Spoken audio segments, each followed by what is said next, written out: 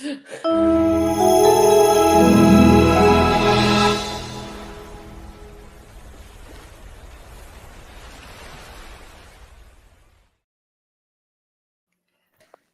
welcome to the Severance Waffle Party. Complete with goats.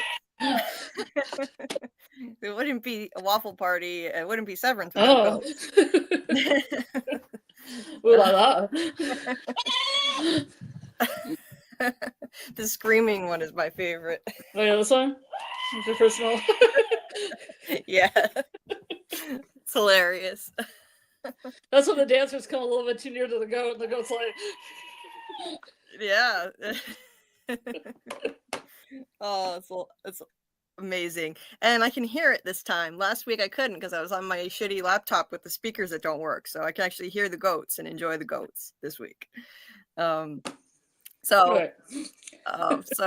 Scarlet, we've got Scarlet and Grant here. We're going to be breaking down episode 9 of Severance, the penultimate episode, the After Hours, named after one of my favorite Twilight Zone episodes. I had no idea Ben Stiller was such a fan of the Twilight Zone. How cool. I loved that, and I loved the reference to it that was in there, which I missed during the watch party because I was distracted by chatting with people. Oh my god, I loved that.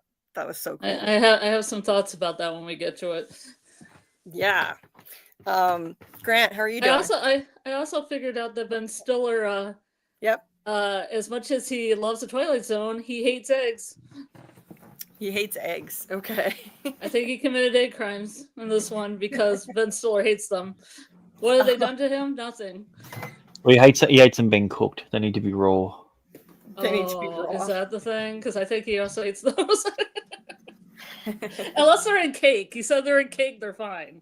Every other way, no. Did you get that from the podcast? Because I never have time to listen. I said it many times on the podcast. Especially this one, because they had the egg scene. Yeah. Well, I wish I listened to it. I never seem to find the time. Because it's great. They give you a lot of insight into the show. Although the one with Patricia Arquette on it is very amusing. You should watch it. The Sweet Ritual one. Oh yeah. I mean, I love Patricia Arquette. So I haven't seen her in anything other than this. Is that just her normal voice, the way she talks as Cobell, or is that No. I didn't think so. She's a very soft voice. Yeah. That Cobell voice is something she does deliberately, I figured. Yeah. It's so trademark Cobell. I just love the way she talks. It's so creepy and ice cold, the tone of it. It's just totally unique. That's why one of the many reasons why I missed her this season. She didn't have enough screen time, but it looks like she's gonna factor in really strongly in the finale, and she had a strong presence in the penultimate episode, so I was glad to see that. Anyway, let's see who's here. TJ was here early. Hey kids, what's for dinner? Oh, that one hurts right now because I don't know what's going to happen to Irving. That's Irving's line. Poor Irving. Is he leaving the show? He's going off on a train. That I don't really see where else they can go with this now. And some people are predicting that he's still going to be murdered by Lumen. That Burt isn't sparing him. Like that, it's a trick. But I don't agree with that personally. I think Burt really doesn't want anything to happen to him and is helping him escape. But from there, I don't know where it's going to go. I really don't. Like, is he going to be still? I don't see how they can keep him on the show. And it looks like he's leaving, which sucks. I like Irving. Anyway. That's what I said in the beginning of the season. It gave us, the first episode where everybody's like, and the gang's back together. And then the rest of the season, the gang wasn't together. I know, right? The gang's getting further and further apart. The gang has never been further apart. They are all on different tracks right now. All of them. Just doing completely different things. They're separated, and it was, it's interesting about it, now that I say that out loud, it's the exact opposite of how season 1 ended. season 1 ended, it culminated in the 4 of them coming together more than ever before for that coordinated effort, the MDR, the Macrodat Rebellion. And this is the exact opposite. We're heading into, in the penultimate episode, the 4 of them are on completely different tracks. Dylan is quitting. Helly is trying to find she's planning on trying to find the testing floor. But who knows what's going to happen there. Mark is not at work, meeting with Cobell. And Irving is off on a train, going who knows where. And if he's ever going to come back, we don't even know. So it seems like they did this on purpose. Like they set this up this way to be a direct contrast, an opposite situation to how season 1 ended. I just wonder, okay, how can they fix this now? Because they're going to have 1 or 2 more seasons. So where does this go from here? And they also said love was the answer. And I'm like, I don't know if love is the answer. Yeah, I don't know. It's not working out good for most of them. It's really not. So, or it's not all of them. I mean, on the other hand, at the end of season 1, I had no idea where they were going to go from there at that point. And, it seemed like there's no coming back from what they just did. They were all going to be sent to the testing floor. I didn't know what that was at the time. And I thought, well, their memories will be wiped or something. But that would kill the show. That would screw things up because it would mess up all the progress they made. So, but they found a way around it. They got the gang back together like about halfway through the first episode. And we thought, okay, well, we're back to we're back on track. And then the season went off in all kinds of different directions. So yeah, I've really enjoyed it, but it's extremely different from season 1. Hey there, fan of Fromily. Why did Mark run away? Why did he run away from whom? I mean, he's running away from Lumen, because he's trying to reintegrate, and I guess they're trying to get information out of his Innie now, going to the cabins and then use that to. I guess he's probably going to go back to Lumen and try to get her out now after this. So, Gemma, I mean, yeah. Hey, huh? Yeah, I was agreeing with you. Oh, okay. Hey, Hockey from away. Notice how this season no one is actually doing any work at Lumen. Yeah. Yet they're the closest that they've ever been to completing their big project. Yeah. It is important and mysterious. Yes, it is. The work is mysterious and important. I will say Mark has been productive, though. I've seen Mark is the only one I've seen being extremely productive. Although Dylan was doing it for a while too, so he could keep getting the perk of visiting his Audie's wife. So he was working. Mark and Dylan were working. Helly doesn't seem very productive. Well, she was Helena half the time, so who knows if she was productive. She was. Hey, welcome, Ruby Sultra. I have a lot of questions. Well, we're going to break down the whole episode and we'll go over any questions that people have, give our opinions. That we have a lot of questions too, believe me. Hey there, completely honest reactions. Not liking how Cobell is the key to everything all of a sudden either. I'm not surprised at that, but you're not the first person I've heard say that. She's like a secondary key after Mark. I thought like Mark was the key.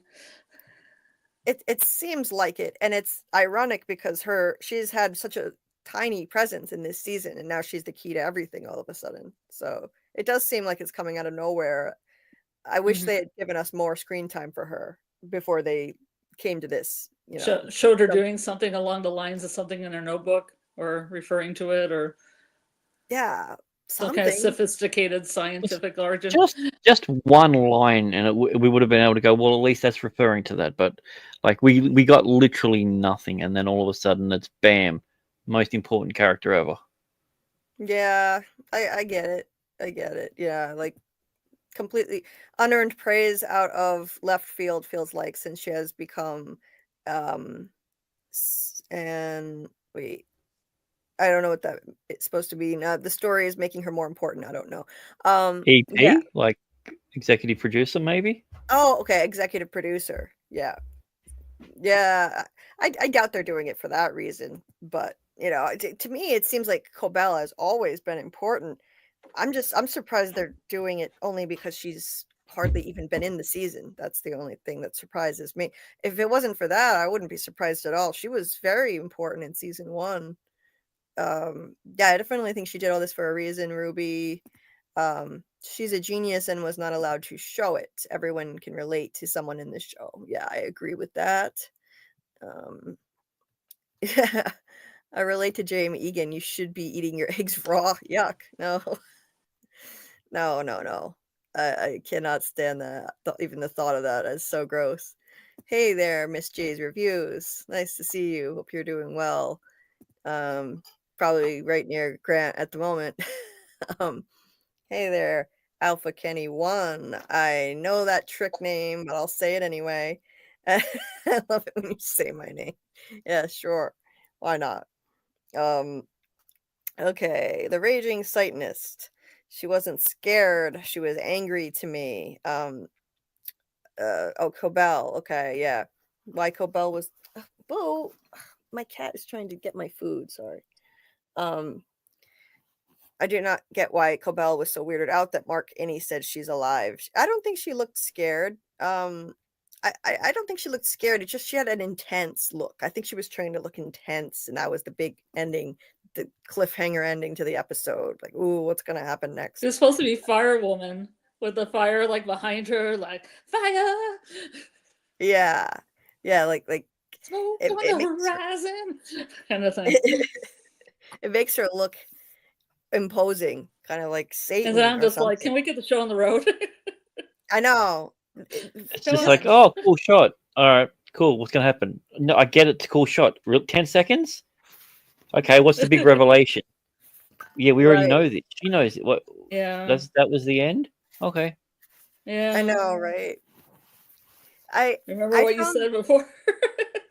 It's like it goes to Innie. Remember what you said before? She's alive. Yeah, we're still doing that. We're still doing it. yeah, I didn't really see the point of that part. Or if he's None. reintegrated, why is he to talk to his Innie if he's reintegrated? Is he? I know, Well, right? What the he's not hell? integrated, but he's not having any issues anymore. He had a nice big sleep, and now all the weird flashbacks are done. But integration isn't happened yet. Like, I still don't understand. Me neither. That's my exact problem with it too. I don't understand. He hasn't had any weird symptoms. The only thing I noticed was he coughed in this episode. That's it. He coughed. That was the only lingering symptom that we saw, and I don't understand what's going on. He's clearly Well, he's not even drinking any of that breast milk anymore either. No. Ugh. So I think Cobell has a better method than I think Regabi she's done. Like whatever she was doing, it wasn't working well, and it could have killed him. That's what Cobell said. You know, she hasn't killed him yet, so they're gonna go a different route. But why is he not having symptoms? I don't understand that. Isn't he still reintegrating? What was the whole point of him being unconscious? And Regabi said he's journeying. Well, when he woke up, why wasn't he reintegrated? Like, what was the point? I don't know. So I'm confused. And this episode was very slow moving. There were a lot of long, drawn out, slow moving scenes. It was a setup episode. I get it. A lot of times the penultimate episode of a season is a setup for the finale, but I was just kind of getting impatient for something more to actually happen. You know, that's how I felt about it. But Miss J says, anyone else still a little sus of Cobell? Oh yeah, there are plenty of people who are. I want to believe she's truly going to help Mark, but I still don't know. I'm going to make another poll on that. We made a poll last week. I'm going to do it again and see if people have changed their minds. Last week, the winning answer was that she will pretend to help Mark, but then turn on him later. And that won just by a tiny bit. The second place answer was that she's going to team up with Mark to take down Lumen. It was very close between those two. Well, I'll do another poll and see what you guys think. I think that she's going to help Mark, but it could still go either way. She could use it for her own purposes to try to, you know, she could kind of take control of things and she'd run the operation. But that would be a tough job to take over Lumen. I don't know if that's possible. Hey, John Answers. Nice to see you. Hey, Scott. Thank you for being here. Hey, Bill Chill. Mark Yablonsky. Sig Sauer. Welcome. I finally watched this show the past 2 days after a friend begging me, and I loved it. Oh, that's awesome. Wow. So you must have binged it fast then. That's great. Severance is one of my favorite shows. I may have my criticisms of it, but it's still better than anything else that I've seen out there right now. So, it's still a great show. Yeah, I've been recommending it to everybody that I can, and everybody that I've introduced it to either loved it right away or by the end of season 1 they were completely sold. So, you're welcome. Glad you found us. We're still going to keep doing, we're going to do a couple more. So next week we're going to have Mark Geller on as a special guest on Monday. He plays Kier in the show, so we're going to interview him, and that'll be fun. We can ask him questions. You guys can ask him questions in the chat. And Tuesday, we're going to do like a split thing. Tuesday, instead of doing our finale breakdown and that interview in the same night, we're going to do the finale breakdown on Tuesday next week at 10:15 p.m. Eastern. We'll do that. And then after that, the week after, I want to do another one to kind of decompress, look back on the season, and we can dive into the UUR, so Yeah. that'll be fun. That's agree. Yeah. That's what I was going to talk about. Yeah. Then we can do a little quiz in the chat, and you can find out what archetype that Rickon thinks you are. Oh, yeah. Yeah. Are you the dove? Are you the warrior? The scribe? Or the coward. The Vestal. Well, the coward, I figured we could just put 4 in the chat, because the cowards, they're not gonna hit they're not gonna vote in the poll because they're cowards. No one is gonna read the book. That's what he's saying. And no one's gonna self-identify as a coward, and they would just stop reading the book, like he said. We can do a poll. I would, but I'm too afraid to. Yeah, so you won't vote in the poll. So there's only 4 options. Yep.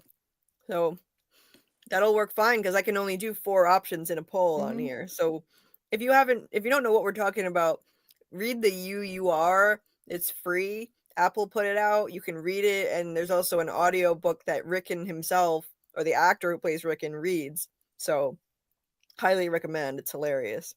I still have to finish it, but it's really good. And we're gonna dive into it after the season is over. So we'll still do a couple more lives once the season is over for Severance.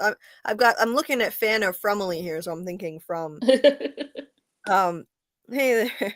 Fan of Fromely says, in light of Milchick's action sending Huang to Svalbard and confronting Drummond, does his role embody the moral ambiguities inherent in enforcing corporate policies that conflict with individual well-being?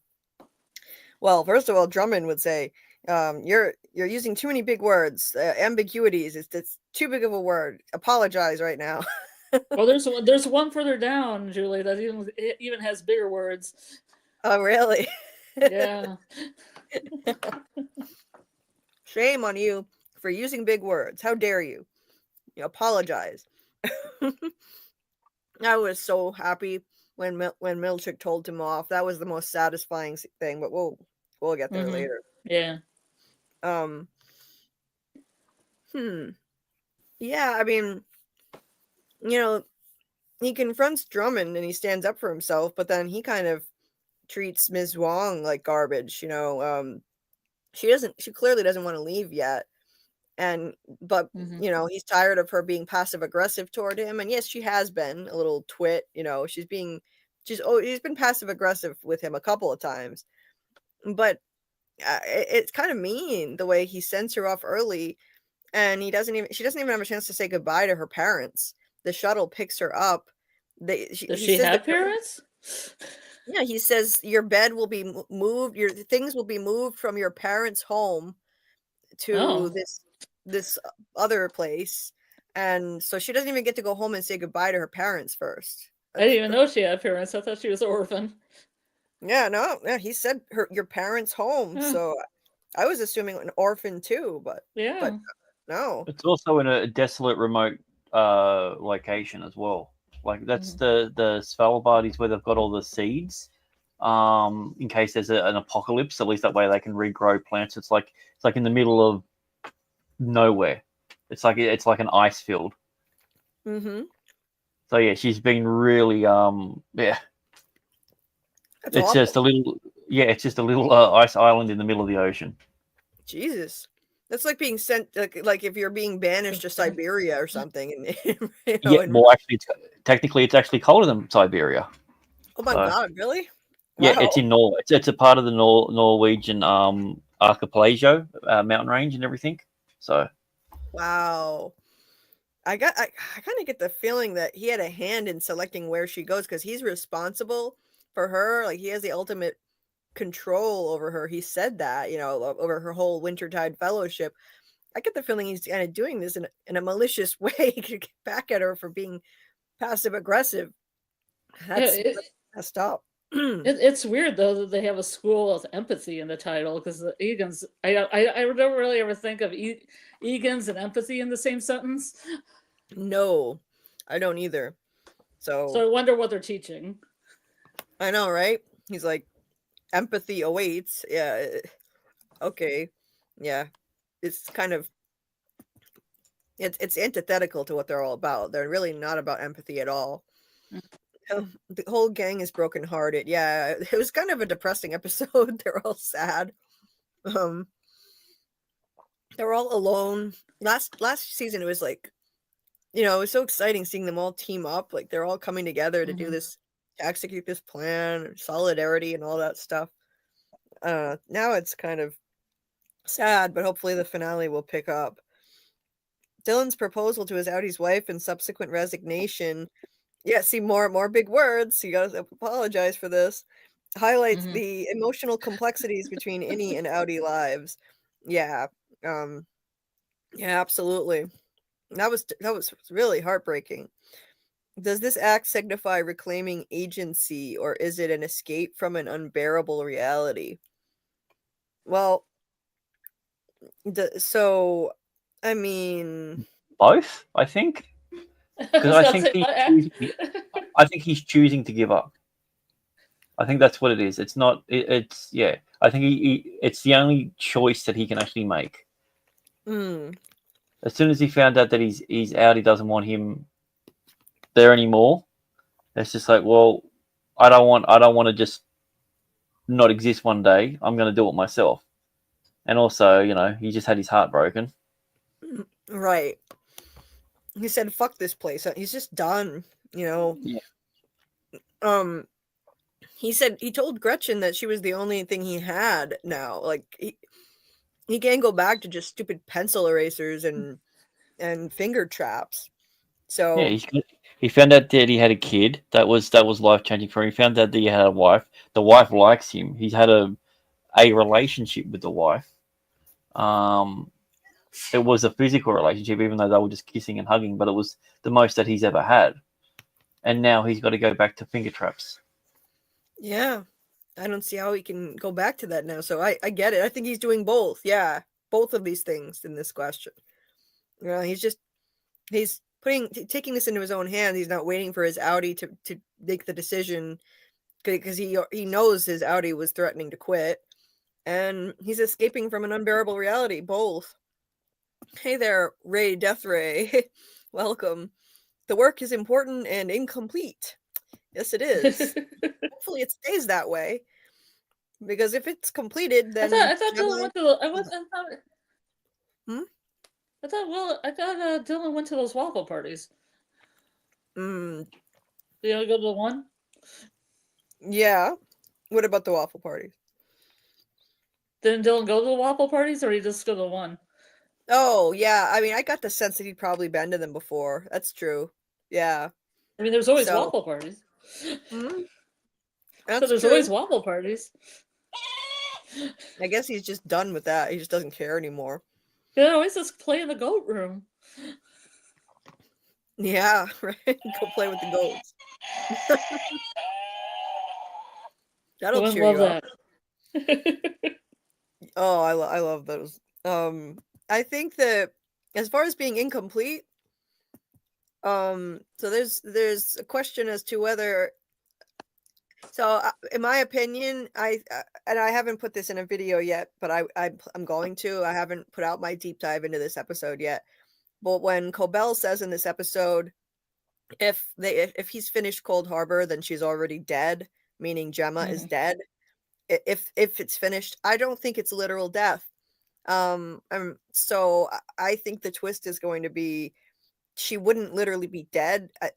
What would happen is she would emerge as she would basically be reborn as a fully integrated new version of Gemma with balanced tempers, basically like an emotionless drone for Lumen and a prototype for them to present to the world. Like here, you don't have to, experience unpleasant things anymore. You can be like this. And that's what I think they're going to do personally, especially with the whole Bardo thing, the Chikai Bardo name of that episode. That whole thing, it's all about rebirth and ego death. So I think that it means her outie is going to die if he finishes Cold Harbor. Her outie will be dead and will not be retrievable anymore to be reintegrated. But we'll see. That's another poll we could do tonight too. Whether she would die or whether she would her outie would just die permanently. Bill Chill said the name Jame has origins in Hebrew and holds the meaning of supplanter. Throughout history, this name has made appearances in various forms and has been utilized across different cultures. I never heard of it. I thought it sounded weird, like it should be James, Burt's revelation about his history with Lumen and his decision to aid Irving's escape suggests that genuine human connections can transcend artificial boundaries imposed by corporate manipulation. Oh, 100%. I agree. Yeah. I think he's sincere and he really is helping Irving escape. Good morning, Dieter. My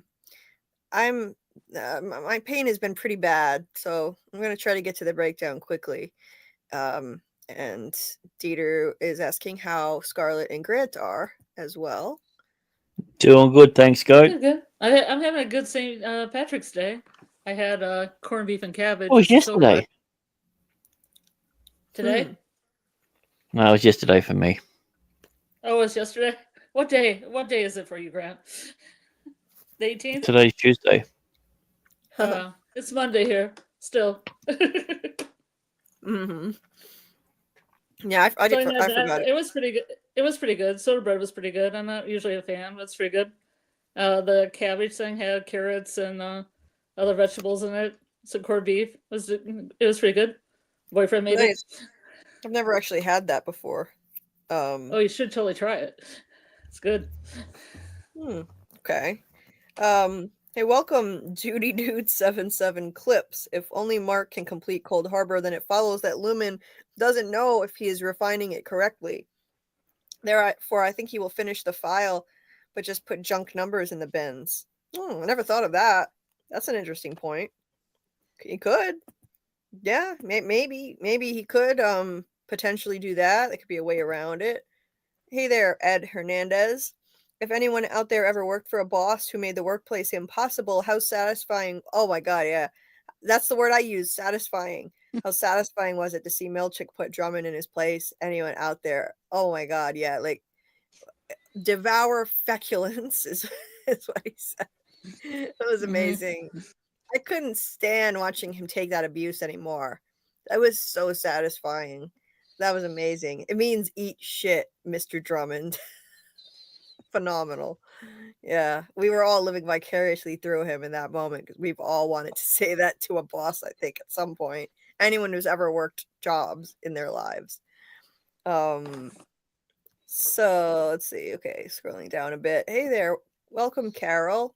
So if Jame means supplanter and Huang hit Kier in the game with Jame's head, then does Jame try to take over Lumen and replace Kier in the cult. Oh, that's interesting. Like maybe it's Interesting. symbolic.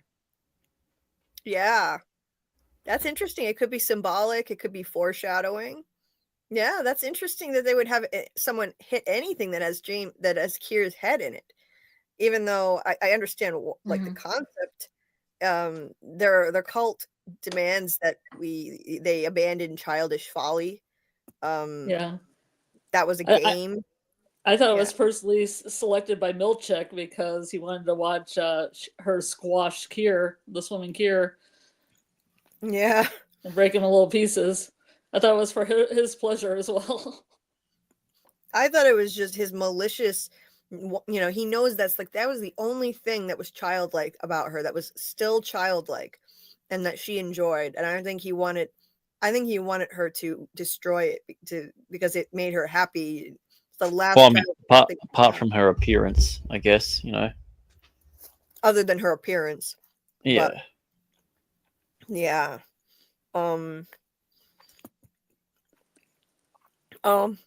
Hey Dieter, thank you for boosting the server. Yes. I didn't get a chance to pay much attention to Discord today due to pain related reasons, but thank you for doing that. Really appreciate it. I'm a little behind on my DMs and on what's going on in the Discord today. So that's awesome. Yeah. Let's see. John says, I found it interesting that Helena was swimming like Eustace's Kier toy that she smashes to pieces. Yeah. And I had an idea that we'll get to it when we start the breakdown, but about why they did that, why they showed us that, the symbolic point of it, the imagery that they're using. Anyway, hey there, Fletch. Greetings, Eganaholics. Well, there's a new one. Let's see. John said, Gabi said that flooding the chip would speed up the process when he was in the car with Devon. She mentions him still seeing office equipment, and he mentions the car smelling bad. He did say the car smelled bad, yeah. I thought that was a joke. Right. Oh, really? Like I thought she asked him something, and it's like, oh, the car smells bad. And he was just doing the brother and sister banter. That's what I thought too. She did ask, though, like, do you remember who I am? That could be, that could have been supposed to signal, that could have been meant to signal to us that he is still experiencing weird stuff, but they just didn't show it to us because he had been sleeping in the car, and she said, you know who I am? Do you know where we are? You still think you're in the office? So maybe it is still happening. They should have shown it to us, though. Yeah, but why mention it for those few hours of a morning, and then when he's there all day until night, not have a single time that it happened again? Didn't make any sense. I agree with you. Yeah, they should have shown that to us if that's still happening. Yeah. They had a lot of time to do that. They could have. They could have. Yeah. While waiting. Okay, what in the world? Are you deliberately doing this? Now you're using even bigger words. In regard to Drummond. How dare you? How dare you? Could his disdain for... I don't even know what this word is. Sesquipedalian? Lexicon, yeah. Lexicon stem from an inclination to mitigate... Yeah, you're doing this on purpose. To mitigate cognitive overload. Thereby facilitating more expeditious comprehension and communication. Okay, you win. I doubt it. I don't think Drummond wants to make smaller words because it's more efficient. I think he's just not as smart as what Milchick is. I don't think it's anything to do with efficiency. I agree. I think he was just picking on Milchick. Yeah, I agree. It's kind of like do as I say, but not as I do, kind of a thing. Yep. I don't think it's about cognitive overload. Okay. Yeah. I think it's like that because they all use big words, but Milchick, I think, uses the most big words out of all of them. But they all do it. It's in the it's even in the workbook, the complaint thing that they give him. So yeah, but great job with the gigantic what do they used to call it when I was a kid? Like, oh, that's a 25-cent word, or you know, some Or verbose. yeah, they would put like a monetary value on the word if you used a big word as a kid. My family used to do that. Yeah. $1 million word. That one Yeah. word's $1 million word. I haven't heard of this, Fletch. I'm looking for a new show to cover. So if anyone has any suggestions on a challenging show that is out right now or coming out soon that makes you think, please, by all means, give off this. Silo. Sorry, I had something on my chest. What? Silo. But it's not out now. It's over. Yeah, It's got- we can still We're- we can still we're do like also- 8 or 9 10-hour streams on it if you like. We We're also trying to find something that's episodic that releases an episode one at a time, and I know that's hard. Yeah, a lot of the newer stuff that is sort of like, I don't use the word mystery box, but I don't know how else to decide to describe it. That they're dropping all of it in one hit, and it ruins it. Mm-hmm. It ruins it. I hate. You need that. time to ruminate on each episode. Yes, I want to have a conversation around it every week. And I thought I found a great replacement. There's a show that's dropping the same day that Severance is airing its finale, and it's called The Residence. It's a comedic murder mystery set in the White House. It looks phenomenal. And I was so excited. And then I saw, it's coming out on Netflix. So it's dropping all at once. So can't do weekly lives on that. I hate it. I hate that. People Netflix doesn't drop anything episode by episode? No. The most like they've Netflix ever never done, has a show where they drop it a week. Nope. The most they've ever done is split it up in half. And they'll air it like half of it at one time and then several months later the other half all at once. So yeah, it sucks. And they did some streaming service did this with Fallout too, so people who wanted to cover Fallout couldn't do that either. Yeah. Anyway, yes. Yeah, it was hard to follow it too.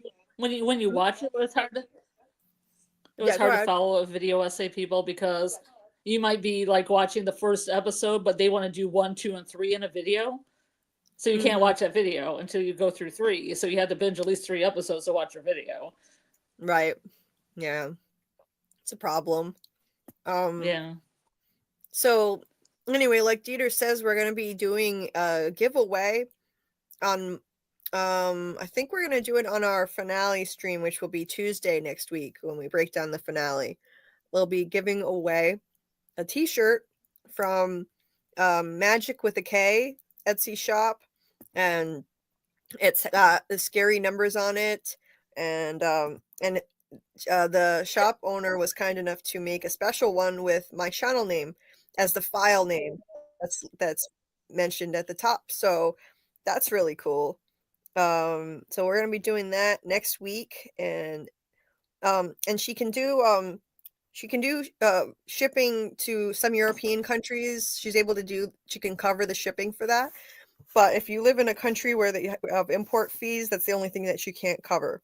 So just keep that in mind if you want to enter that next week when we do it. I wanted to bring it up. We have no import fees here. Yeah. Yeah. I'm looking for the link right now. If Dieter, if you have the link, if you could drop it for me. I'm trying to find it right now and I can't. And we gotta get into the episode breakdown. So I'm gonna read a few more comments. And Dieter, if you have the link, I'd appreciate if you could drop it. Yes. Yeah, thank you to the people who have donated. I appreciate it. Dieter set up this PayPal for me because my technology has been failing me worse than ever lately. So I can't keep using a $200 laptop anymore. It just doesn't work. Anyway, I do appreciate the people who have donated. It's been very helpful. Every little bit helps. That's all. In time, there will be enough to get a decent laptop. Welcome, Trace. Nice to see you. And please hit the like button if you haven't already. Hey there, Muncher Luncher. Nice to see you. Okay, so hey, Matt Gilbert. One of the northernmost inhabited locations on planet Earth. Oh, that's where she's going. Miss Huang. Okay. Yeah. Please like the stream. Yes, it's free and it does help push the channel out to other people. It helps people find this stream through the algorithm. So yes, please hit the like button. John said, I think Milchick, yes, I agree. Milchick got tired of Eustace spying on him and reporting back to Drummond. So it wasn't just the fact that she was passive aggressive. She was definitely anonymously reporting stuff, like him using too many big words and using paper clips wrong. So yeah, definitely. In fact, I think Milchick may help Mark next episode. It looks like he could be changing gears now. It's possible. Definitely. They're teaching how to minimize empathy. I agree, Matt. Hey there, big hack. Big words, bro chats like a novelist. Yeah. Okay. Hey, welcome. The Chocolate Thunder. Hello. Welcome. Nice to see some new names in the chat. Cool. Hey, KP. Nice to see you. I don't know if you watched Severance or not. Did you ever get around to it? Because it's a great show, what we're discussing tonight. Let's see. Yeah, Muncher. Yeah, this was kind of cringe-worthy. I understand Dylan's disappointment, but that doesn't justify his hyena screech when he yelled, "Gretchen!" Yeah. I actually like that because it was so sad and pathetic. It makes you want to cry. I really liked it. I know. I liked it for its sadness. If you believe that. It was just so like from the bottom of his soul. It was, yeah. It was really devastating, actually. Hey, Doc. Welcome. Hope you're doing well tonight. Doc is part of our FROMACADEMY Friday lives on Friday. Let's see. Welcome, Dawn Davidson. Nice to see you. What else? Did I miss anybody? Matt Gilbert thinks that Gemma will literally die. Yep. if Cold Harbor is completed. But who knows, the show tends to be far more straightforward than one might think. I'm not making any predictions. Yeah, I usually don't make a lot of predictions myself with this show because I have a hard time doing it. But in this case, I am. So keep an eye out for my breakdown of this episode in the next couple of days, my predictions. Thank you for the hugs. I appreciate it, Fletch and Dieter. Thank you so much. I agree, John. I think that there are that conversation shows us there are more departments down there that they haven't discovered yet. I think that was the writer's way of reminding us that there may be more. Definitely. Okay, so Matt said, I seem to recall something about there being miles of underground spaces beneath the Lumen building. Oh, wow. That would be wild. What else? I think Mark will be faced with an impossible decision. Either Helena or Gemma will be sacrificed and left behind. I think so too. Could be going that way.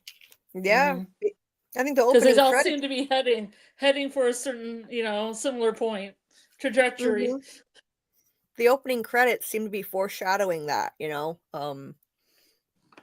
because there are flashing images, split-second images of Helly and then Gemma in two different spots in the opening credits.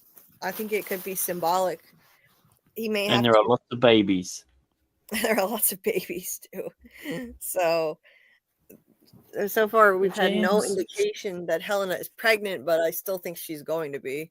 Unfortunately, they're all James. Oh God. I hope not. I really hope not. Thank you, Miss Jays. I appreciate it. Yeah, it's something I have to deal with nonstop every day, but it's worse than usual lately. Matt says, I think they'll deal with the conflicting motivations of Mark and Innie Mark during the first half of the episode, it could set up for a self-betrayal. Well, that's interesting, Matt. I like that. It's very Empire Strikes Back. Mark's allies are scattered and in retreat or defeat, and he's not finished integration yet. It is going in to face the evil Empire. Okay, I've never seen the original Star Wars movies. I've never seen them. You I've want only me seen to explain? Wow. I know. I've seen the ones from the 2000s, the ones people didn't really like, but I didn't see the original ones, and I'm embarrassed by that. Yes, I need to do that. But you still know who Darth Vader is, right? And you know I know the who basics. Luke Skywalker is. I know the basics, how can you not, it's such a huge part of popular culture, the Luke, I am your father thing, and Darth Vader, Luke and Leia. Oh, the line is actually no, I'm your father. The Mm-hmm. Luke, I am your father is actually a Mandela effect. He never actually says Luke, I am your father. Oh, I heard that recently. I just heard that recently. And I was like, what? Yeah, that's so weird. A lot of people will swear that it was Luke, but Mandela effect. It's real. But now I'm feeling like everybody's gonna meet in the same spot, but then Innie Mark's gonna be in love with Helly, outie Mark's gonna be in love with Gemma, and they just fight each other somehow. Yeah, it seems like maybe it is like opening credits, like he comes out of the back of Mark's head. Then they need to put Helly R inside of Gemma. Then that way they can both have their time together. Yeah. Or split them down the middle and sew them together. Yep. Yeah. Some kind of Frankensteinian monster, or yeah, I don't know. Teeter is taking his eggs raw. Yeah, that was really creepy. We'll get into that whole creepy scene in a minute. Mark's being set up for hubristic failure. Yeah, it could be. Did I miss anybody? Let's see. Wordy, verbose. I've never seen that one before. Circumlocutory or obfuscating words. Yes. All I want is to hear Cobell sing more Eagan hymns. Yeah, I miss the Kier hymn. That was funny. Drummond obviously has diminutive genitalia. Yeah, maybe. Maybe he's compensating for something. Could be. The Last of Us 2 has a huge fan base also. That's good for the channel. I've been thinking about that. I've never seen the first season, but I'm thinking about at least checking it out because that's coming out soon. That's a real upbeat. I was gonna say that's a real upbeat show. You think this is upbeat? Oh yeah. Video games super depressing, and that's my only experience. If I start watching that and I have to watch the final season of The Handmaid's Tale at the same time, can you imagine? Like, I'm gonna be so depressed. You'll be in the fetal position on the floor, rocking back and forth in no time. Yeah, pretty much. That's how I'm gonna be. Those are the two shows coming out right now, and I do watch The Handmaid's Tale. I've seen the first 5 seasons, and I'm considering doing video breakdowns of the new episodes. But oh my god, this is gonna be a bleak time. Do you understand why we wanted to watch The Residents now, people in the chat, and we're upset that they are releasing them all at once? Yeah. We want a little comedy, even if it's dark. Because there's so much darkness on the horizon. Yeah. It's just a little light. We need some light in the darkness. I extend my sincerest apologies for my previous propensity towards grandiloquent and sesquipedalian expressions. Yeah, I like that word. That's good. Sesquipedalian. I've never heard of that one, and I have a pretty decent vocabulary, but wow. I was an English major. I'm impressed. I shall endeavor to eschew such verbosity henceforth, ensuring that my future communications are characterized by lucidity and succinctness. You win the internet tonight. You're awesome. So I assume all your other answers are going to be very short and sweet. Yeah. Well, let's see. All one It'd be syllable just words. like okay, yep, K. K. Yeah. Shorter. Even Um, shorter than K. yes. You know, I gotta say I love this stuff because I mean before I had a channel, my username for everything was always logo file. It was logo file for everything because I love words. That means lover of words. So I love that. I love those flowery words. So don't, by all means, don't simplify your language. I am no Drummond. I love it. I love that stuff. I just love flowery language. I used to get criticized for writing my history essays in too flowery of a manner. I was using metaphors, and my history teacher would say, Was you your teacher's name Mr. Drummond? no, no, but he said that history essays shouldn't be so flowery. So I like flowery language, damn it. Anyway, and oh, by the way, Scarlet, were you gonna say something? It's like he obviously hasn't read anything from the Victorian era, fiction or nonfiction. Apparently not. By the way, during our watch party, Doug Hughes from the man who plays the man in yellow on From, which if you haven't seen it, anyone in the chat, please watch From. It's an MGM Plus series. You'll love it. It has a lot of parallels to Severance. It's amazing. It's a mystery box show. Anyway, Doug Hughes, who plays the man in yellow, was in our watch party chat, and he loved that scene too, where Milchick stood up to Drummond, and he said, you know, if anyone ever told me to, simplify my language, my answer would just be fuck off, and I feel the same way. He also uses big words and flowery language, and yeah. Well, welcome, Zulinator. Nice to see you. It's been a minute. Unfortunately, I couldn't get a grasp on Severance. It just doesn't tick the box for me. However, I keep staying tuned. Okay. Well, we all have different tastes. It's not for everybody. But yeah, keep going with it. Maybe it'll pick up for you. So Matt thinks that there's not really a perfect Yoda analog, but Mark is definitely unprepared for what he's about to face. Maybe that will change. Yeah, I know about Yoda too, because he was in the 2000s, you know, uh, Star Wars movies that people didn't really like. Yeah, maybe we could do a rewatch party for Last of Us. I have a Discord, so we do watch parties in there. So if I do, I'll watch the first episode of The Last of Us, and if I think it's something we could cover, maybe we'll do watch parties. So that's a possibility. We do watch parties for movies and shows, all kinds of things. Like we're going to be doing watch parties for things that are similar to Severance and From. For example, Dollhouse is very similar to Severance. We're going to be doing watch parties for stuff like that. So and just all kinds of other things. We do watch parties for even like recent movies, just random stuff. So if you're not in the Discord, it's really fun. And you can also get into fun conversations in there and share your theories. The Discord link is in the description of this video. Anyway, let's see if I missed anybody before we get started. Hey, Ronald.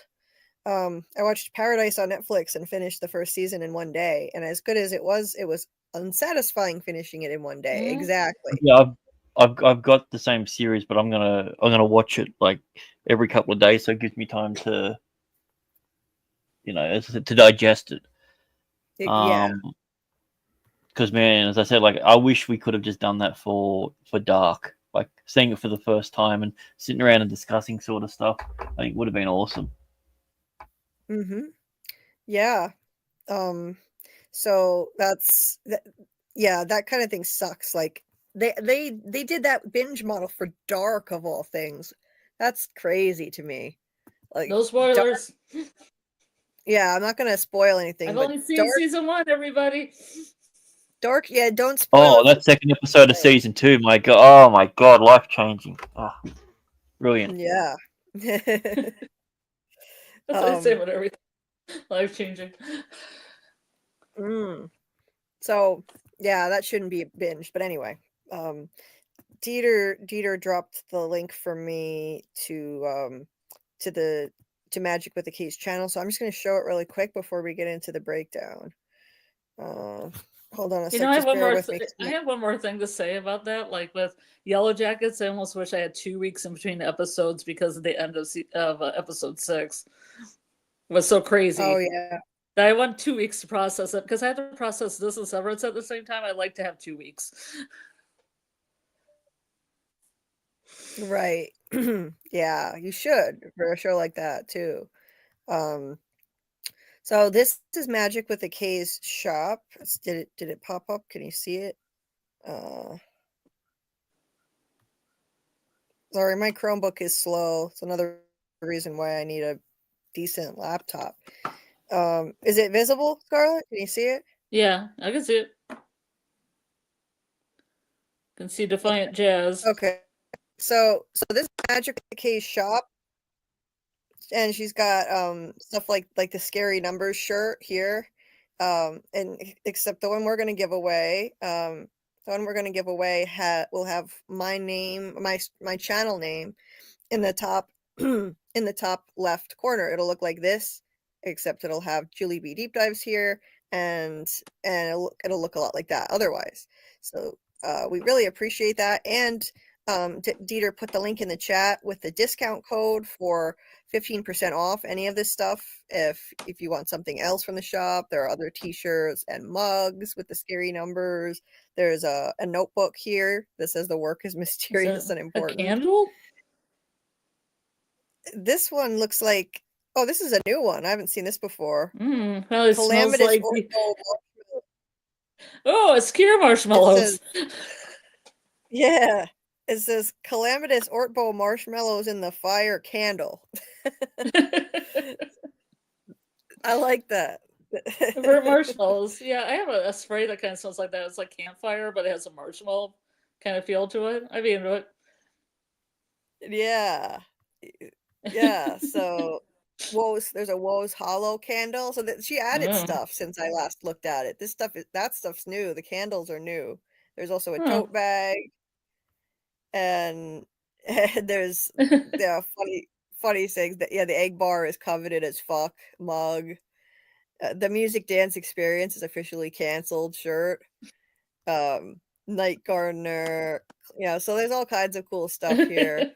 Different mugs. Marshmallows are for team players. She added a bunch of stuff. Yeah, just in the last week, all these candles are new. Mrs. Selvig, what does she smell like? Yeah, I wonder. Mrs. Selvig, eco-friendly coconut apricot. Either way, it makes you have a croaky and deep voice. Yeah.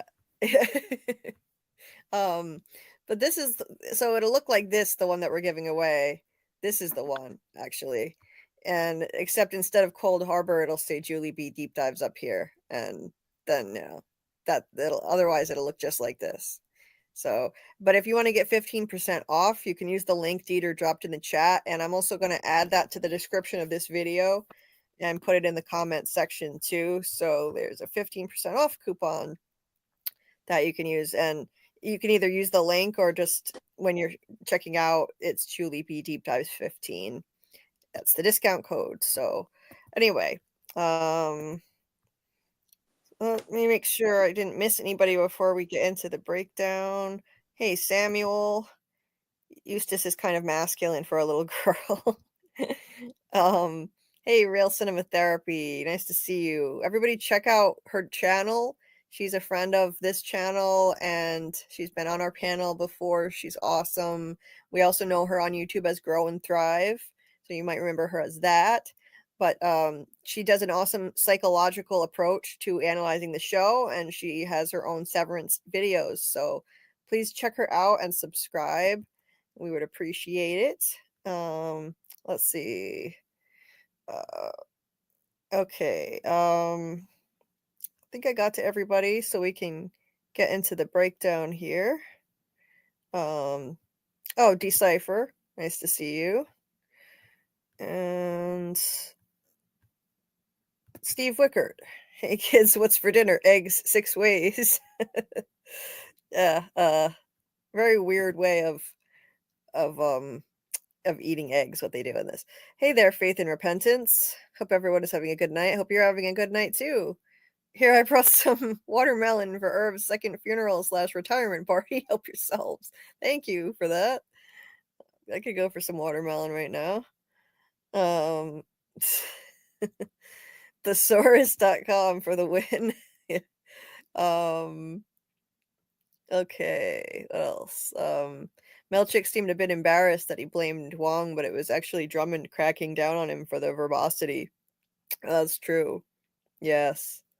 Yeah, I hope we see all our people again, including Irv, but I don't know.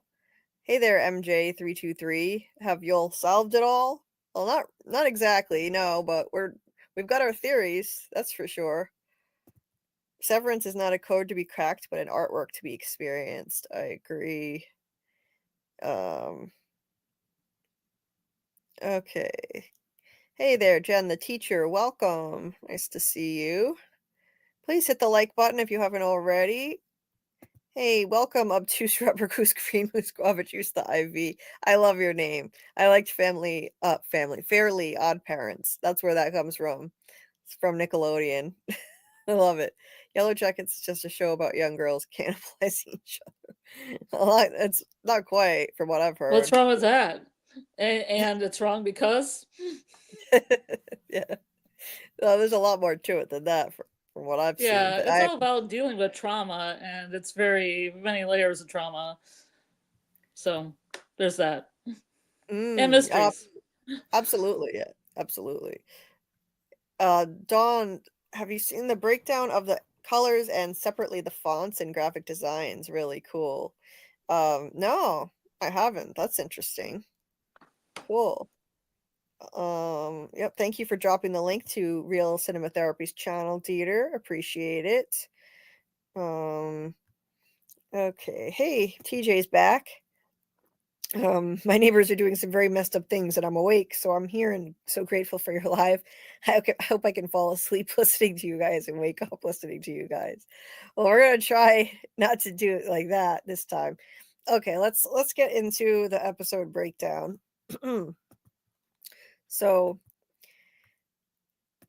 I tried not to go too bonkers with the screenshots this time, but I did still take a lot, per usual.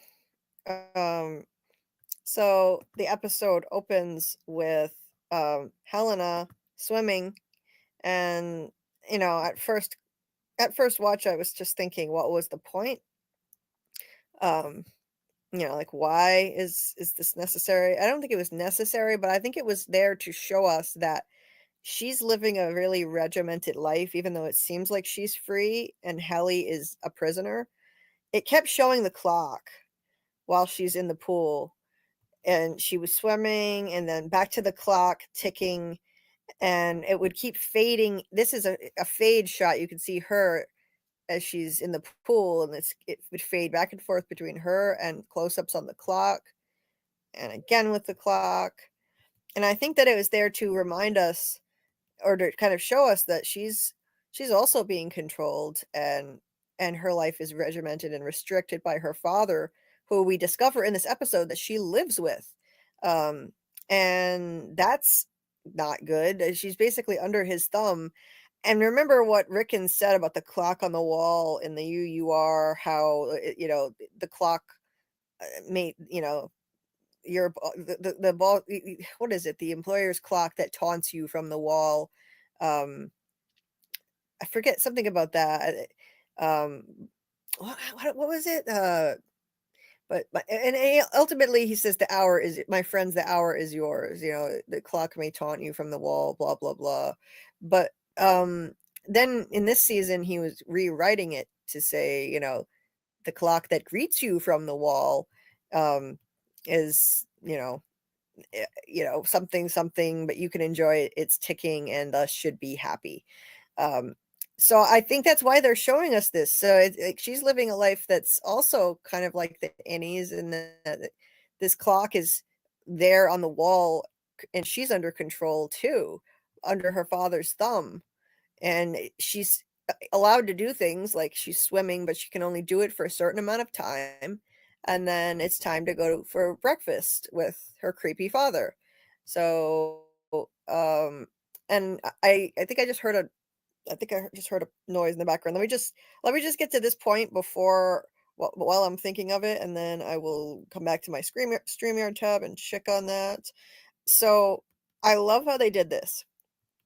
It shows a fade of between her swimming in the pool and her walking down this long hallway, and but you have the overlay of the pool water around her, and she's walking down a long hallway. Now, what does this remind you of? This reminds me so much of the testing floor long hallway at Lumen, or some I don't know, some other long hallway, but I was thinking very much like the testing floor, the export hallway that leads to the testing floor. And you see the silhouette.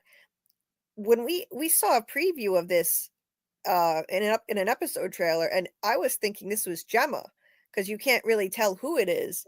She's got, like, the wavy hair in the back. You just see a silhouette walking down a long hallway. I thought, okay, is Gemma going to be let outside? Because it kind of looks like you see light out there, and like it looks like she might be going outside. It's Helena doing this, and I find it interesting. And notice how it looks like she's underwater because of the fade technique that they used.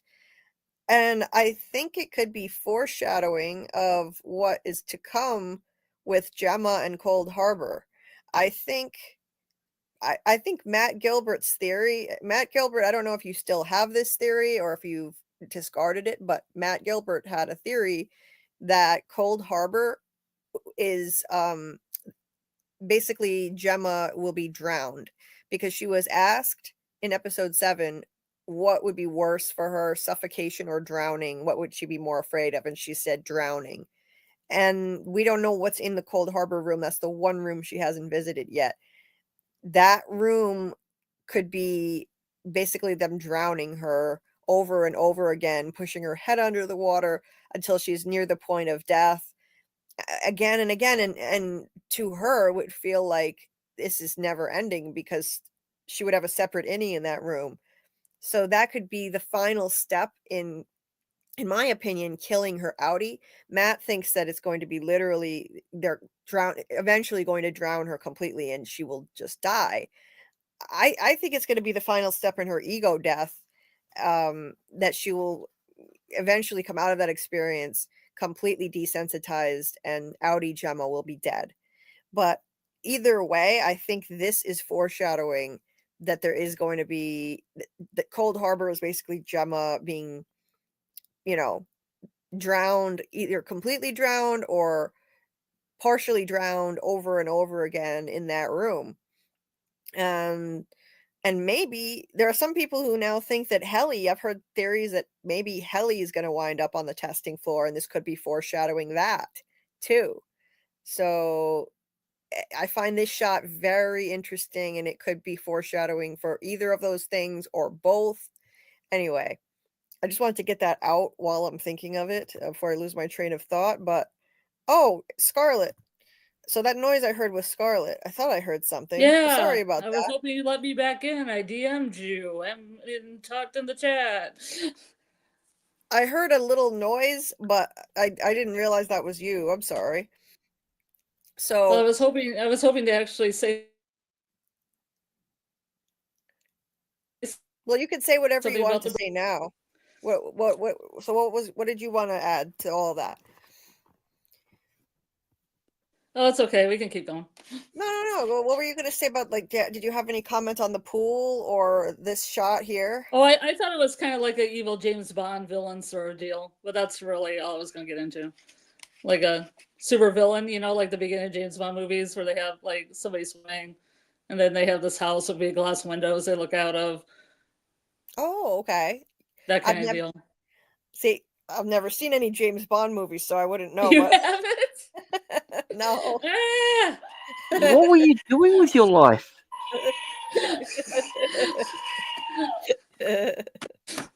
I My know. God. I What have know. God wrought? It's an ongoing joke. It's a running joke how many things I've never seen that I should have seen. Yes. I spent way too much time watching reruns of the same shows. I think that's the problem, but not anymore. So I'm trying to catch up. Anyway, anything else to add with that, Scarlet? No, that was about it.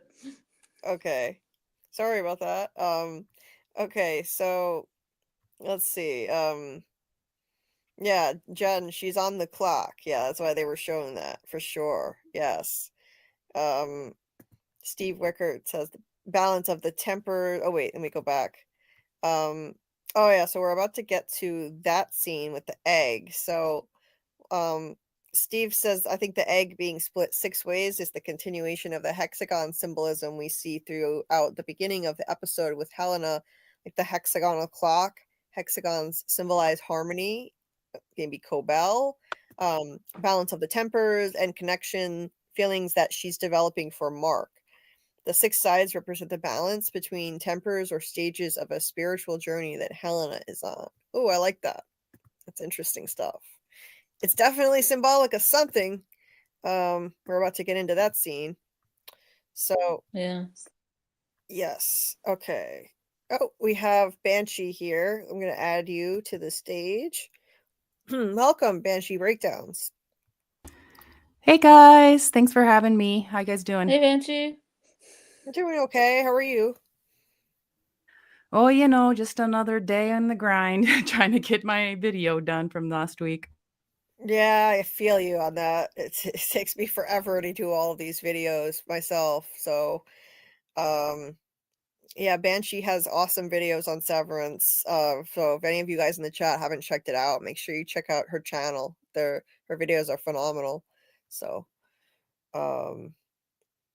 so anyway, so we're breaking down the episode right now, just going scene by scene, and we can, anybody wants to chime in with comments, please just jump in and stop me if I'm babbling too long.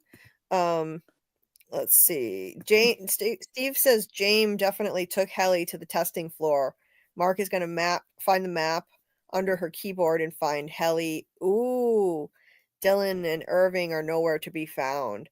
You know, so what we're looking at here with this shot could be foreshadowing that, because it's very reminiscent of the testing floor, that long hallway, and you see her silhouette there. Yeah, could be foreshadowing that Jame is going to take her to the testing floor. That very well could be. Yeah. Welcome, Eamon Warwick. Nice to see you. Jame was sporting his dictator jumpsuit. Yeah. Yeah, I've never seen a James Bond movie. Yeah, Scott, I know it's ridiculous. Eddie, let's see. Oh, hey there, Jehovah Sins. Nice to see you. So what else? Real Cinema Therapy says in numerology the number 6 means service. For Helena to be of service to Lumen makes sense. Let's see. Banshee, any thoughts on this? On the swimming part or this shot here? What do you think about it? Well, I didn't really think much of it, but it definitely lends to the fact that her life is really regimented and controlled, right? And Mhm. the swimming in particular, I was kind of thinking maybe it is tied to, well, I might be jumping ahead here, but the whole thing with how the Eagans have a weak bloodline, and swimming is a low impact exercise, right? And so that's kind of one of the first thoughts that came to my mind, but I'm not quite sure how that might weave into the whole story. Yeah, I was Gotcha. watching a video. I was watching a video Okay. that had a bio of Kier, and the bio of Kier said that he bruised easily because his parents were very close to each other genetically. Yes, that's what I found, that Yeah. it was on one of the pages in the compliance handbook when Irving was reading through it back in season 1 when they were at the Defiant Jazz party. And so somebody was able to take a screenshot of that page and then find a passage that describes Kier's upbringing, and that, yeah, he was sickly because his parents were inbred. Yep. Wow. Royal, we call Yeah. it. Royal Yeah. bloodline. So Yeah. Yeah, so there could be incest going on in this, and yeah, we're getting some creepy vibes from this next scene. Let's get into that now. Dieter, I'm trying to load that picture of your shirt that you sent, but my Chromebook is being really slow as usual. So I'm having. Oh, okay, I got it. I gotta take off, Julie. Oh, okay. Yeah, so I'll be back on a little bit later. Okay. See you later, Grant. Everybody check out Mr. Grant Gregory's channel. You have anything going on right now on your channel, Grant? Nothing at the moment. So yeah, I'll keep you updated when it all happens. So Okay, I'll see you in a cool. little bit then. Okay, talk to you later. So I'm gonna just show let's see, where is it? Where is it? Where is it? I'm trying to show the picture of I'll just share my entire screen, I guess. I don't know. Because I'm trying to show the picture that Dieter sent me, but it's not letting me, so I'm just sharing my whole screen. So this is the shirt right here. This is the exact shirt that we'll be giving away. Can you see it, Scarlet? Oh, hold on. Sorry. Yeah. That's cool. Yeah, so that's the shirt. Yes. That's the shirt. That's the shirt we'll be giving away next week. So thank you, Dieter, for dropping the link to that so I could show it. And so yeah, there's my name right there on my channel name. So that was really cool of MagickwithaK to do that for us. We appreciate it. And now I can close that mess and get back to the photo tab. I can't wait to get a better laptop so I can do stuff like this without these delays. Anyway, so moving on. So I think they did this on purpose. Like this is definitely evocative of something. This is foreshadowing, blending the water with the shot of her walking down a long hallway that's reminiscent of Lumen. So yeah, there's something going on with that. The show does a lot with foreshadowing and symbolism with the images that it shows. Well, it's kind of like, you're a fetus, you're in a sack of water, and she's going down the birthing canal right there, right? At least that's what it just evoked for me right now. Yeah, it definitely gives that vibe too. Yeah, that's a good point. And then splitting of an egg.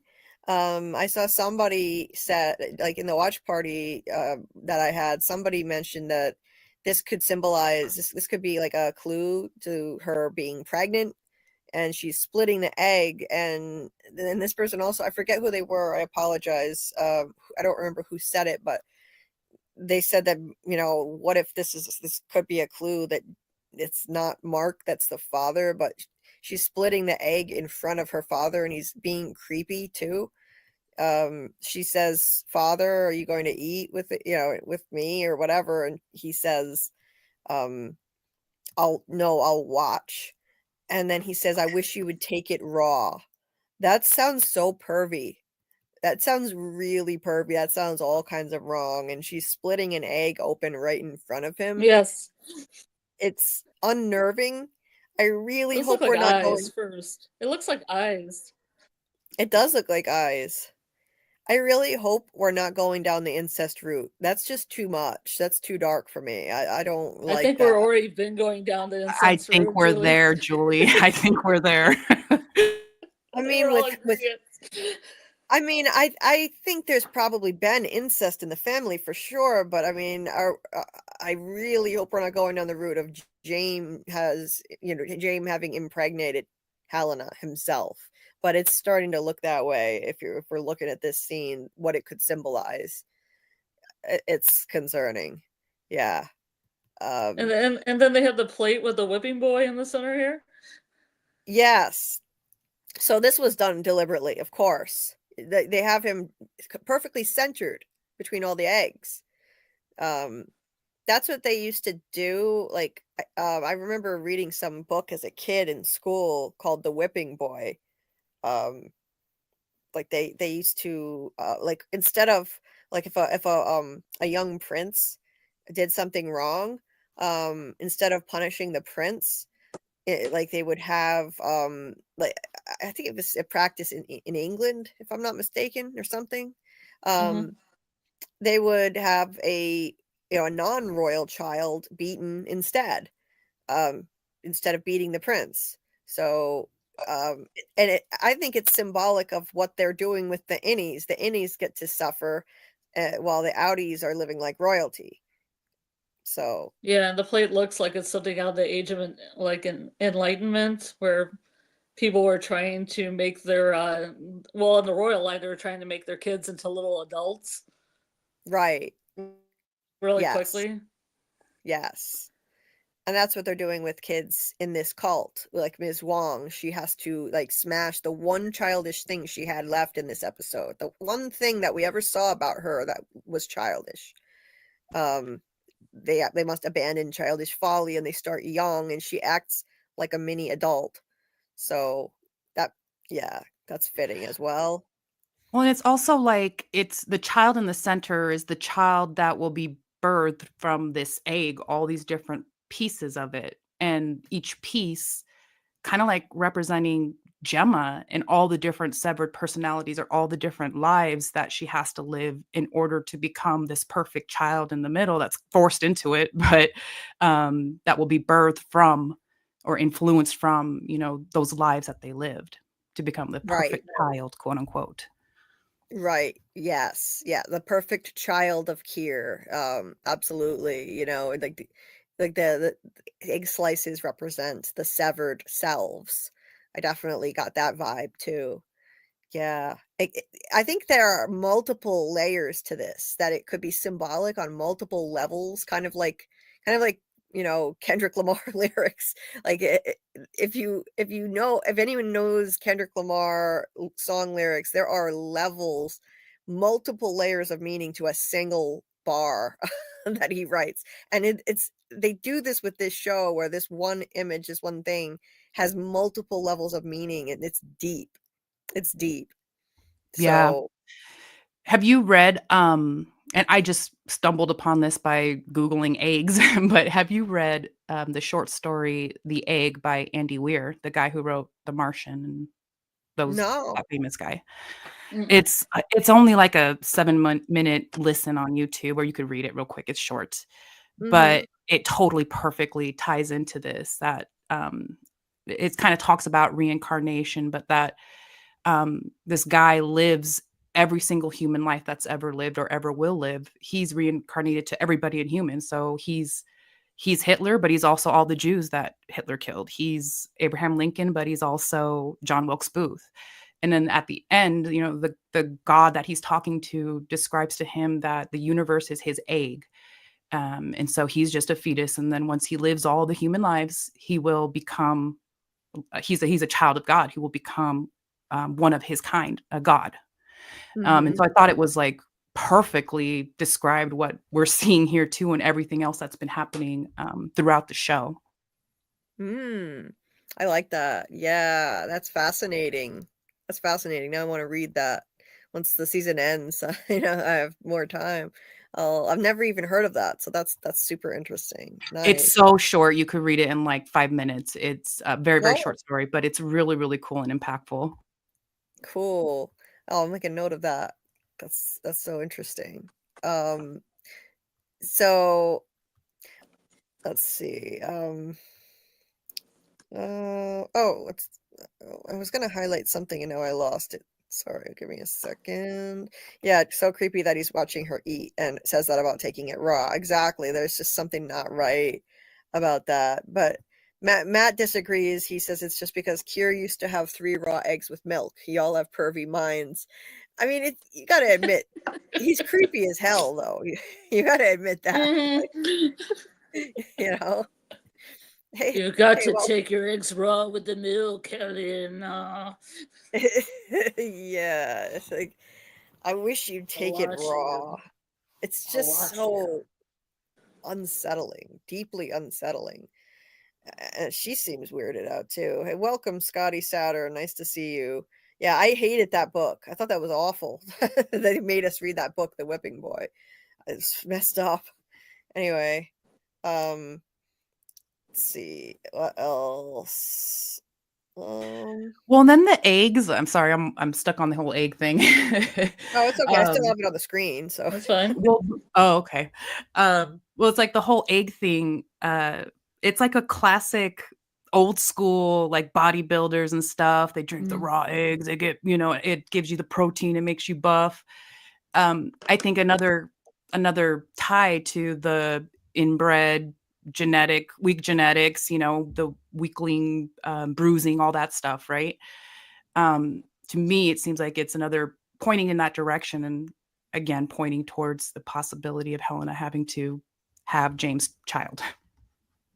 yeah, I think that may be the case, unfortunately. Like, just when you think the show can't get any darker, damn. Well, let's just hope it's Mark's baby. I think she's gonna have twins. Let's hope they're Mark's babies. Honestly, I was really hoping she's not going to be pregnant at all. Now I really hope it's Mark's and not James. I don't like this pregnancy storyline thing. I don't like it at all, but I'd rather it go this way than the incest way. So yeah. Yeah. I was anti-pregnancy too, but I think it's happening. Oh, I think it's 100% happening. I in my video last week, I think it was last week when I credited, or it might have been the week before. I put out a video where I said I definitely think she's pregnant, and I credited Mr. Grant Gregory with pointing out this amazing piece of foreshadowing where Mark is walking out of the Chinese restaurant, and part of the light on the name of it is out. The only part that's lit up and working is F-U. Fu in Chinese translates to father, and when Mark sits in his car, it's lit up right next to his face. It's like a giant arrow. It might as well be pointing at his head that he's going to be a father. So that's why I think there's hope that it's his kid, and she's definitely pregnant. So oh, that's dope. I didn't know about that. And Fu, like from Kenny's name, Fu Han. I was looking into that too, and that's crazy, the connection of the whole father thing. Oh, it's wild. If you look at that scene when Mark comes out, you see that's the only part of the sign lit up, and when he sits in his car, it is the way how they compose the shots in this show so deliberately. Everything is intentional. It's so clear that they're doing this on purpose, like with the way they arrange scenes. Every single shot is meticulously blocked and planned out with the color and the lighting and the arrangement of things. And he's sitting in his car, and that lit up F-U is right next to his face. And Fu means a number of different things in Chinese based on the intonation you use, but one of the meanings is father. So yeah, I think it's a clear sign of foreshadowing. But yeah, there's a lot of mentioning of siring too. I can't remember what scene it was, but it said Mark will sire a whole new world or something like that. Yeah. Yep, the word sire being siring is traditionally a male reproduction thing. Right. Like a dad, like daddy, like father. Right. Dieter dropped the link to Kendrick's channel. You're hilarious. I think Kendrick doesn't need any help. He's got millions and millions, probably hundreds of millions of people going to his channel. But thank you for doing it anyway. He knows I love Kendrick. Real Cinema Therapy says Ms. Huang's toy was the only thing she had at Lumen. Her toy being taken away and destroyed mirrors her sense of self being destroyed in the service of care. I agree. I'm gonna ask you a question, Julie. I know the answer is no. You've never seen El Topo, the movie El Topo? Okay. No. Because in the beginning of El Topo, they're riding through the desert, and there's a father and a son, and he gives the father gives his son his toy and says he has to bury it in the desert and get rid of childish things, and it reminds me of this. Yeah.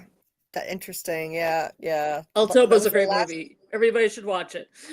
It was the last remaining vestige of her childhood, and she was forced to destroy it. Symbolic. It's symbolic. So anyway, I see I start a few comments here. Yes, Matt. I agree. I love the careful OCD blocking of the shots. It's very Stanley Kubrick.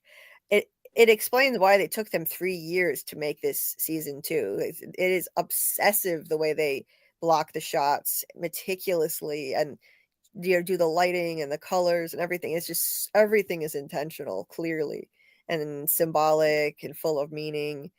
Matt says, I believe siring means Gemma will contribute to a severed world because of her sacrifice on the testing floor. Okay, severed world, yeah. I have a theory about this, but we have to get to the cabins first. Yeah. We'll The way get off. Steve says maybe James revolving that Helena is supposed to be present for was she was supposed to get impregnated with his child, but now she's having marks. Maybe why that. Maybe that's why James says you. Oh yeah, he says you tricked me to Helly. I think that's more about the macro dat rebellion when he says that to Helly later, but we'll get to that point. But yeah, he says that Helena is supposed to sit one day. Will sit with him at his revolving, and that always was kind of ambiguous as to what the hell that even means. Maybe she was supposed to. I hope not get impregnated with his child, but who knows. Yeah, the whipping boys are like the innies, exactly like I was saying, John. Yeah, I think that's symbolic of that for sure. Do you think Cobell is James' bastard child? It's possible. Or Jame may have taken advantage of her when she was, an adolescent, and she won the Wintertide Fellowship. There was a picture of them together in her yearbook. He may have violated her, or yeah, she could be his bastard child. I mean, that's possible. Helena's half sister, or even her mother. Yeah, I've seen theories about that with all the family love in the Eagan family. It could be. The yolk is the actual start of the, huh? So much love. So much love. Yeah. And Faith says the yolk is the actual start of the baby chicken. It could represent being just a shell without the substance of being or soul / consciousness. Yeah, and then Helena doesn't eat the yolk either. She appears to just eat the egg white. I noticed that. And thank you for stopping in to the Chocolate Thunder. Hope your headache gets better, and I'm glad you felt welcome. I saw that in the chat too. Thank you everybody for being kind and this awesome kind community welcoming this lovely new person here who's going to rewatch later. Thank you so much. Really appreciate the support. And we'll be back again next Monday if you want to check us out for Monday and Tuesday. Monday will be the interview with Mark Geller, who plays Kier, and Tuesday will be our finale breakdown. Anyway, Dieter, I'll read one more and then we got to continue. Dieter says, Julie, your work is an example of erudition and thoughtful analysis. It's evident that each video is the product of both passion and scholarly precision. Now look at Dieter with the big words here. Thank you, Dieter. I appreciate it. Too many big words. Gotta apologize for that. Moving on. So Helena, look how she's just eating the egg white. What I just said. She also has this fork that's really weird because it has a wooden handle and looks like it's been it's either rotted or it's just really old and part of it's gone.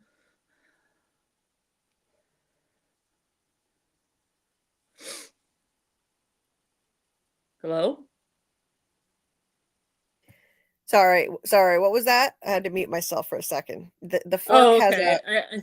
I didn't know. I thought my StreamYard just went down. Oh no. So yeah. This fork right here, it has a blue handle, but it looks like a big chunk of it is either rotted off or just broken off. Like they keep things forever, like they don't ever throw anything away. You can't really see it in this picture, but it's like the handle that's kind of hanging off to the right. Let's see. Yeah, it's like a fork, like Jenny said, a fork from 1850. Yeah, I don't know. That's weird. I didn't notice that about the fork. Let's see. Yeah, that's odd. But yeah, she's only eating the. It's Kier's fork from 1850. I see it now. It's weird that she's only. Why even make the yolk at all? Why just take the yolk Right. out and just eat the white? Like, just cook it Right. that way. That's where all the nutrients are. The most of the nutrients are in the yolk. So people who are trying to, not to gain weight, sometimes, like Mhm. I had a friend with an eating disorder in high school, and she would only eat the egg whites and not the Mhm. yolk. That was But that you're losing the nutrients. yeah, but then you're not getting the presentation of like the cell division when she spreads it apart, that kind of thing, where it looks like eyes and then it looks like a cell dividing. Well, I think it's kind of the ED thing kind of struck a chord with me too, Julie. Mhm. It almost feels like her small little way to have some control. At least she can choose what part of the egg she's going to eat, right? And that's what EDs are all about, control in a way. And so yeah, I kind of, that's how I sort of interpreted the egg white only thing. And the fact that she's taking them hard boiled and not raw. Again, just her way of having some semblance of control in this Uh-huh. fucked up life she has. Oh yeah. Absolutely. And Matt Gilbert, yes, cholesterol is in the yolk, but it also has the most ingredients. So it's kind of like, yeah, as long as you keep it as part of a balanced diet, I think it's good for you. It's just not too much. You don't want to have too much. But anyway, I agree on that, and I think she's a disappointment to him for some reason. He's like, I wish you would take it raw. Like she's not doing things like his perfect little girl that he idealizes. When he talked to her, the only time we've ever seen him be nice to her, let's remember, was at the gala in the season 1 finale when Helly R was pretending to be her. The only time we've ever seen him be nice to Helena was when he was reminiscing about her as a child. He said, when you were a little girl and I showed you the prototype of the chip, you said, "Oh, they're so pretty, Daddy. Everyone in the world should have one of these." He idealizes the version of her who was a child, and for some reason the way she's turned out has been a disappointment to him, and I think that's why at the end of this episode he goes to Helly and says, "You tricked me, my Helly." He's idealizing Helly because she's like Helena before she turned out to be such a disappointment. Just like Gretchen tells Dylan's outie that he reminds me of you before, like the way you used to be, referring to Dylan's Innie.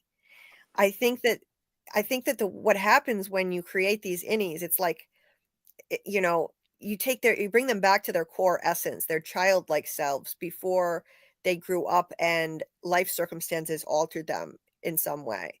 Mark is, he no longer is carrying all this grief for Gemma. Dylan is back to the way he used to be, and more engaged and productive, and um Helly is different too. Helly has a, like, this vibrant spirit about her. There's something about her that disappointed her father. We don't really know what that is, but that's the vibe that I'm getting. So anyway, that's my interpretation. I want to piggyback off that because I thought that scene was interesting too. And I also thought that's the only time we saw him be nice to her. But I didn't think of it in that way. And that totally makes sense. I was kind of looking at it from, he was only nice to her because he was worried about her Innie. He needs her Oh yeah. for his purposes, right? But also, since you add that flavor to it, that when she was childlike was the only time, he actually he wants that version of her back. That's Mhm. kind of what Helly is, right? The Innie. Yes. So it's interesting when you put it out there that way, because I didn't look at it that way, but now that you say that, it's my mind's blowing right now. Sorry, I can't talk anymore.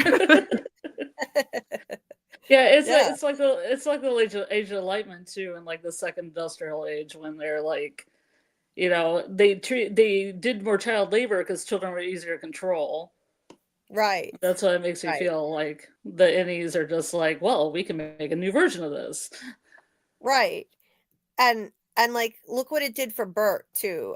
Burt said in this episode that he decided to become severed because he wanted at least some part of him to be innocent again, after apparently he's done some terrible things as a Lumen goon.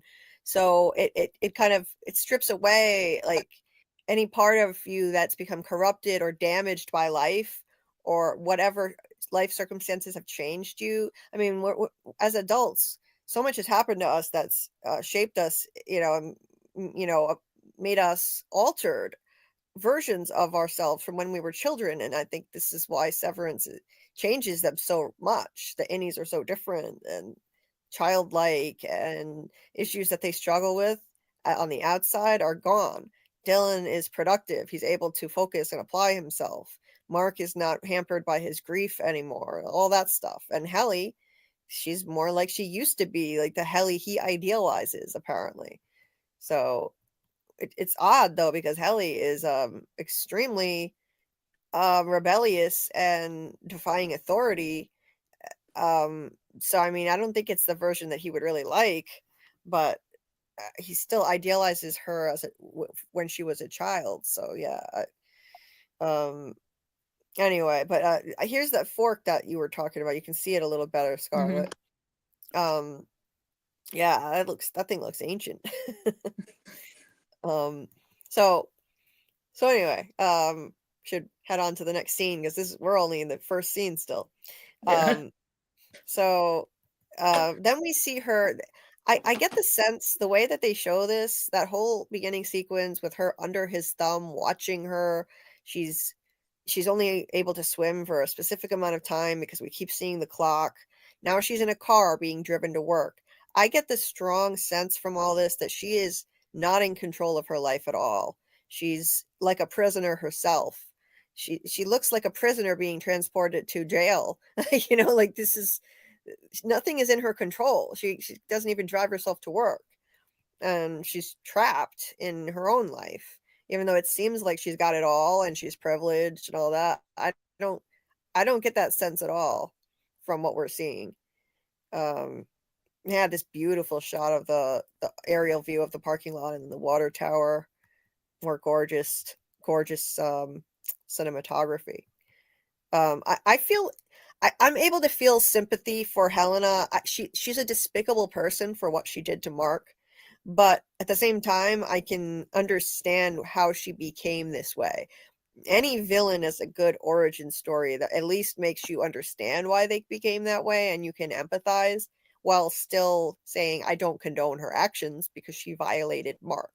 But anyway, that's a whole other thing. So then we get to this boardroom scene. They're in a boardroom. This is the boardroom where, like, they wake up on the table when they were first born. And we haven't really seen this room in a while, actually. So Milchick presents her, Miss Huang, with Jame Eagan Wintertide Fellowship bust of Kier's head, just like Harmony got. It's not Kier, is it? Is it Kier or is it Jame? I It forget. looks like Jame. Jame. It's Jame. Yeah, Yeah. it's Jame. Mhm. I thought so. So it's Jame, and so now we find out her first name is Eustace. Very old-fashioned name. Probably comes from a culty family, so I'm not surprised. They're kind of frozen in time in this town. And I mean, if her parents consented to letting her do this, then her family is probably, deep in the cult, I would think. Because now we know she's not an orphan. She did mention her parents. He says, today marks the end of your Wintertide Fellowship. Your bed will be moved from your parents' home to the Gunnel Egan Empathy Center in Svalbard, where you will begin to steward global reforms.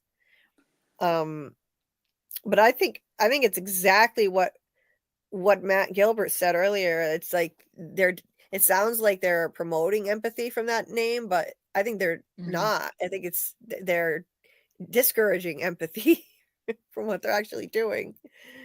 And I feel bad for her now. I already felt bad for her because she's a kid here, but she seemed evil earlier in the season. She seemed like a sociopath. But this is like sad. She says she thought she was going to finish the quarter, and he's very cold and just says, empathy awaits. A shuttle will pick you up at dusk. So we later see her get on the shuttle and leave. That means she doesn't even get to say goodbye to her parents. They're just going to take her stuff and move it there. Someone will move it there to this place. And that's messed up. She's And just that's a what kid. Cobell said last episode. She says, I didn't even get to say goodbye. So she went through the same exact thing. Yep. She didn't get to say goodbye to her mother, and her mother was dying. Like, yeah, it's so messed up. And then he says, the handbook requests that you mark this betterment with a material sacrifice. I have chosen your ring toss game as a proper totem. Um, and yeah, he puts it there. And so again, it's that principle: you must abandon childish folly. That's what he was saying to himself in the mirror when he was punishing himself for that horrible performance review. And she really clearly doesn't want to do it, but she complies and smashes it. And yeah, it is kind of weird that she's smashing smashing an image of Here. Kier. Yeah. You'd think that's She's only- sacrilegious for them. Yeah, that's what I was gonna say. Blasphemous. Very odd. Yeah. Or maybe it means his DNA's in the water. Or something about him is in the water. I just thought of that, but I don't know if that's maybe too cuckoo out A there. little bit of Kier in each game. But the one thing that was interesting is how he calls it a totem. And in Rickon's book, he does this whole totem thing every chapter where at the end of each chapter, you find something that kind of represents a part of your identity, and that becomes a totem that's symbolic of that, and you affix it to your vanity and kind of to remind you of who you are as a person. And so they're putting a twist on it. Instead of using that totem that is kind of a part of her identity, it is of her childhood, like you said, like the Dieter story too, she has to instead of embracing it like Rickon's book would say, Lumen twists that you need to get rid of it. Your individuality doesn't matter anymore. It's about becoming one with Kier. That's what I was hoping when we eventually get to the you are that we do. We can do this all with the chat, and we can write little acrostic poems and stuff and affix them to the vanity. Like each chapter has a little exercise, and we can do it with the chat, and it'll be fun. Yeah. Oh, that's cute. I love it. Yeah, I definitely want to do that. That would be fun. I'm looking forward to that because when this is over, I'm sad that this is about to end. And, I really think, though, that we could keep the conversation going for 2 more weeks after it ends. Like, people still are going to want to talk about the implications of whatever happens in the finale. We can do a whole live on that. We can do a live on the UUR. So we can still keep the conversation going for a little bit longer anyway. But, anyway, so yeah, so let me see. I just saw something I wanted to highlight. Where is it? Yeah, Scotty Saturn. She's groomed to be a seed of Kier. Exactly. So moving on. Yeah, he's really ruthless in this. Like he's he's at this point in the story, this is before he tells Drummond off, and he's trying to be a hard ass now. He's trying to like toughen up and be harder on people, and she's really pissed him off, of course, because who else could have reported him anonymously for his big words and his wrong paperclip usage? So yeah, he's being kind of cruel, in my opinion. Not showing her any empathy, like someone in the chat said. This is interesting. We cut to this. Yeah. Yeah. So like this is Dylan's house, and Dylan's kid is always watching cartoons every single time we see the house. And what is this thing? So it's like a wheel with 1, 2, 3, 4, 5, 6, 7, 8 spokes on it. I just found that kind of interesting. I wonder if it was put there for a reason. I don't know.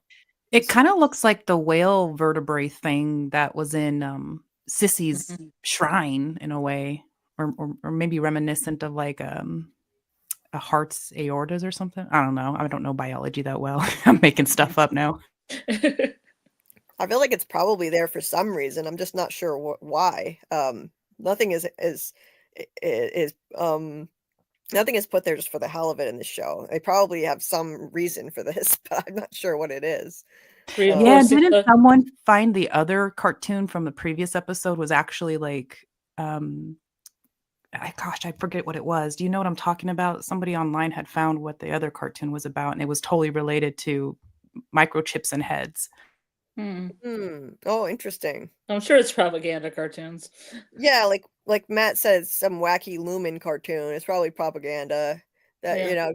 they probably have like some kind of Kier TV, Kier channels, or they're indoctrinating the kids. Mhm. Yeah. Samuel said it looks like a Dharma wheel. We talked Mhm. about it when discussing From. Okay. Hey, Joan. Nice to see you. Just want to say a quick hi before heading off to bed. I've enjoyed your live and hope to catch the next one. Well, thanks, Joan. I know we start really late and we go late for a lot of people, but I appreciate you stopping by. And if you want to check out any of the replay, once the live is over, I'm going to spend, it usually takes me over an hour to go through it, but I'm going to spend some time putting timestamps in for every scene that we break down, so it's easier to parse through a long live for anyone who's watching the replay. Oh, and hi there, David Agile. Nice to see you. So anyway, so this scene right here, it's I wasn't expecting her to just suddenly confess already, but Gretchen just suddenly confesses to Dylan that she kissed his innie for about a minute, she says, and he's understandably very upset. So he's like, what? So what, it didn't mean anything? Wow. And she says, you've been adrift, you know that. It sounds like they're in the cult too. That's an odd thing to say. You've been adrift. It sounds like more Kier talk to me. I get the sense that they're probably part of the Kier cult, and a lot of the town probably is too. And he's very upset, and she says he reminds me of how you used to be. Like I said earlier, again, it seems like the Severance thing. It's weird to say this. I'm not saying it's a good thing, but it does seem like Severance kind of, makes them into better versions of themselves, because it kind of reduces them to their essence of who they used to be before life circumstances altered them, whether it's trauma. They're not jaded. What? They're not jaded by life. Right. So it kind of makes them better versions of themselves in a way. But I'm not saying it's a good thing, but it's, it's how he used to be. So she was attracted to that. Maybe at the beginning of the relationship, he was more like that. And he says that that he's going to go to work, and he's like, I'm going to respect that you don't follow. I'm going to request that you don't follow me there and use my body to cheat on me. But since I have no way of knowing if you'll do that, maybe I'll just quit and end his existence. How about that? So again, we have that acknowledgement that this is like a death. When you quit, that means the innie self dies. It's the equivalent of death. So now he's threatening to kill his own innie, essentially. And just leaves. What was he making? What was he making in the blender? Because he made something in a blender, then he poured it out in the sink. Yeah, he was just like, screw this. He just wanted to get out of there as fast as possible. I don't know. Yeah. He had something. I was wondering about that too. It looked like spinach and lemon or something when I paused on it, but I couldn't think of any reason why it was important. But I was also wondering, like, why did he just throw away a perfectly good shake? What's up with that? Yeah, I think he just wanted to get away from her as fast as possible. I didn't get a picture of it. I just checked. That's one picture I didn't get. But anyway, he leaves, and then we've got Irving's place. This dog is just heart melting. This sweet dog. You can tell it's an old dog. It's got the white on his face, little radar. I love this dog. He always looks so sad and pitiful. Oh, he's sitting there staring at this thing Irving painted, I guess. And Irving, this is so mob like. This is 100% operating like the mafia. This is exactly what the mafia would do. Like, send their goon to just be waiting. It's a trope, you know, that you come home and they're just sitting in your house waiting for you and then take you on a ride. Let's go for a ride in the back seat with them. It's 100% the mafia. Burt is sitting there reading Irving's notes that Irving has been compiling. Irving has been doing an investigation into Lumen for, I'm sure, quite a long time. And Burt sits there and reads about something that Irving wrote about him. Burt's last name is Goodman. So he's reading this, and so he's reading, they may also be connected to several recent disappearances or deaths. Goodman may have participated as a low-level Lumen enforcer or goon. And he laughs. Lumen goon. That stings. We never used words like that. With Lumen, it's a specific language. So that Goodman is him, Burt Goodman. So Irving had been doing research, and he thinks that Burt is like basically a goon who takes people out, just like a mafia guy. And he's correct. He's clearly correct based on what we see in this episode. And what Irving says kind of backs up what I've been thinking, that his feelings for Burt have basically put love goggles on him. I talked about this theme of love goggles in the show. When characters are really in love with someone, they are kind of blinded by that, and they don't see what's right in front of them. I think his feelings for Burt that happened as an innie bled through to his outie, and that's why he agreed to have dinner with him. That's why he's too trusting of this guy who he shouldn't be trusting of him.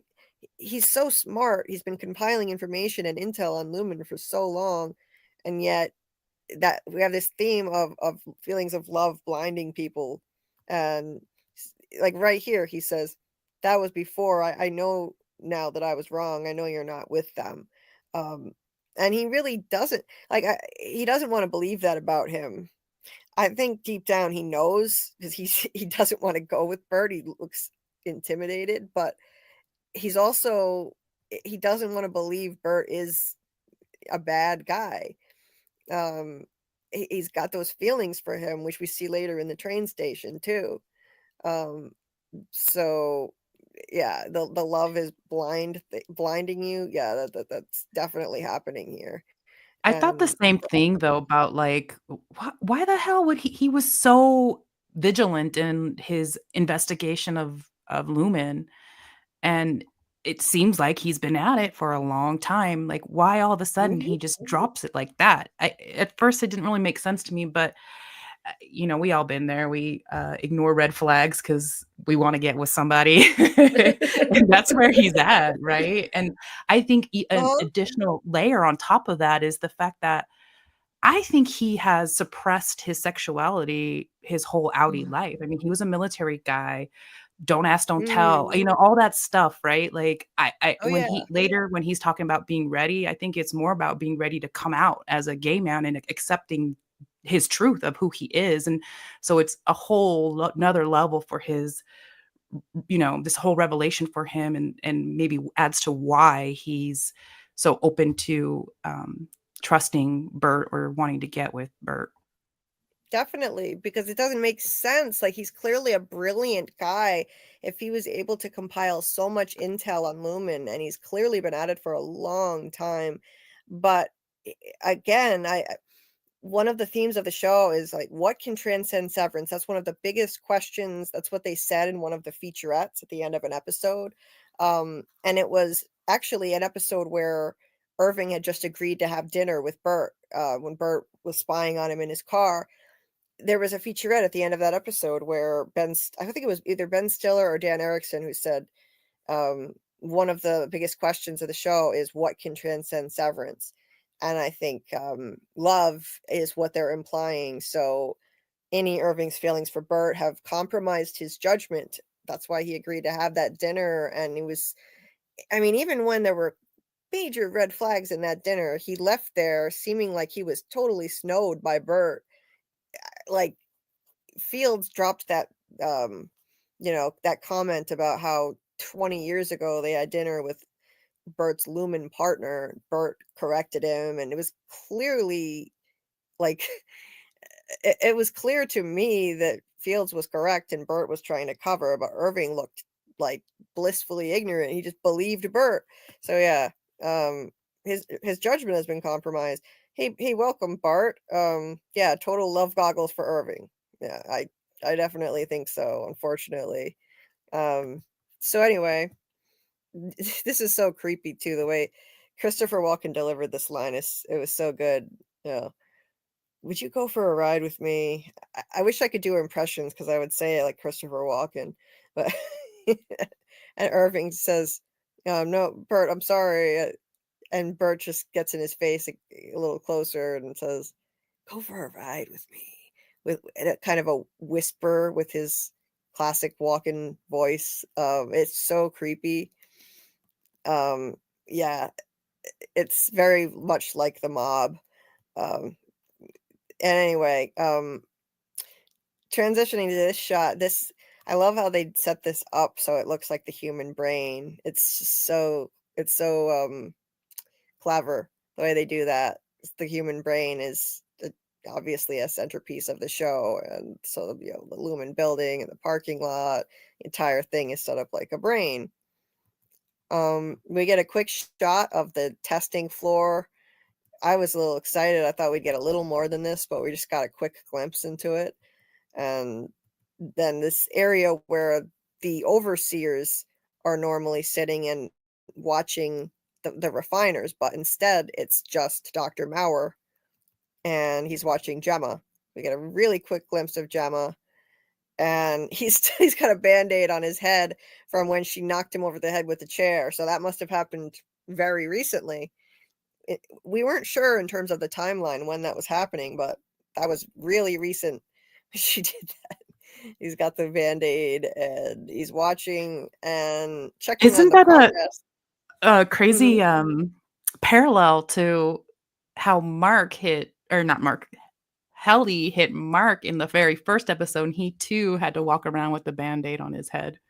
Yep, I thought of that too. Yeah, she hit him with the speaker from the board that the board talks on. Yeah, it's funny, but he looks at the progress and it's stuck at 96% still for Cold Harbor. So he calls up Drummond and he says the numbers aren't moving. It's 9 o'clock. And then Drummond calls Milchick in turn, and Milchick is told, by Drummond, the numbers aren't moving. The final quota was promised today. Get him here now. So this is supposed to be the day. This is supposed to be it. Mark was expected to finish, and he's not there. And so that scene ends. Helly busts in like bat out of hell, and Mark is not there. No one is there at the moment other than her. And that's the end of that. Then we cut to the car ride here where Mark wakes up, and this is where Devon asks him if he knows where he is, who she is, and he's coughing. So I think this was just kind of poorly done, but I do think this conversation was meant to imply that he is still having side effects from reintegration and that it's just not complete yet. He's coughing. That's a symptom. And she says, do you know where you are? Do you know who I am? Are you seeing office equipment? So I guess he's still been in and out. And the fact that he was asleep in the car is another sign that he's not well. But I just wish they had shown us some glitches or something to indicate what's going on here with the reintegration stuff. But he says this is a mistake. We told her everything. She told us shit. We can't trust her. This is what we've been saying, that they're trusting Cobell a bit too easily. But Devon doesn't think there's a choice. She says we fucking need her. And so she doesn't see any other way around it. But they are taking a huge risk in trusting her. I think the risk is going to pay off. As a matter of fact, I should put a poll in the chat. I was going to do that. I forgot on that issue. But they turn off the road into the woods, and they're literally driving through the woods to meet her in a covert location, and Mark's phone buzzes with Milchick calling. Devon tells him not to answer it. So that is that scene. Now, I'll put up a poll and see what you guys think about that, about the Cobell situation, because I'm curious.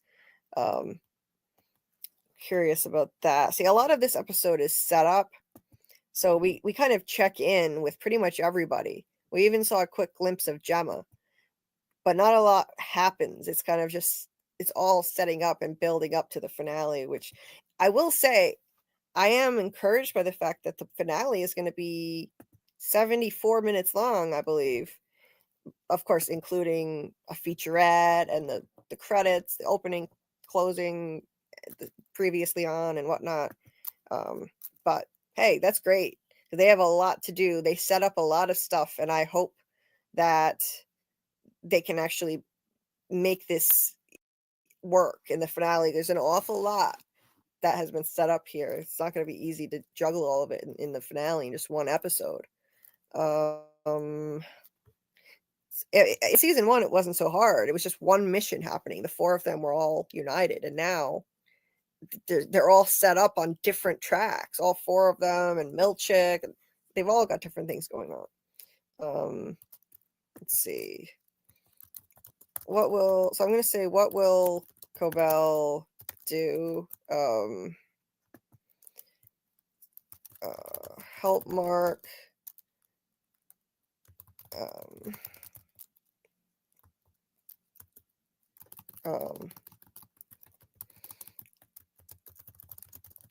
Help Mark and try to take down Lumen is what I'll say for that one.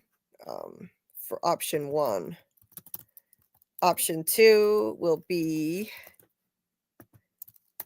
pretend. This is what I did last week too. Pretend to help betray Mark later. What's another option?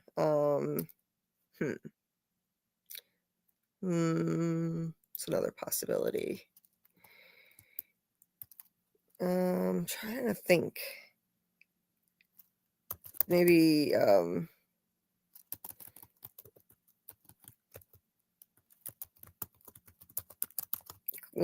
call Lumen and betray Mark now rather than later, and then I could put other. Let us know in the chat. There we go.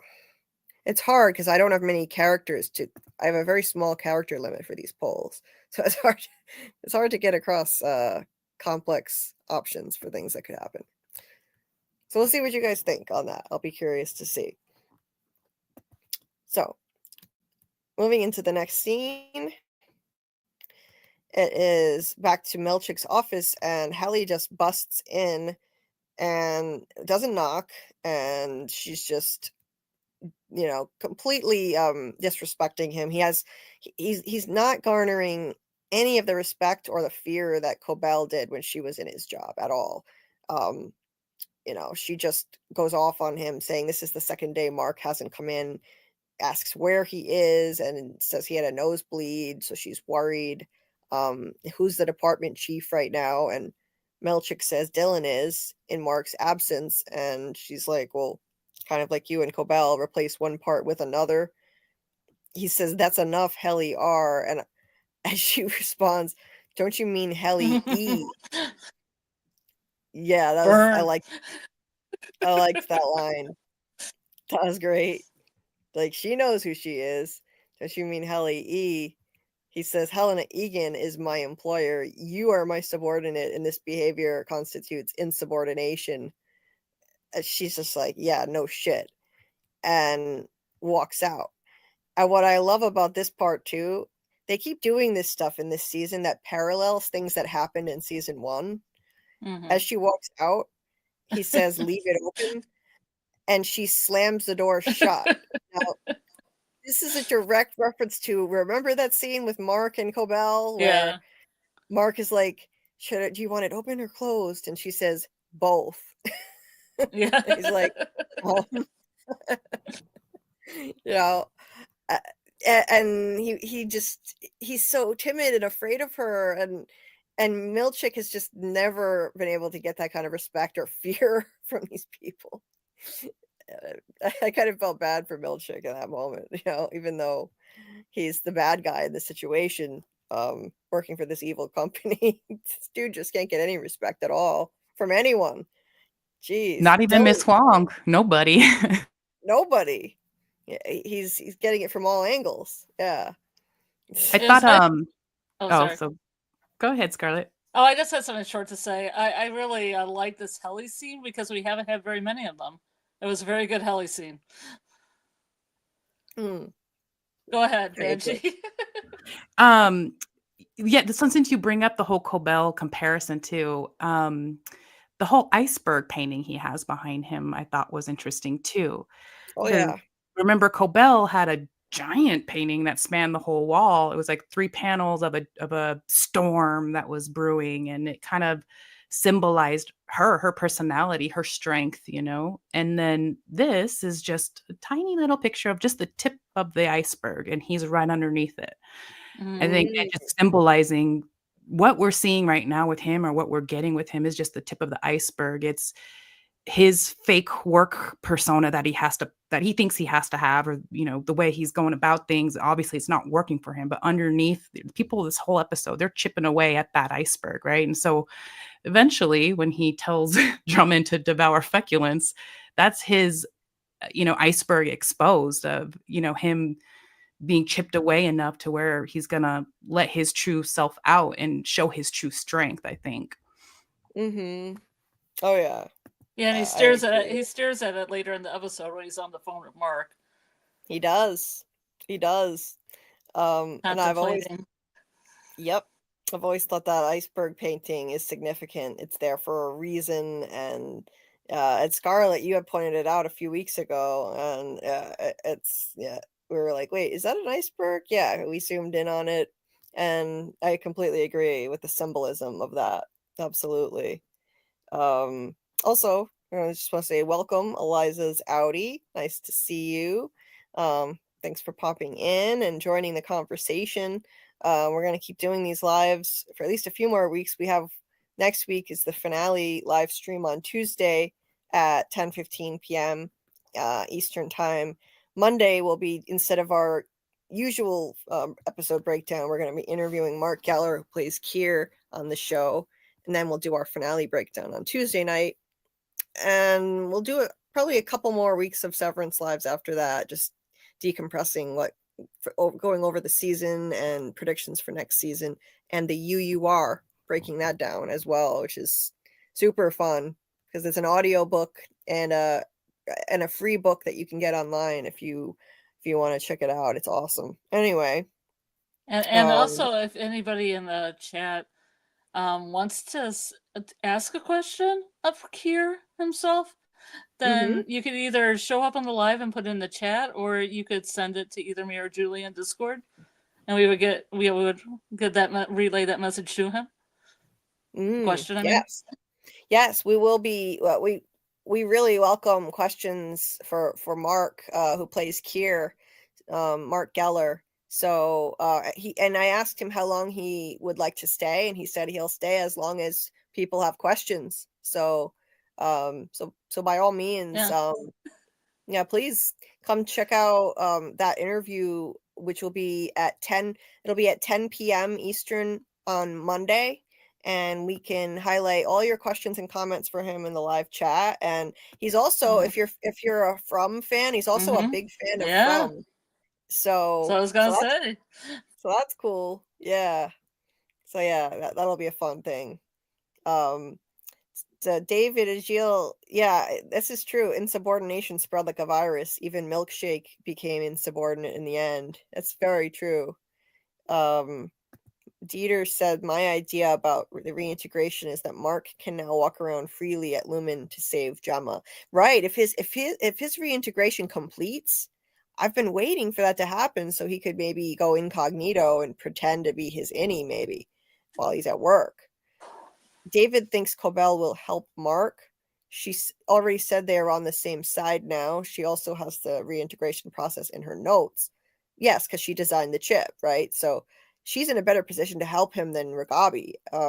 She knows it's possible and probably knows a better way to do it. I agree, and I do think she will help Mark, but I could see the argument for the other side too. Yeah, and I think there was some evidence going back a little bit to like Petey being able to do that at work, being his outie, but going into work because of the notes he left on the questionnaire and things like that. Mhm. The little blue note. Wait. Oh yeah, Petey left. Right. Petey. Yeah. Mhm. It seems like he was like at least working for a couple days, doing what Right. Mark might be able to do in the future, the next Right. episode. Right. I think Petey probably did that. Like that he was reintegrated and pretending he wasn't for a while. Bill Chill, yeah, this is a great way to put it. What appears on the surface is often a small part of a much larger hidden reality. This concept is used to illustrate hidden causes, deeper meanings, and the importance of looking beyond the obvious, right? The iceberg, absolutely. Yes. And Bart, yes, the rest of the iceberg, suppressed emotion below it. That's what they're trying to do to these people now, I think, suppressing emotion. And so, yeah, like burying it, pushing it down, blocking out all unpleasant feelings. That seems to be the goal of this whole cult. David says the top 10% of the iceberg represents the conscious mind, and the 90% underwater represents the unconscious mind in psychology, because 90% of our actions while awake are controlled by the unconscious mind. Interesting stuff. Love it. Love it. So Dieter thinks Cobell will help him. I think Mark can now enter Lumen like the elevators, but of course not without some side effects. Yes, I agree. Matt says maybe Cobell can hijack the system and show him how to hijack the chips, and it won't affect Mark if he's reintegrated. Free Gemma, but I think something will go badly wrong that they haven't planned for. Oh yeah, like there's no way this is going to just all get smoothed over. There'd be no show anymore. The show isn't going to be over this season. They're planning a season 3. It hasn't been announced yet if it's been renewed, but I'm sure it will be. Not that I know of anyway. I haven't heard. I think I heard somewhere secondhand that they were going to do 3 seasons, but now they're thinking 4. I hope that's right, because I would love to see 2 more seasons. But getting back to this, we've got Innie, Dylan, and Gretchen. This one was really hard to watch. She explains to Dylan that she told his outie about them. He asks if he's glad for them, and she says no. And he said, well, he should be, because I'm making you happy, and he's not. See, he's so childlike. It's not as simple as that, like that's such a childish mentality. Of course his outie wouldn't be happy about it. And she says that she can't see him anymore because he threatened to quit. And so maybe if she tells him this is over, he won't do it. And he says, my life started when you came here. And he says, I have nothing else. I just have this and fucking pencil erasers. It's so sad. And then he tries to propose to her with a ring made out of some kind of paper that he made. Oh God, The finger trap. Oh, that was a finger trap. Oh my God. Yeah. His beloved finger trap. Oh, it's awful. It's awful. This is so hard to watch. And he's saying like this shows his naivete, as an Innie, saying that I can give you a life. How exactly? Like, what kind of a life could they have together just from these visits? How can that even work? It's just so sad. It's like something a little kid would do. And their Innies are very much like children. And she's crying. Like, it's just awful all the way around. I kind of get the feeling that this is maybe a mirror of how outie Dylan originally proposed to her. Like, they were probably younger. He was more naive. He he's never had much. Let's be real. No career, no hobbies that really stuck around, didn't have money. So he probably gave her a very simple proposal like this. And I can guarantee you, he probably also said, I can give you a life, you know, begging her to marry him. And I think that's part of why she's so torn up, because it's hard, because he reminds him of that previous promise and what could have been. But at the same time, it's easy for her to walk away, because she knows, like, at the end of the day, this is how it'll turn out. You know, if you try to give me a life outside of this, you're going to be just like your outie. Yep. Yeah. It's awful. I agree. And he's, you know, he does that screech after her, Gretchen. It's like, yeah, coming from the depths of his soul. It's awful. Tears welding up in my eyes when I watched that. Oh, yeah. I felt so bad for him. Yeah. Me too. And then, you know, he lashes out at Helly, who's just trying to be supportive. They're so divided this season. They really are. Like, they're not the united front that they were in season 1. You know, because it cuts here, and she's trying to reassure him, and that he should save it, and maybe he could give it to someone else he meets down there. He says, he even manages to say something funny in this situation. It's just O&D and the goat people. Now, I like when they do these shots where it's like part of this shot is blurred out. It's like, you know, it's like the part of themselves that's buried, or, you know, inaccessible to them. They're not whole people. So you often see shots where they're off to one side. So it's like you get the sense that they're not whole people, and visually they do that. They do a good job with you know, using effects like that to convey that. But she says it that we know of. So it's kind of reminding us, that might be a line in there to remind us that maybe there are other departments there that we don't know about. Maybe it's not just O&D and the goat people. There could be others. I was just waiting with my finger on the button, waiting for you to say go. Oh, what was that? Was that your goat, your pet goat, Scarlet? Yeah.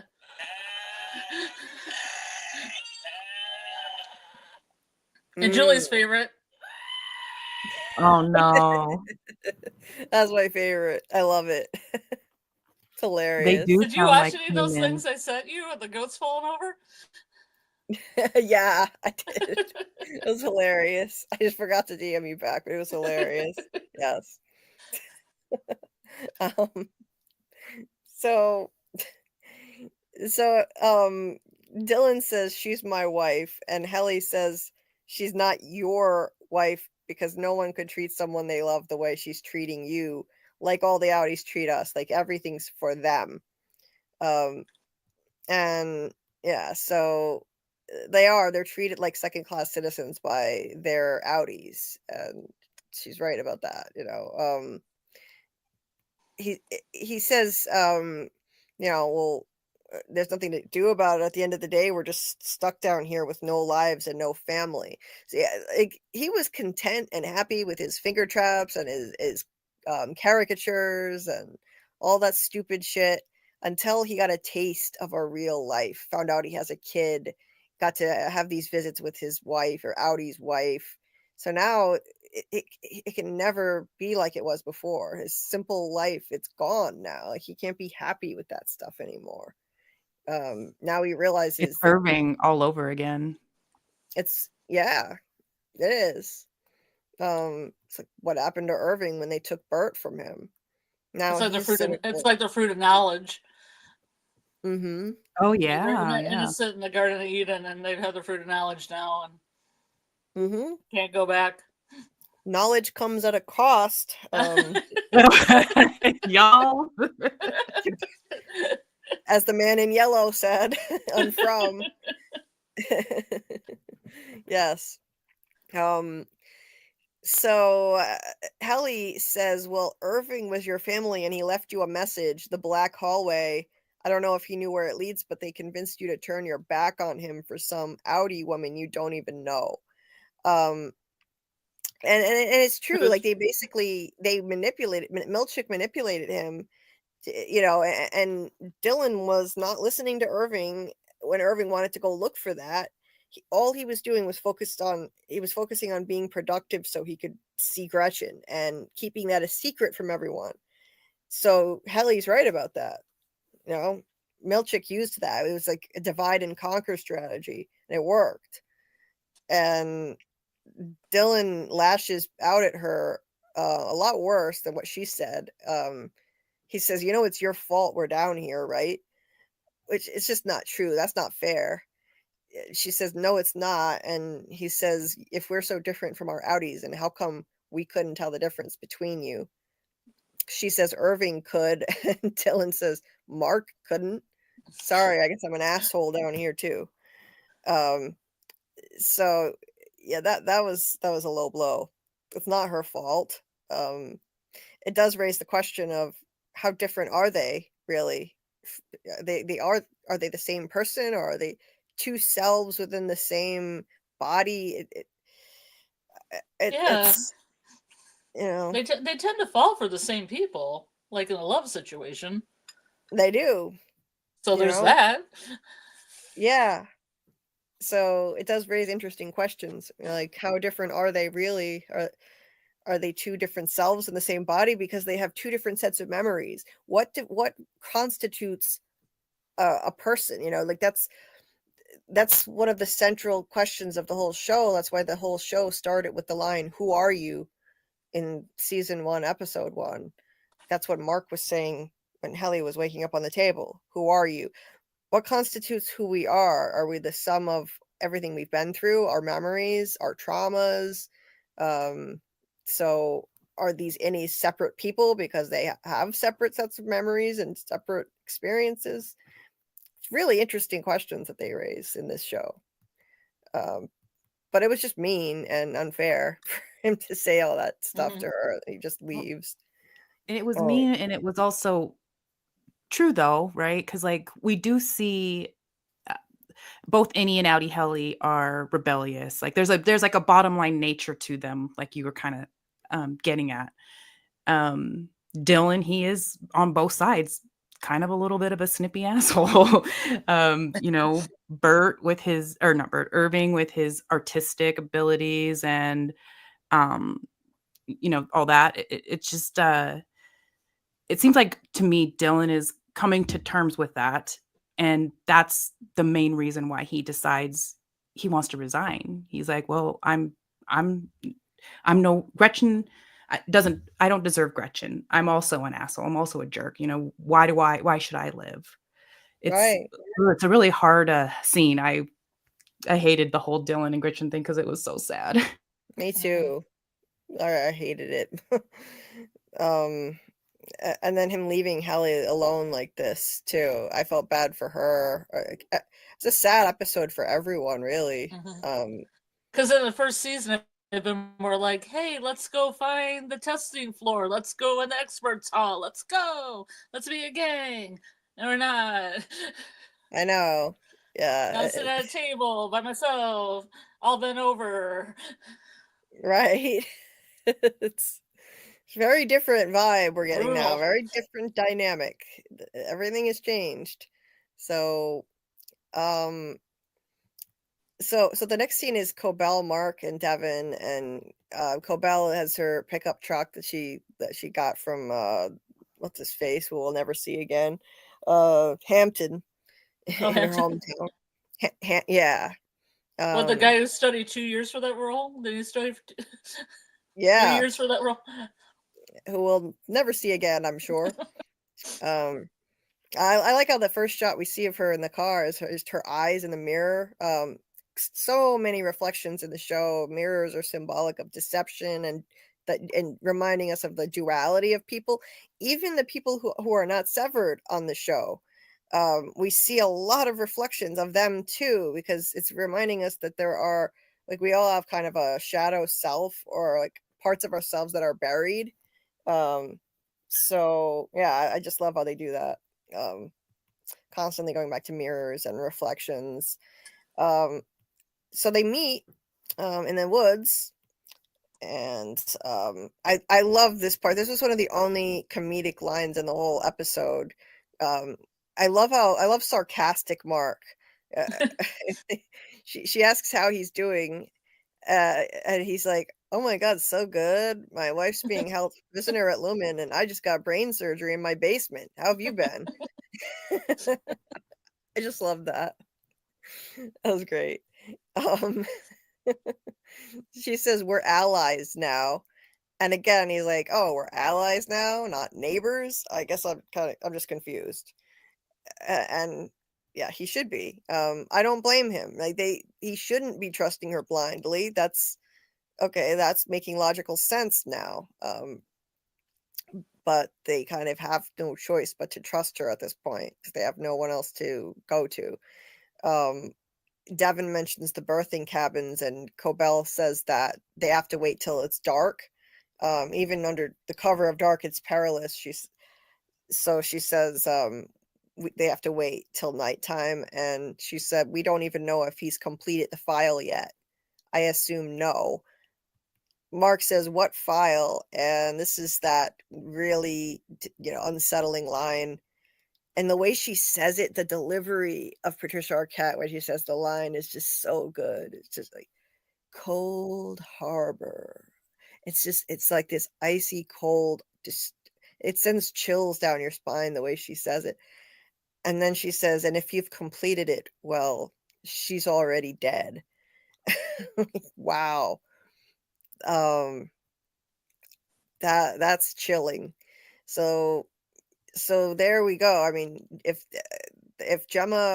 he completes the file, Gemma will either literally die, or in my opinion, I think her outie self, with all of the memories of being with Mark and her past life, that will be gone if he completes it. One or the other. I think that it's more the metaphorical death of who he knows as Gemma when they finish Cold Harbor.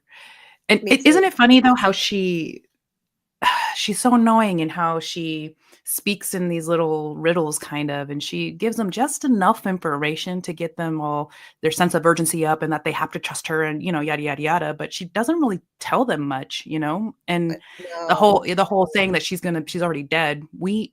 That's why I think she doesn't really truly mean that. She's telling them what she thinks they need to hear to listen to what she wants them to do. Yes, I agree. And yeah, so I also have been saying, like, I don't think she's literally going to die, Gemma. I think the twist will be that it's her outie self that Mark knows will be dead and not retrievable anymore. They won't be able to reintegrate her. It will be a done deal. I've actually been saying that for a while now. I put out a theory video pretty early in the season saying I think that the end game would be to create a new version of human being with, flattened emotions, and Gemma will be like the prototype. And if they achieve this goal, then if he finishes her file, back in episode 1 when they flashed it on the screen really quick and it showed Gemma's face and it said Cold Harbor, I said if he finishes that file, I think that the version of her knows will go on forever. And I still think that. So we'll see what happens. But I'm sticking to that for now. I'm with you. Yeah. And I think that's, I think that's like just as disturbing because, I mean, his Gemma will effectively still be dead. It won't be his Gemma anymore. She won't have any of those memories. She won't be the same person anymore if they do this, if they finish this. Even if she has the same memories, yeah, she's now going to be influenced by all the other memories of all the other lives, right? And that inherently will completely change who she is and her personality as well. Like, maybe the Mark memories no longer matter or are as meaningful to her like all the other memories she got from this whole testing floor, all those 900,000 rooms that she has to go through. Yeah, I agree. Well, he flips out. He flips out over this and, gets in her face saying she better be fucking alive. And Cobell claims, I'm trying to help you. And Mark is just continuing to flip out, and Devon says, well, we're going to get her out. That's why we're here, isn't it? And Cobell says to call Milchick and tell him he's not coming in today. Do it now. She says if he smells chicanery, he'll lock you out of the building. See, they all use big words here, so I don't know what this big deal is about Milchick using big words, because they all do it. They all use language that's dated as well. So it's just odd. Why are you singling Milchick out? Mark continuing. Doesn't he want Mark there? Because Cold Harbor needs to be finished. Right. Milchick? Yeah. I mean, you mean Milchick? Yeah, didn't she say that Milchick would lock him out of the building? Like Mark out of the building? Well, I think she's implying that if he suspects that Mark's reintegrating, maybe then he'd lock him out of the building. Maybe that's how I took it, but I don't know. I could be wrong. Yeah. And Mark continuing to flip out says to Devon, "Do you have any idea how insane she is? Do you know what she did? We can't do this." So, and he's right, but I mean, they don't have much choice right now. Devon says like Cobell knows where Gemma is and they need her. So that's that's what it comes down to. They kind of have no choice but to kind of make a deal with the devil. She's very much looking like the devil at the end of the episode too, in front of the fireplace. So, making deals with the devil, it keeps kind of coming up as a theme in the show too, metaphorically speaking. But so, and then there's a series of brief scenes where you've got Helly going in the break room and getting there's the poster hanging there. She gets the note from Irving and she's looking at the directions. Such interesting shots. Like, why do they choose to show her from this angle? It's just I just like the quirky cinematography choices in the show. Is the testing floor below or above them? Below. Oh, maybe Below that's them. symbolizing her looking down at the testing floor. Yeah, very well could be. Yeah. And then of course there's Dylan walking, he's basically like getting ready to quit now. And you can always see like even a slight reflection in the floor too. Everything is so damn shiny. They must polish everything with wax in this entire set. The people working on it, my God. Cuts back and forth between Dylan and Helly. She's looking at the note and the directions. So she's going to do this on her own now. Dylan is deciding to quit and just saying, fuck this place. And so back and forth between them, and just shows how divided they are. Like, I like how they did this. They did this fade shot between Dylan and Helly, and then it looks like they're physically divided by this wall here, showing the division between them. They're no longer a united front anymore. And so, yeah, back and forth between them a few more times, and then it's back to this scene. Very unsettling scene with this sweet old dog here. You can tell, look at the dog. You can see this is an old dog by the white on his face. This melts my heart. Sweet old dog. Radar. That's his name. I don't want anything bad. I don't want anything bad to happen to him, because it's like there's an assassin that's going to take out Irving, that are going to take out the dog too. I know. I found it so odd that he took the dog with him. Yeah, like that's why I think why would he do that? Sorry. That's what I feel. He's just going to the end of the Yeah, line, and no harm's gonna befall on him. I don't think so either. But Irving doesn't know that when he gets in the car, so I'm surprised he took the dog with him because he doesn't know. Surprised The dog that has Burt plot is just- armor. Yeah. Well, it's an old dog.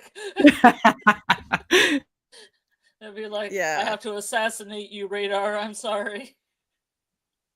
Yeah. Jeez. Yeah. Look at the river and think of the rabbits, Radar. Right. Yeah, I was getting nervous for the dog. Yeah.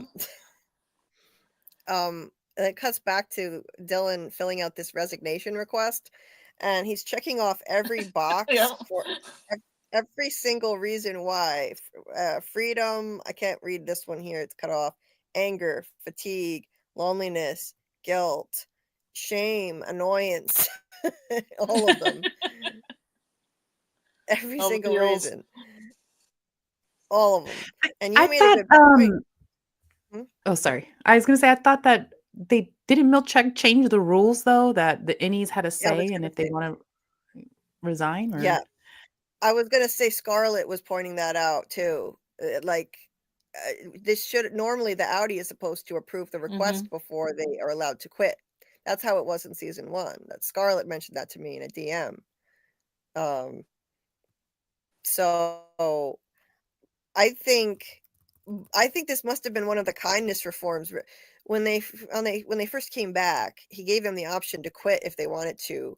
But I thought that was a 1 day only offer. Like, I Yeah, I that's didn't what think I that was wasn't going to sure be of. right. Like, I thought that was a one-time only thing. Like, if you want to quit, you can do it now. You have till the end of the day to decide, he said. So this is kind of weird that he's just letting him quit now. Yeah, that's Or does that odd. go to the outie and they still have to get approval? I guess. Yeah. I don't know. You know, He gave his badge up, so maybe it was weird. yeah. I mean, maybe he because goes home. technically, the outie will lose their job. You know, whether they wanted to or not, whether they wanted that sweet Right. paycheck. Yeah, it's weird. I don't know. So, like, his outie could still decide to come back, I think. It's unclear. It could be one of the kindness reforms from Milchick, but they didn't make that clear to us, if that's the case. And Milchick is not pleased, saying, "I'm sure you know this is very disappointing and reeks of ingratitude." Ingratitude for what? I guess for letting him see Gretchen, but I mean, big deal. They're prisoners and slaves down there, basically. Yeah, that backfired. If anything, it's just a tease. I've always said it was just a tease letting him spend that time with his outie's wife. It wasn't a good idea, but he kind of had to do something because he screwed up by waking him up on the outside in season 1. He finds out he has a kid. He knew finger traps and caricatures were not going to be enough to motivate him to be productive anymore. So I think he continued to let him see Gretchen more to keep him productive than anything else, but it backfired, like you said. So Dylan, says anything else, and again, more disrespect here. Like, Milchick asks for the key card, and he reaches out his hand. Instead of handing it to him, Dylan just plops it down on the table on the desk, and leaves. So Milchick can't get even an ounce of respect from anybody. And he tells Dylan to go wait at the elevator. And Ms. Huang, interestingly enough, says, "I'm sorry, Dylan G. I should have facilitated better."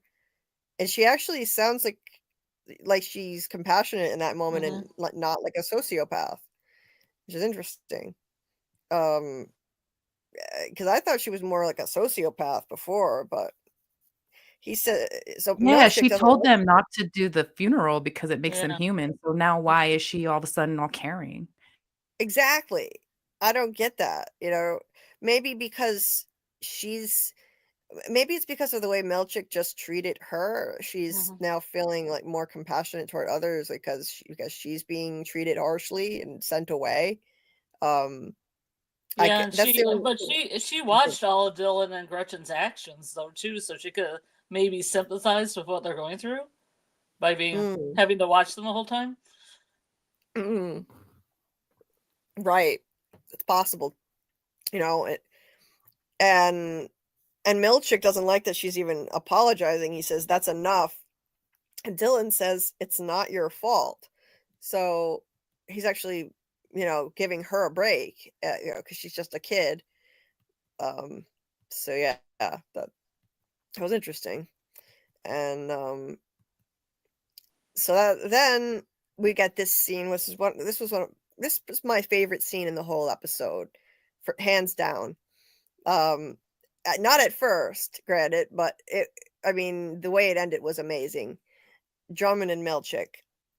Drummond is blaming Milchick, saying, so this is tightening the leash, our most vital refiner missing in the wind on what was to be Lumen's finest day. This is your fault. And Milchick says, I have followed protocol, but I thank you for your remonstration. To which Drummond replies, a needlessly complex word for a simple idea. Apologize for the word. Ridiculous. Milchick is just say, sir. And Drummond says again, apologize for the word. Milchick says, I apologize. Drummond says shorter. Milchick, I'm sorry. Drummond, again. Milchick, Mr. Drummond, and then Drummond goes, again. It's just brutal. I couldn't take any more of this. I'm surprised they didn't call him boy, and he was just so disrespectful, just belittling is just the worst of all kinds of ways. I know. Oh my God. And they already, I mean, those blackface cure paintings in the company that they gave him. Oh my God. Like, that already smacks of racism. So Racism, yeah. So the way he was being treated, it was really upsetting to watch. I couldn't take much more of this. So I was so glad when Milchick finally snapped and said, devour feculence. And the rest of this was amazing too. It means eat shit, Mr. Drummond. And Drummond goes, what did you just say to me? And Milchick says, I am manager of the severed floor. It means two things. First, I am owed a measure of respect, even from my superiors. Second, that said floor comprises the whole of my jurisdiction. To put that monosyllabically, it's not my fault what Mark does when he's not at work. It's yours. And then he just walks away. I was phenomenal. That was so satisfying to watch. He's like, you're just too stupid to understand my big words. So, okay, I'm going to put this monosyllabically. It's not my fault what Mark does when he's not at work. It's yours. That was phenomenal. Devour feculence. That was one of my favorite lines to date in the whole series. That was so good. I've never heard a shit called feculence before, but I love it. I know. Me neither. But that was great. Oh, to anyone who's ever been disrespected by a superior at work, and that's most people who've ever worked a job, so deeply satisfying to watch. This is the kind of comeback that you lay at night in bed dreaming like, oh, this is what I would say if I could say it to my boss. Like, it's like perfect. Yes, hell yes. Oh my God. Amazing. It's like everyone's fantasy, so you could live vicariously through Milchick in this moment. Yeah, but you could probably say that to your boss, and your boss want to know what you were saying. That's true. And people will probably start doing this. I encourage you. Yes. So let's check in with the chat here. Hey, welcome, Groucho Grouch. I like the name. So yeah, we don't know what the hell the revolving is. That's a good point. A lot of this may depend on what that means. Helena will sit with Jame at the revolving, whatever that is. David says everyone has a shadow, the embodiment of all of our failed desires, fears, and shame, our darkness. Let the light shine in. Poetic and philosophical as always, David. I love it. And yeah, that's why I think we see reflections of everyone in everything on the show. Even people who are not severed, it's reminding us that everyone has a shadow self or a part of ourselves that's buried. Hey Ryan, nice to see you. Opens Young's cabinet of curiosities.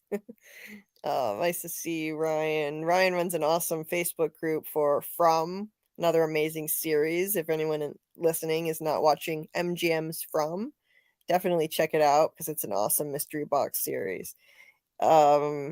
So, and Matt thinks that Gemma is just a testing subject for the severance barriers, and they're testing the chip, not the person, not removing her memories at all. They're just testing the severance barriers.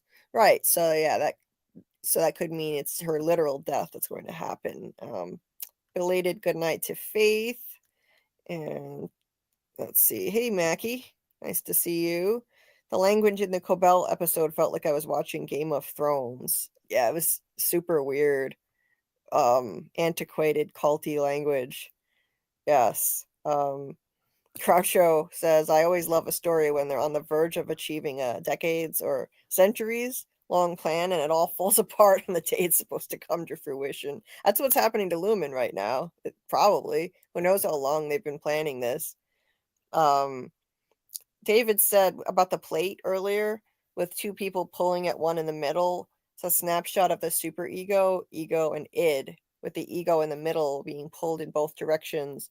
Moral authority versus primal instincts. Nice, David. I like that.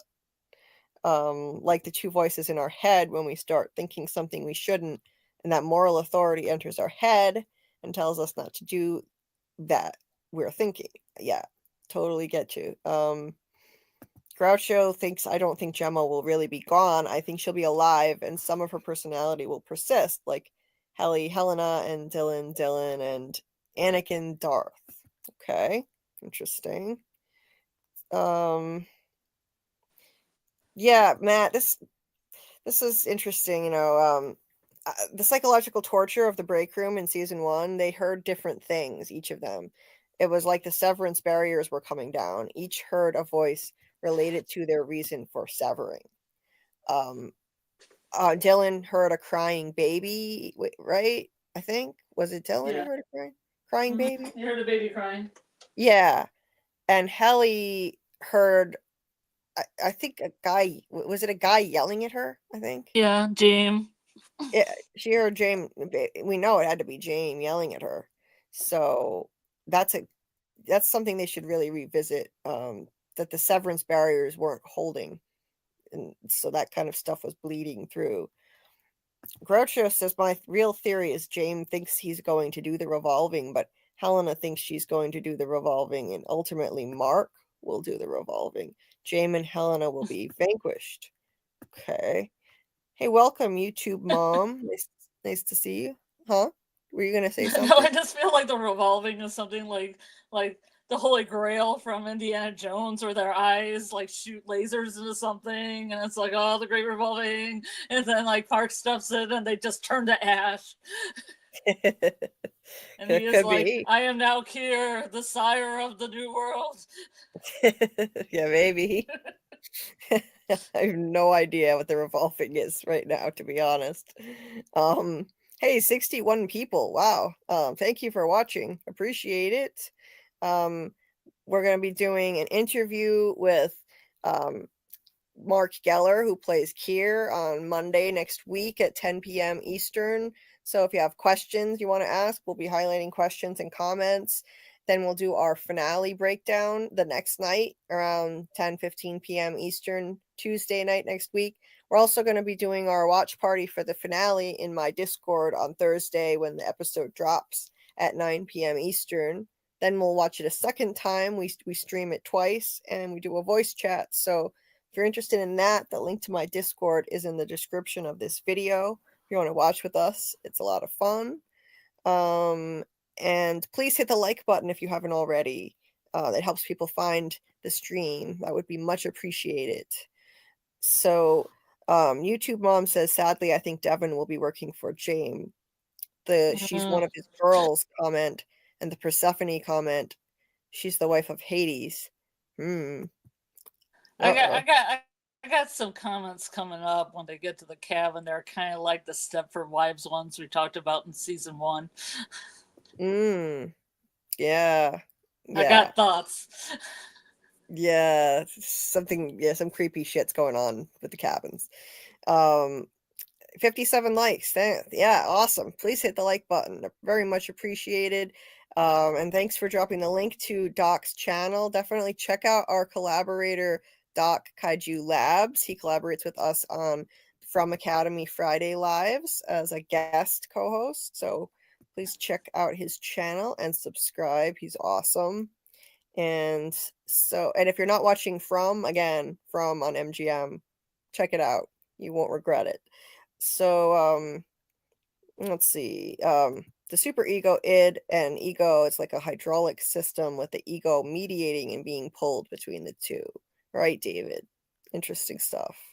And Halloween, Michael is the mask in the id energy, primal instincts without any moral authority. Oh yeah, I love the Halloween movies. Anyway, so let's see. Moving on. What else did you guys have to say about this? Milchick getting a taste of his own medicine. Those paintings were a criticism of Milchick. Wait, the paintings were a criticism of Milchick. How so, Matt? I'm confused. See, it wasn't Huang, it was Drummond who nailed him for the words. Right, but Drummond wasn't around though. Drummond nailed him for the words, but he said that the violations were anonymously reported to him. So I think it was Ms. Wong who anonymously reported him for that stuff. And then Drummond did that.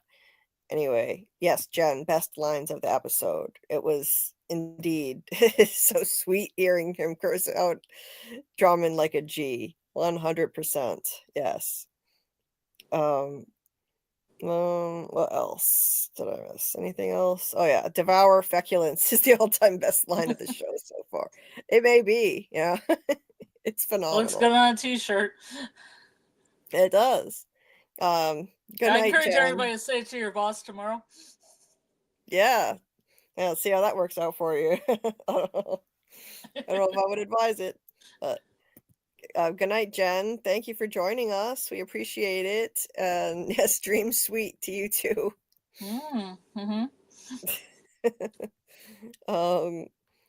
Let's see. What else? Anything else before we get back to it?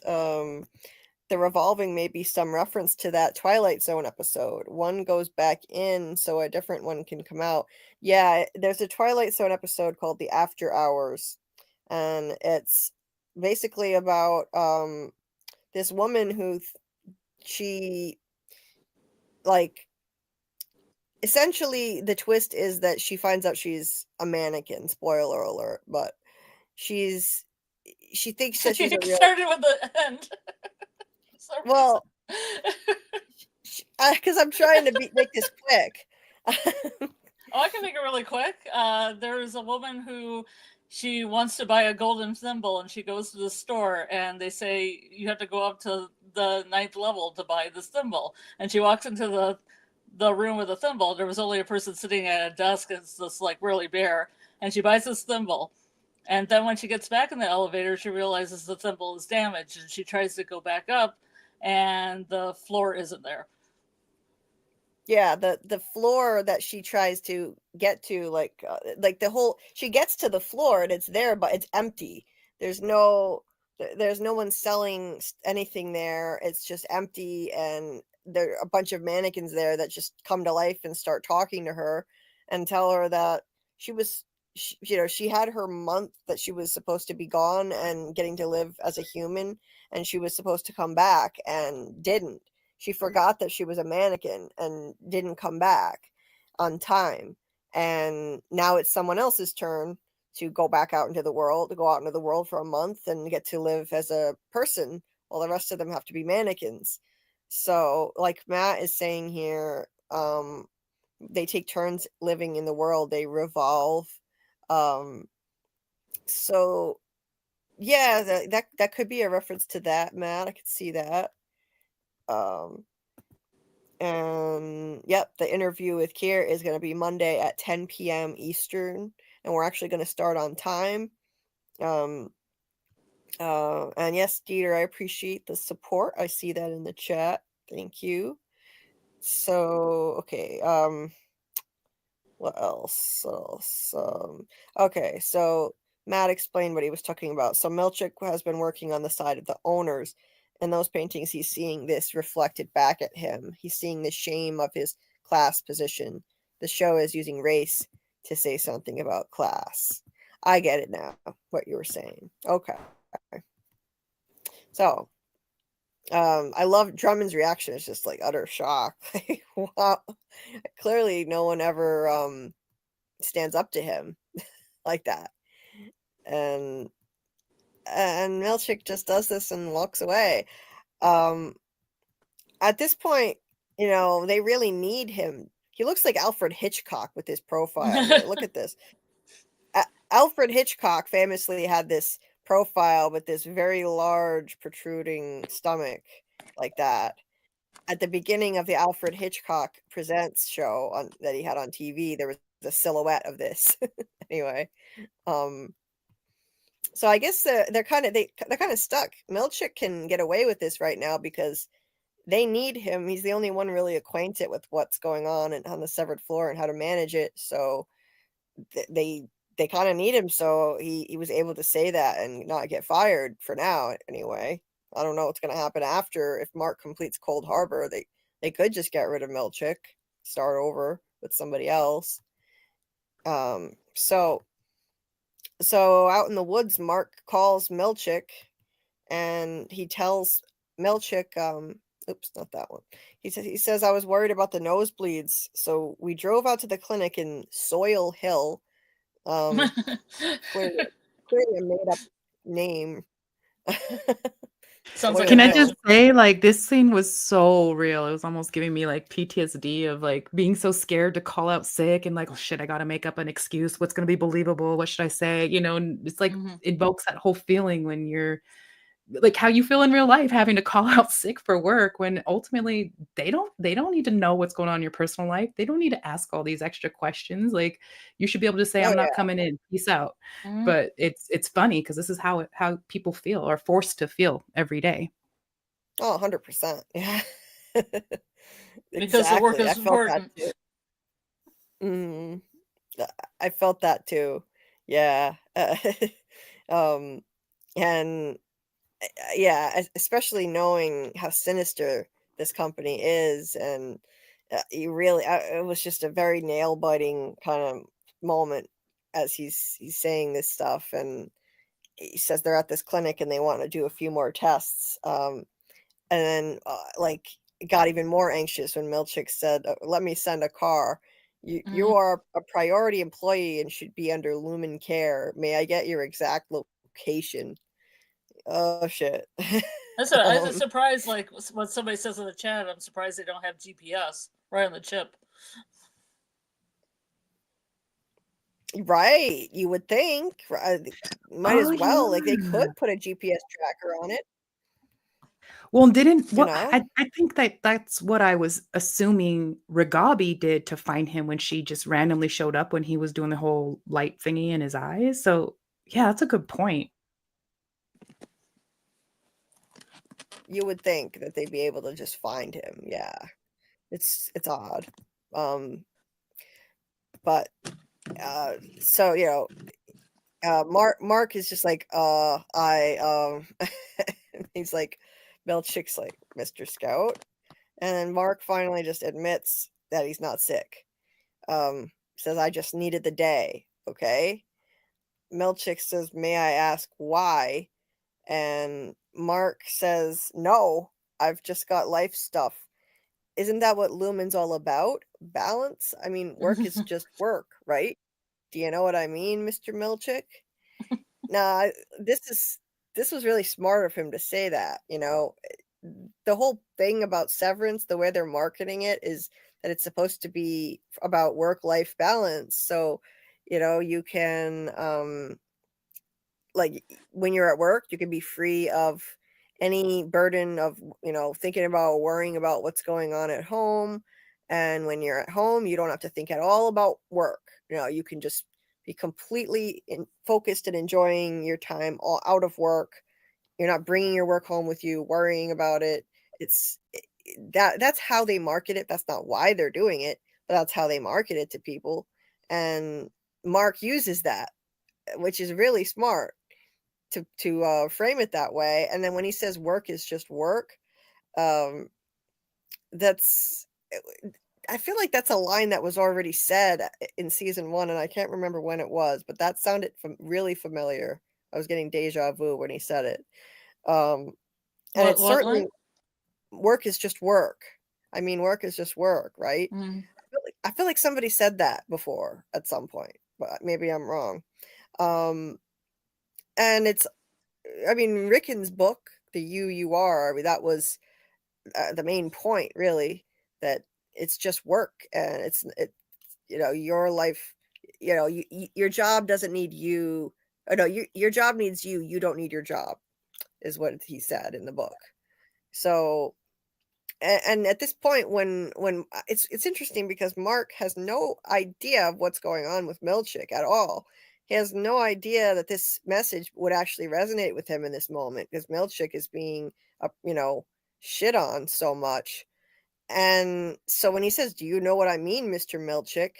he does know what Mark means. You know, he understands the need to just get away from it for a day, and work is just work, and maybe it doesn't need to consume your whole life and your whole identity. Milchick's whole identity has been wrapped up in this job and serving here. Work isn't just work for him, but now I think he's starting to question that based on the way he's been treated, and it shows because Milchick's eyes start welling up with tears after Mark says that. You can actually see tears in his eyes. And he's he looking looks at the iceberg. And he looks yeah. at his iceberg, yeah. Mm-hmm. He looks at the iceberg and his eyes fill up with tears. And he's realizing, okay, maybe work should just be work. Maybe this doesn't have to consume his whole identity. You know, he's been such a devout believer in Keir and drunk on the Kool-Aid, but I think he's starting to maybe turn a corner and realize that, okay, this is messed up. You know, maybe there is a life outside of all this serving Keir, because he's been shit on too many times now. It's, you know, that's why I thought he was another person like Kobel and Ms. Huang that maybe, I mean, I thought they were orphans, but maybe an orphan or maybe somebody who went through the Eagan school system. Right. Yeah. Yeah, so I think so too. I think he was probably brainwashed from a young age. I'm sure there's an Eagan school for boys somewhere. If there's one for girls, I'm sure there's one for boys too. We just haven't heard about it yet. But I've always pegged him as a true believer in this cult. And I think, though, that he's been beaten down so much that he's reaching a breaking point now. And maybe it's possible for him to turn a corner and just, you know, try to break free of it. Like some people do get out of cults and they can't take the oppression anymore and they leave. So it's possible it could happen for him. Well, and Helly said to him, "Oh, you're like Kobel, this replace one part with another." And just like you were saying, all throughout the day, just worn down. Mark caught him on the right day, that's for sure. But all of it, like I think he realizes she was speaking truth. Like, yeah, I am nothing to them. I'm replaceable, just like Kobel, who was this wonderful. I don't know if he knows she created it, Severance, or not, but he knew her intelligence and power there, and for her to be just thrown under the bus that easily, right? He's starting to realize, oh shit, actually, that could happen to me. It's like if you date someone who's cheating on their spouse, what do you think is going to happen when they start dating you? You know what I mean? Right. He's expendable. He's realizing that he's expendable, just like the Innies. That he doesn't matter to these people. Like he was desperate for their approval, so desperate that he spent a whole day or a whole afternoon putting paper clips on a stack of papers until his hands were shaking, and berating himself in front of a mirror. That you must grow up, grow up, grow up. Like, he has been desperate for the approval of this cult, and now he's realizing that he's just expendable to them, and they don't care about him, they don't value him. And so yeah, I think maybe he's waking up. And like Starry here says, welcome Starry. I think this could be the start of Milchick's redemption arc. Yes, I think so. Now it's interesting though, because I think Harmony Cobell is currently in a redemption arc. So if they're both, see, I was thinking, okay, it can't be both of them. We've got to have some antagonist on the severed floor. If Cobell is having a redemption arc, I thought, okay, Milchick is going to be going, getting darker because he's desperate for the approval of the cult. But it's looking like that might change. Maybe the villains will be the ones at the top more. It'll be more Drummond and Jame. Will focus more on them as the antagonist. And the doctor. And Dr. Maurer. Yeah. Oh yeah. Yeah. There's no redemption arc for him. That's never gonna happen. That guy is just straight up evil. So yeah. That's true, Matt. We've never seen Milchick not working.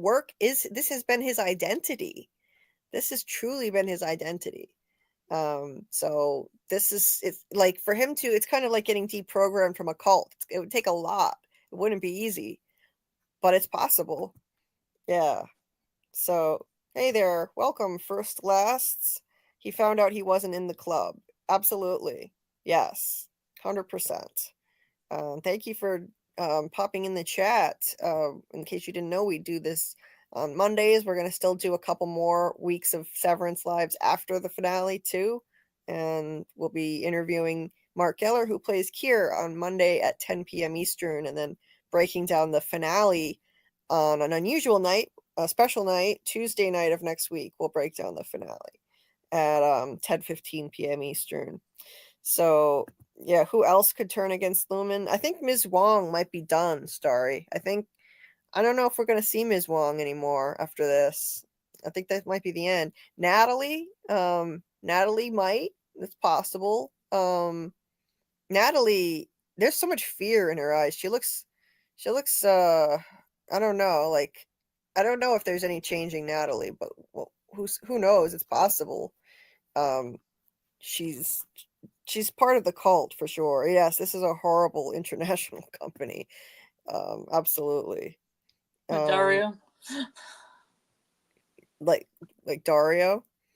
Yeah, like the Italian branch that has everything made out of wood and a rope to climb up instead of an elevator. Yeah, and the statues are just broomsticks with plates for faces. That was hilarious. Oh, Doc, you're so sweet. Doc, you are the sweetest. He said, I love you people. I really feel like I found a community here. I also love that we come from so many different places, perspectives, and backgrounds. Thank you, everyone, for being awesome and supportive. Well, thank you for being awesome and lovely. Just an amazing member of the community. We appreciate you, Doc. That is so sweet. I'm really appreciative. We come from all different places, but Doc happens to be really nearby me. So like that's cool, because most friends I make online are too far away to ever meet, and that's the bittersweet part of it. But regardless of how far apart we are, I really do feel the same as Doc, that this is like a family. The people in this community have become more like my family than my actual extended family, and these are real friendships. It doesn't matter that it's online. It doesn't make the friendship any less real.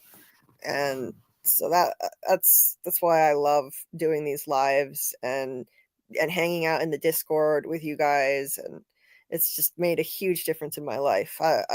I would be lost without this community. So I completely agree, Doc. So yeah, I just appreciate everyone so much. Like I honestly don't know what I would do. It's made a world of difference for me, and so many lovely people here, and I love seeing the community grow, seeing new awesome people come in, and I just try to spread kindness as much as possible so that we attract kindness in return. You know, hopefully what you put out, you get back. That's the goal. So, yeah, I'm just happy to see people being kind and supportive of each other in the chat. That's exactly the kind of community I wanted here, and so I'm grateful for all of you guys, just to see you being kind like that and supporting each other, making everyone feel welcome, making new people feel welcome as awesome new people find us too. That's so cool. Anyway, Matt Gilbert says, I see Milchick as a tragic figure. Cobell is, I wouldn't say on a redemption arc. She has a single-minded focus. She's in it to win it. Yeah, I could see that, you know, her own agenda happening. Yep. Like she's doing this. I think she's really out for vengeance right now more than anything. It's not a righteous thing. It's about vengeance. I definitely think that. And maybe her own agenda, trying to take control herself. He's given everything to them, and all he got were some shitty paintings that show how little they care. Exactly. Exactly. Natalie can be flipped if they get her over the fear of Lumen. Yeah, that's possible. First, I definitely see that, because the way she communicates with her eyes to Milchick shows she does feel what he feels. She empathizes, but she's afraid to say anything right now. Definitely. I was really hoping for a Natalie and Milchick side plot.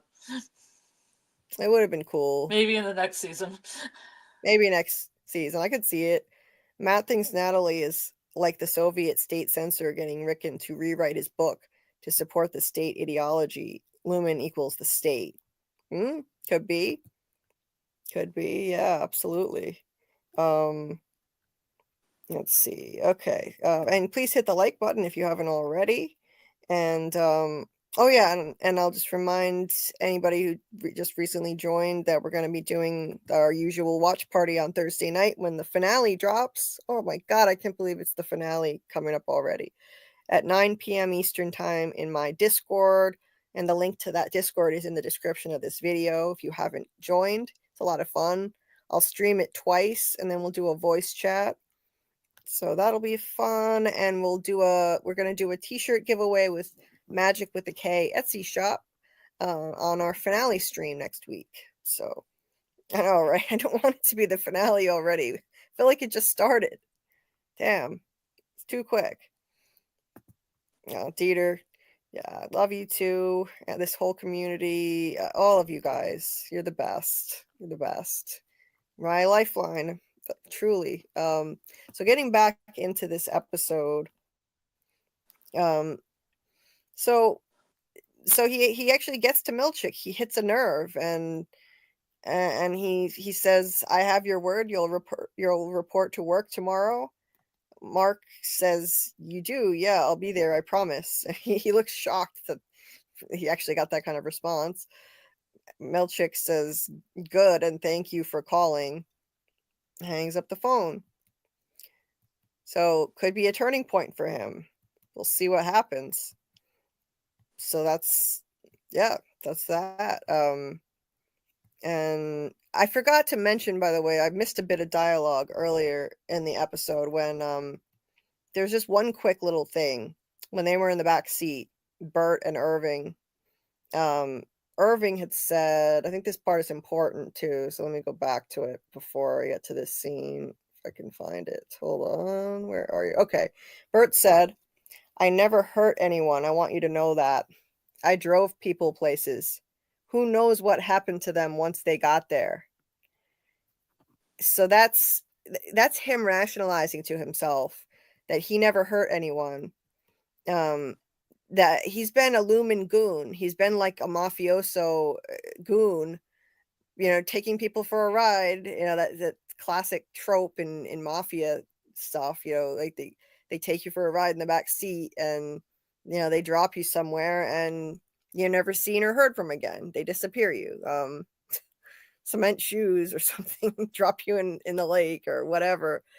But Sleep Burt with the fishes. sleep with the fishes. But Burt clearly has a guilty conscience from doing this job, and so he's rationalizing, like, I never hurt anyone, I just drove people places, you know, like he's blocking out. See, a theme of this show, a recurring theme, is blocking out unpleasant feelings, right? That is at the core of the cult of Kier, suppressing emotion, especially unpleasant emotion. They're trying to desensitize Gemma in all of those rooms with things that are unpleasant to her or downright terrifying. And the goal, I think, is to flatten all of that so that she doesn't feel any of that discomfort anymore. And look how Mark, even before Mark was severed, he was coping with his grief in a maladaptive way by blocking it out, not dealing with it. And so again, we have this recurring theme. Burt blocks out whatever has happened to people once he drops them off. Who knows what happened to them? He just drives them places. He doesn't want to think about the fact that they definitely get murdered once he drops them off, and he's facilitating that. So I like how they continue that theme. It's like there's a lot of World War I, World War II type references around the show, and it's exactly like the Nuremberg, I don't know if I'm saying that right, trials from Hitler, Nazis, and how they use the defense of, well, I was just following orders, but the world was like, nah, fuck that. You did what you did. You're still individually responsible, despite following orders or not. That doesn't fly, right? Oh yeah. And so, yeah. Yeah, you read my mind. I was thinking the same thing about the Nazis. Their defense was that they were just following orders, and they rationalized it's so it. gross. Yes. 100%. So and Irving had said in response to that, is that what this is? And then the scene cut there. So it was just a quick little thing I forgot to mention, but important nonetheless, because it reveals what he did. It confirms that he was a Lumen goon, and this is what he's been doing. This has been his job. And then at the train station, Burt gets him a ticket and says, this line goes as far as you can go. I can't know where you get off, and you can never come back to Kier. Do you understand? Irv says, no, won't Lumen come after you? Burt doesn't reply to that, but he says, you asked me why I severed. I liked the idea that I could be innocent again, part of me. So that's, that acknowledging that he knows that he's done terrible things. He blocks out his role in it. He doesn't want to think about what happened to these people once he dropped them off wherever he brought them, like the Lumen goon that he is, but he knows that he's done terrible things by facilitating it. He enabled it to happen. So he liked the idea that at least part of himself could be innocent again. And that's such a revelation. I was not expecting that to be his reasoning for why he severed. I find that so interesting. And again, it was like a way for him to block out what he's done, the unpleasant knowledge and the guilt of what he's done over the years in this job. So part of him could be innocent again and not have to think about it for part of the day.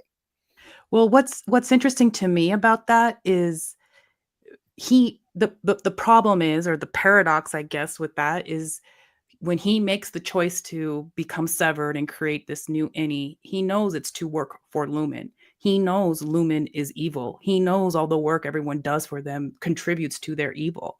Right. So at the end of the day, he's still damning his Innie to hell, just like him. You know what I mean? Yeah, I know. It's one painting at a time.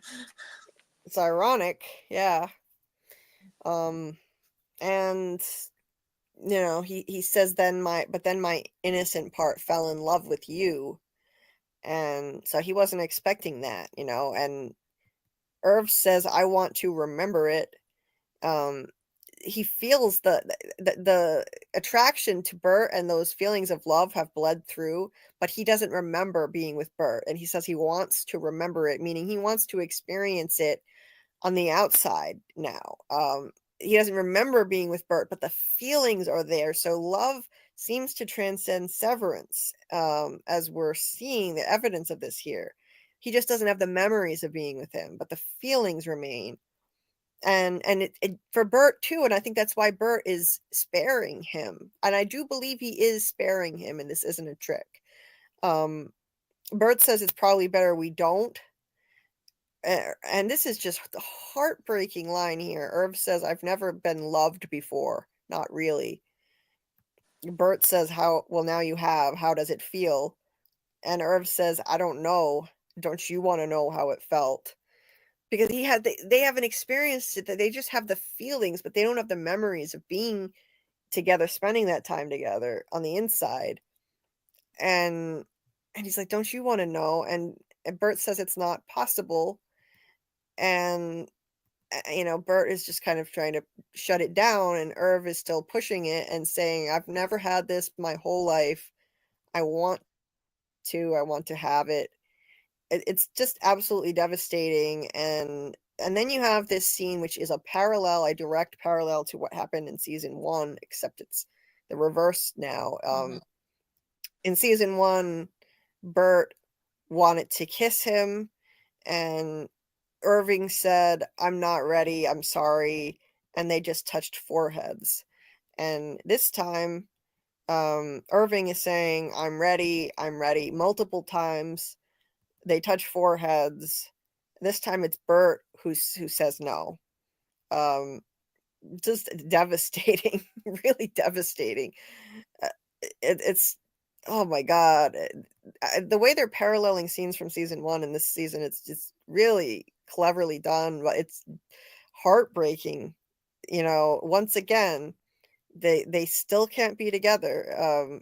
And he's saying, instead of saying I'm not ready, and that was his innie, and he doesn't even remember that, but it shows how the feelings have bled through. Now his outie is saying, I am ready. I'm ready. And Burt says no. Like any Burt would have said yes. That's the heartbreaking thing about it. Burt says we can't, and just repeats that a few times, and just ripping our hearts out here. It's awful. Irving looks crushed, and Burt just says bon voyage, buddy. It's awful. I mean, there's so much expression in just their faces without even saying anything too. You can see that the feelings are there. They're real. The feelings have bled through. So I think this is clear evidence that love can transcend severance. You can see it in both of them, the way they're looking at each other, Burt and Irving. Even after being rejected, Irving is smiling at him and puts his hand on Burt's face and says bye to him. It's just, oh my god, it's devastating. Why do they have to do this to us?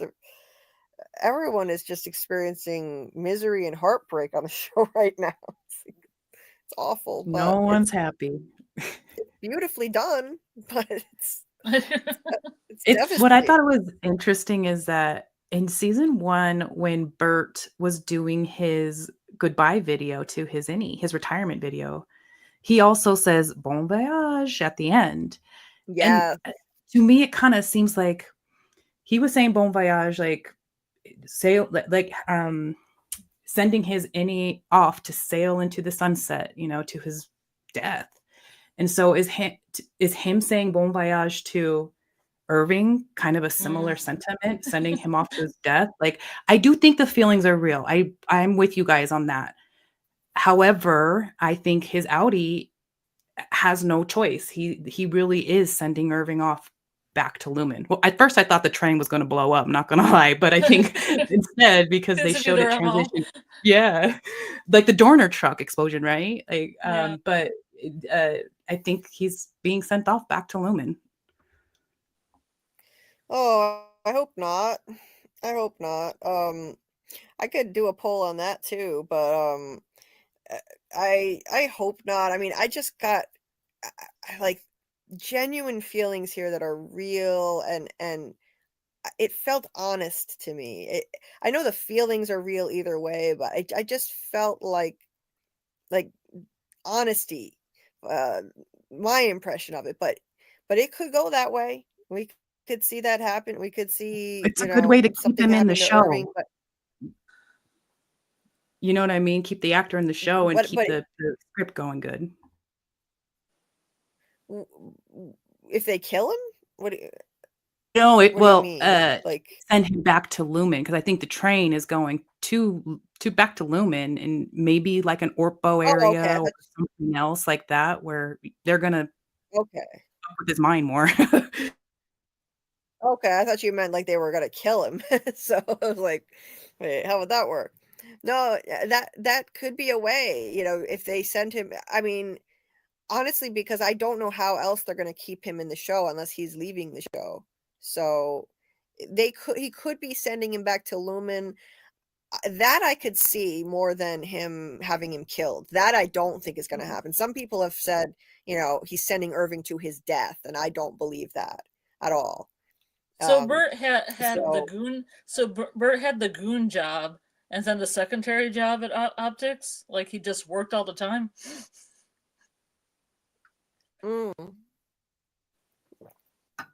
Yeah, the I goon wonder job how is that like works. his outie job, right? Why did why did they allow him to even do that? I wonder. Yeah, because he retired from the one. He's Yeah. like he would retire. Like all of him would retire, but he didn't retire from being goon. Mm-hmm. Yeah, I wonder about that, how that worked. Yeah. Like, was he doing both jobs at once when he was severed? And when he retired as an innie, I think they retired him because they figured out that he and Irving developed feelings for each other. That's why they made him retire. They put an end to that. They didn't want that happening. So, yeah, I don't know. Do you think maybe he's not severed, Scarlet? No, I think he's severed. I'm just saying that usually when people get a severed chip put in, that means that Innie goes and works a job. That doesn't mean your Innie goes and works a job, but then you also have your own job, your own outie job. I mean, it could happen, I guess. I mean, because the only people who are doing that, living, like if he loves the goon, if gooning is what he likes. That's true. If another like outie just like to, like to paint and sell paintings and just did that in their spare time. And got a paycheck from Lumen on top of it, but it just seems weird because it just seems weird to me. This dynamic. Yeah. No, I get it. Because even if they severed him, because Fields wanted him to be severed and he wanted something that was innocent, then he could have an innocent part that only comes into work for a couple hours a day or maybe 1 hour a day, or I don't think he has to be all in. Just to have that innocent part. Right. He could goon all the time. Right. Or just based on how Lumen wants to split up his time, they might decide like, okay, these are the hours you're working here or here, whatever, right? Yeah. Could be. Yeah. Double time. Right. And then he fell for Irving, so I mean that they saw that they had to put a stop to it, I think, at that point, because I think maybe even Lumen might wonder or have some awareness that love could possibly transcend Severance, and they didn't want that to screw things up with his outie and his job, so they had to put a stop to it, because I mean they know, like they've been snooping around Irving's place. They sent Drummond to snoop around in there, so like they've been suspicious of Irving for a while, so I think that's why they had to make Burt retire. Anyway, so the poll at the top of the chat, just looking at the progress of it, there were 40 votes on what Cobell will do, and 55% said pretend to help and betray Mark later. So quite a few actually said that. 28% said help Mark and tried to take down Lumen. 15% said other. And 3% said call Lumen and betray Mark now. So that's the one I think is least likely. I don't think that's going to happen. Definitely not. So, yeah, maybe I'll end it there and I'll do another poll on Burt and Irving. So let's see. I'm going to end that one before we move on to the next scene. There's the result of that one. And I'll put in what will happen to Irving. Let's see. Burt.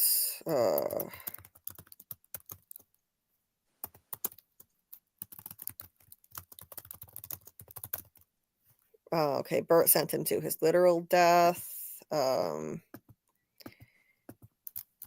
Irving sent back to Lumen.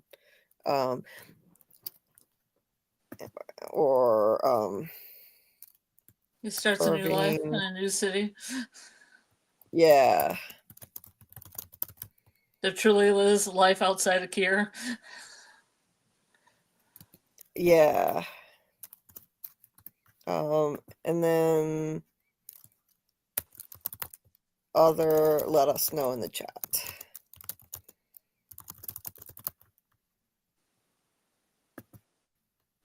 Okay. There's that. I pinned, let's see, it'll be right at the top of the chat. So yeah, it's devastating. Irving leaves with Radar the dog and Burt watches him go. And it's just, there are a lot of like very drawn out, sad, emotional scenes in this episode, like this one. Just watching him go. It's a beautiful train station. I wonder what train station that is. It's gorgeous. All this marble. Yeah, I was thinking that. Beautiful. And the way he's watching him, I don't see like a sinister look, like he's definitely like he's sending him to his death. I definitely don't think he's sending him to die. He may be sending him back to Lumen. I could see that, but not having him killed. He doesn't look like he looks like you could interpret this a lot of ways. Like he's sad to see Irving go because he wanted to be with him. He's sad because of that and the fact that he's sending him back to Lumen. But I don't think he's sending him to his death. I think his feelings were real. At the very minimum, his feelings were real. Well, and the way the scene transitions from the train going off into the, wherever, and it transitions into or glitches actually into the testing floor elevator hallway. Yeah, that's So later. that's why I think he's getting sent somewhere that's, Lumen's control. Yeah, I have pictures of that, which are awesome. Yeah. Sorry, what? Oh, I was agreeing that that could be a key or a sign. Oh yeah. I have that in my notes too, coming up.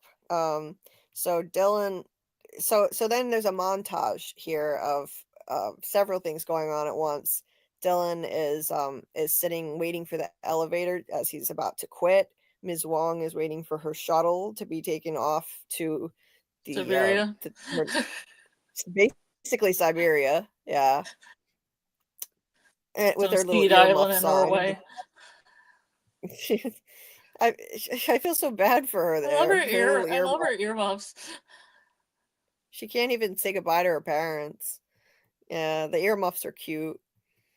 So this is a whole depressing montage. Irving gets on the train with his dog. Like, another thing. This is what I was going to say earlier. There's something I forgot when I was describing their innies versus their outies. How the chip seems to like fix something in them that whatever it was that happened to them in their lives inhibited or made them unable to do. Like on the outside, Irving is a loner who just basically seems to have his dog and nobody else. And on the inside, Irving was able to make connections with people, and they were like a Mhm. family. He said, "Hey kids, what's for dinner?" That was his Mhm. always go-to line. It was like he was like a family member. And in this episode, Helly said Irving was like family to you, to Dylan. So it seems like the chip does it kind of resets them. It resets people who are damaged in some way to their childlike state, what they could have been if they weren't damaged. Mark is free of the burden of the grief. Dylan is able to be productive and focused on something again. And so yeah, I forgot about that earlier. Poor Irving and his dog, and they're riding off. You see um Burt by himself, Irving heading off on the train, the sad old dog. This is just so depressing. God. And then Dylan waiting to get on the elevator, which, okay, wait a minute, I'll get to that in a second. But Irving waiting to get on the elevator, which we know it's basically like he is unaliving himself by quitting. By quitting or getting fired, it's like a death. That is equivalent to death on this show for Innies. So it's in essence, this is very dark because Dylan is essentially about to unalive himself by quitting. And then look at this picture. Yeah, that's my favorite shot of the whole. That's my favorite shot of the whole episode. I like the shot. He is sitting directly under Kier's hand there, and like with Kier's bloody sword. This painting is Kier pardons his betrayers. That's the name of it. And the 4 people here represent the 4 MDR people who betrayed Lumen, because of all the kindness reforms, it's Kier pardoning them. And it looks like he's got his hand right on Dylan's head. That was done so well. It's like, I mean, this is supposed to be Dylan representing. Mm-hmm.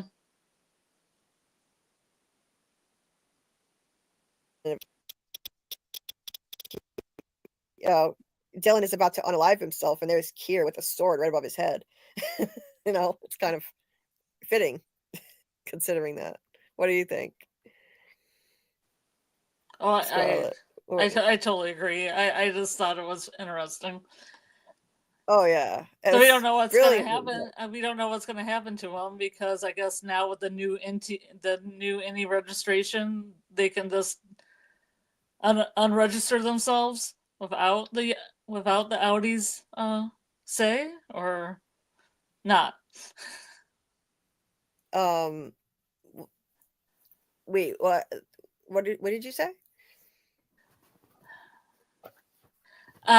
When he's heading to the elevator, I don't know if he can actually resign himself, or does he need this outie to say, yes, I also resign you, or can he do it himself? Well, we don't know, but I mean, we were talking about that earlier, how, maybe it's one of the kindness reforms this season, but they should have made that more clear. Yeah. If that's the case, they should have made it more clear, because otherwise it seems like a plot hole. Because it seemed like a day 1 thing only when Milchick said you have until the end of the day if you want to quit on the first day they came back. And make an unstable economy if you just realize you're losing a paycheck because your Innie decided one day he didn't want to work anymore. Right. And you can't get a job because your Innie was doing all the work. So you put out a resume, nobody will hire you. Mm-hmm. Yeah.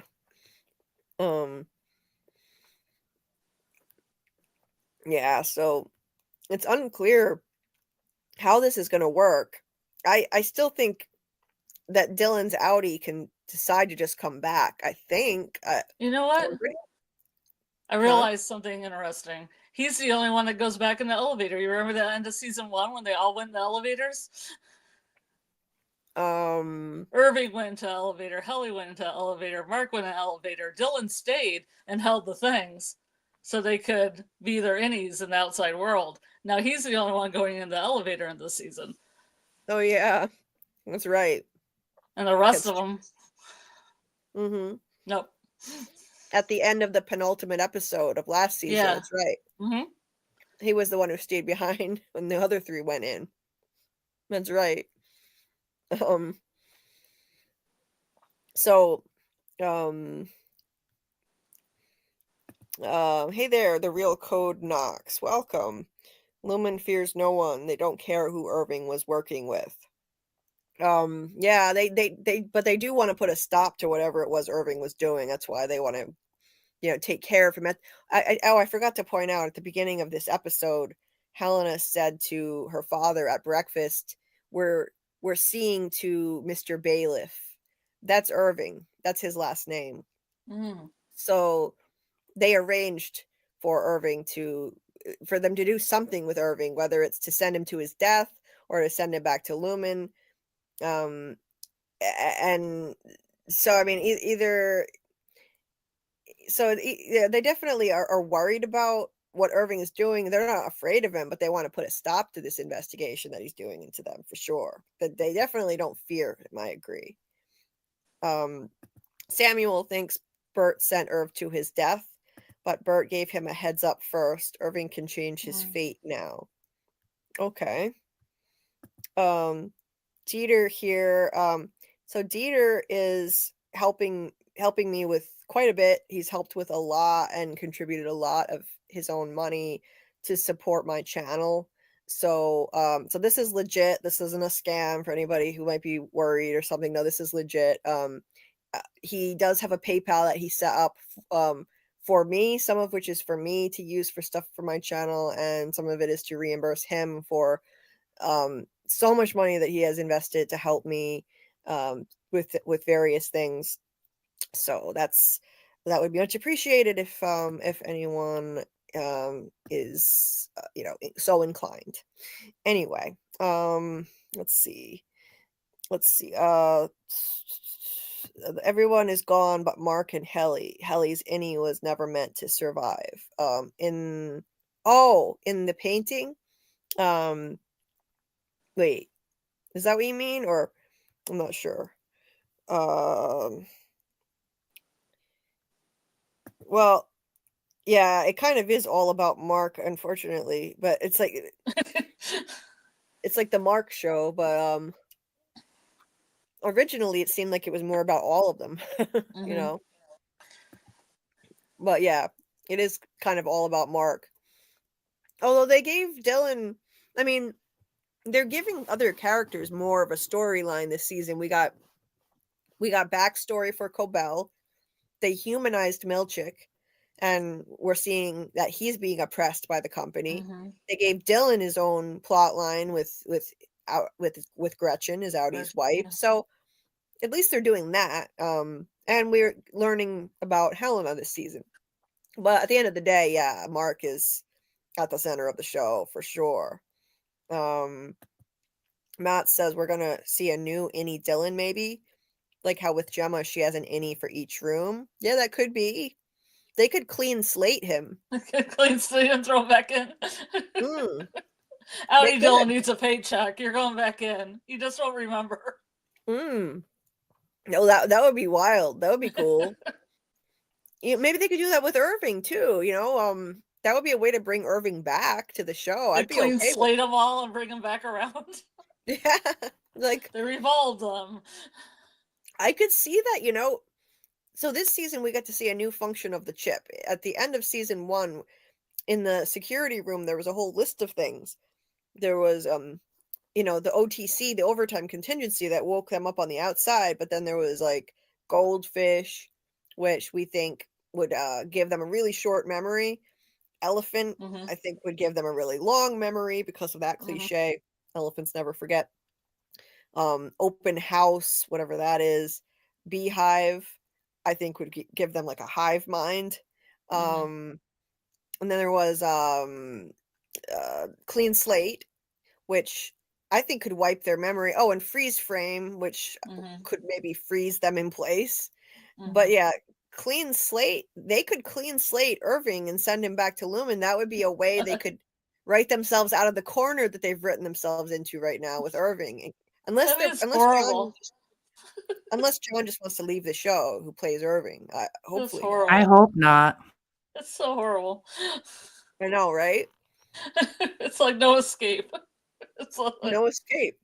Sorry. Yeah. Dawn says, no, that was a request. Dylan's outie can say no. I think that's still on the table. Yeah. I think his outie can still say no. He's leaving for the day, but it could be like Helly in season 1. He could find himself back there because his outie said no.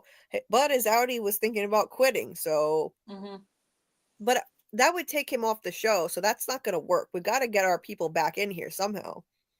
Next season. I don't know what they would have Dylan do on the outside. At least if Irving stays on the outside, he has a plot line out there. He's investigating Lumen. Dylan doesn't have any Lumen related plot line out there, so they need to get Dylan back in somehow. So I think his outie will decide to come back. Maybe they could clean slate him. That's possible. Get a new Dylan, but I doubt it. That would ruin, if they clean slate any of them, it would suck because it would ruin all the character development they've gone through. Yeah, it would. I wouldn't like that, and the relationship development among them all. But I could see them doing it with one of them at least. I could see it happening with Irving. I could totally see a clean slate Irving coming.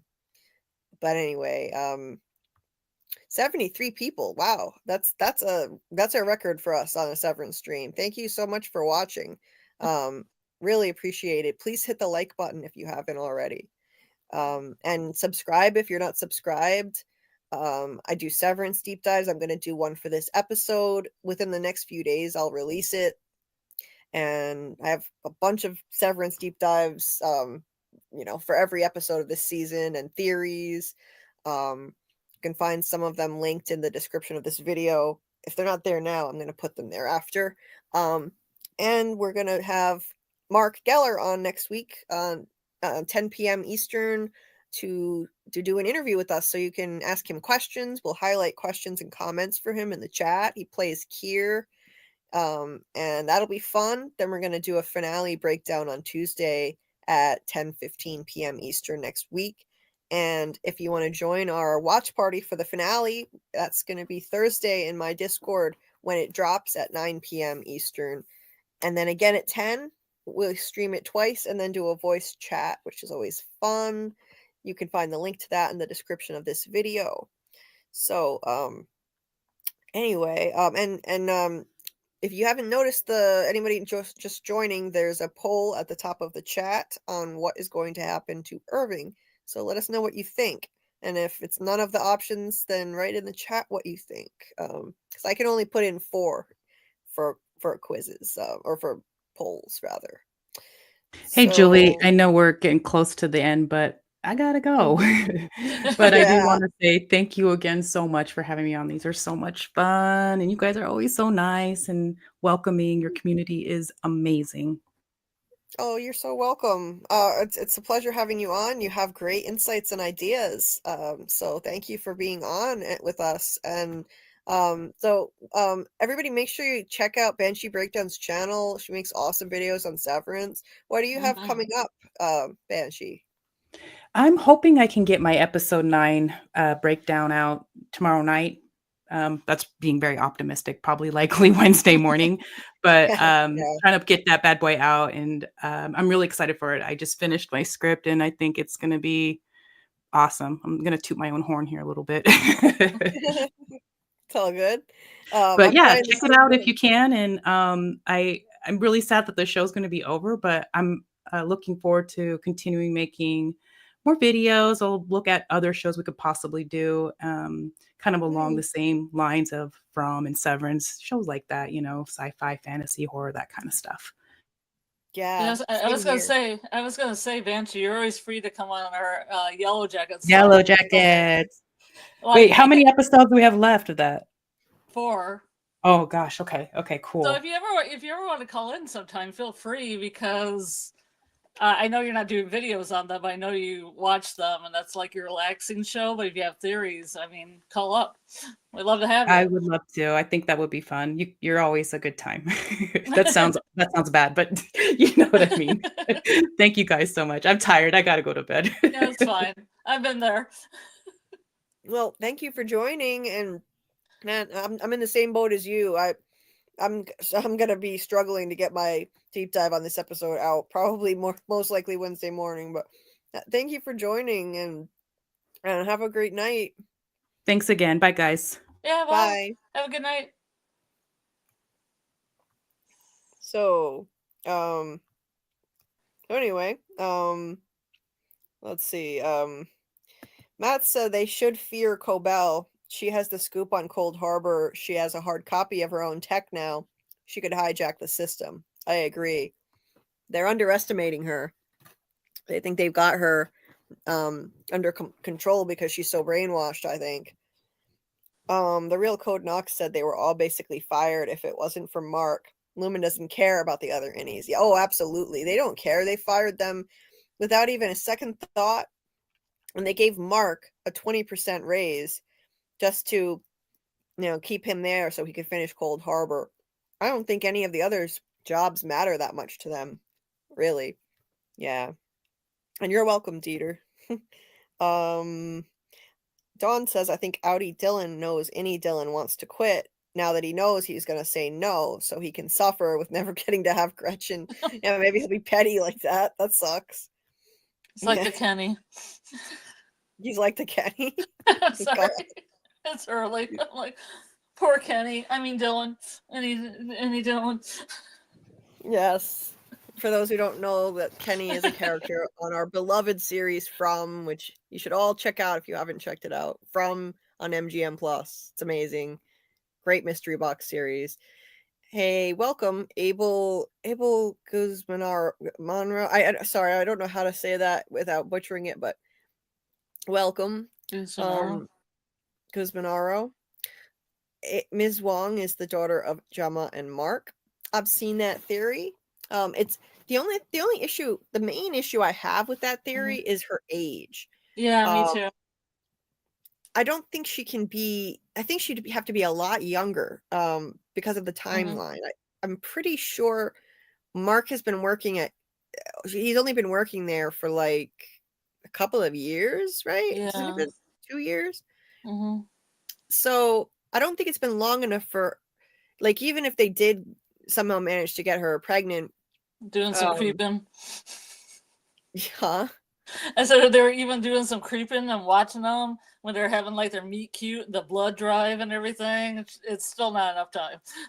Yeah, I don't think it's enough time for her to be that age. She would have to be a baby, I think.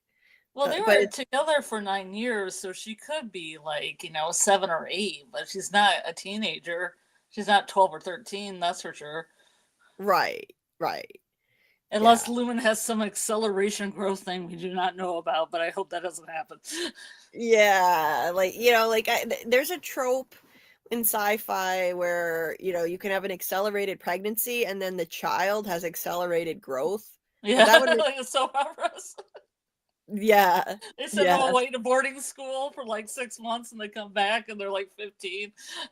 Oh yeah, that's called SORAS, soap opera rapid aging syndrome.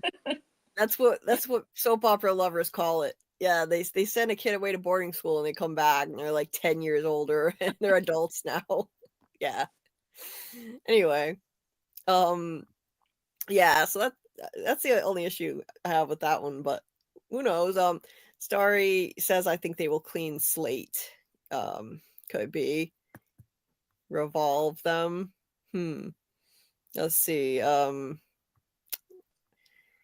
If they could control everyone's memory so much, they wouldn't be in this fix to begin with, says Groucho. Matt says I think Beehive might turn them into drones. Yeah. But I have a feeling they clean slate like Irving, and the next season he's on the table and Helly's asking him the questions of who he is. Yeah. That would be messed up. It would be messed up. Yes. Good night, Ryan. Thank you for being here. Appreciate it. You can check out anytime you like, but you can never leave. Hey, Tom. Starry was asking, was the team in Beehive mode when the show started? I doubt it.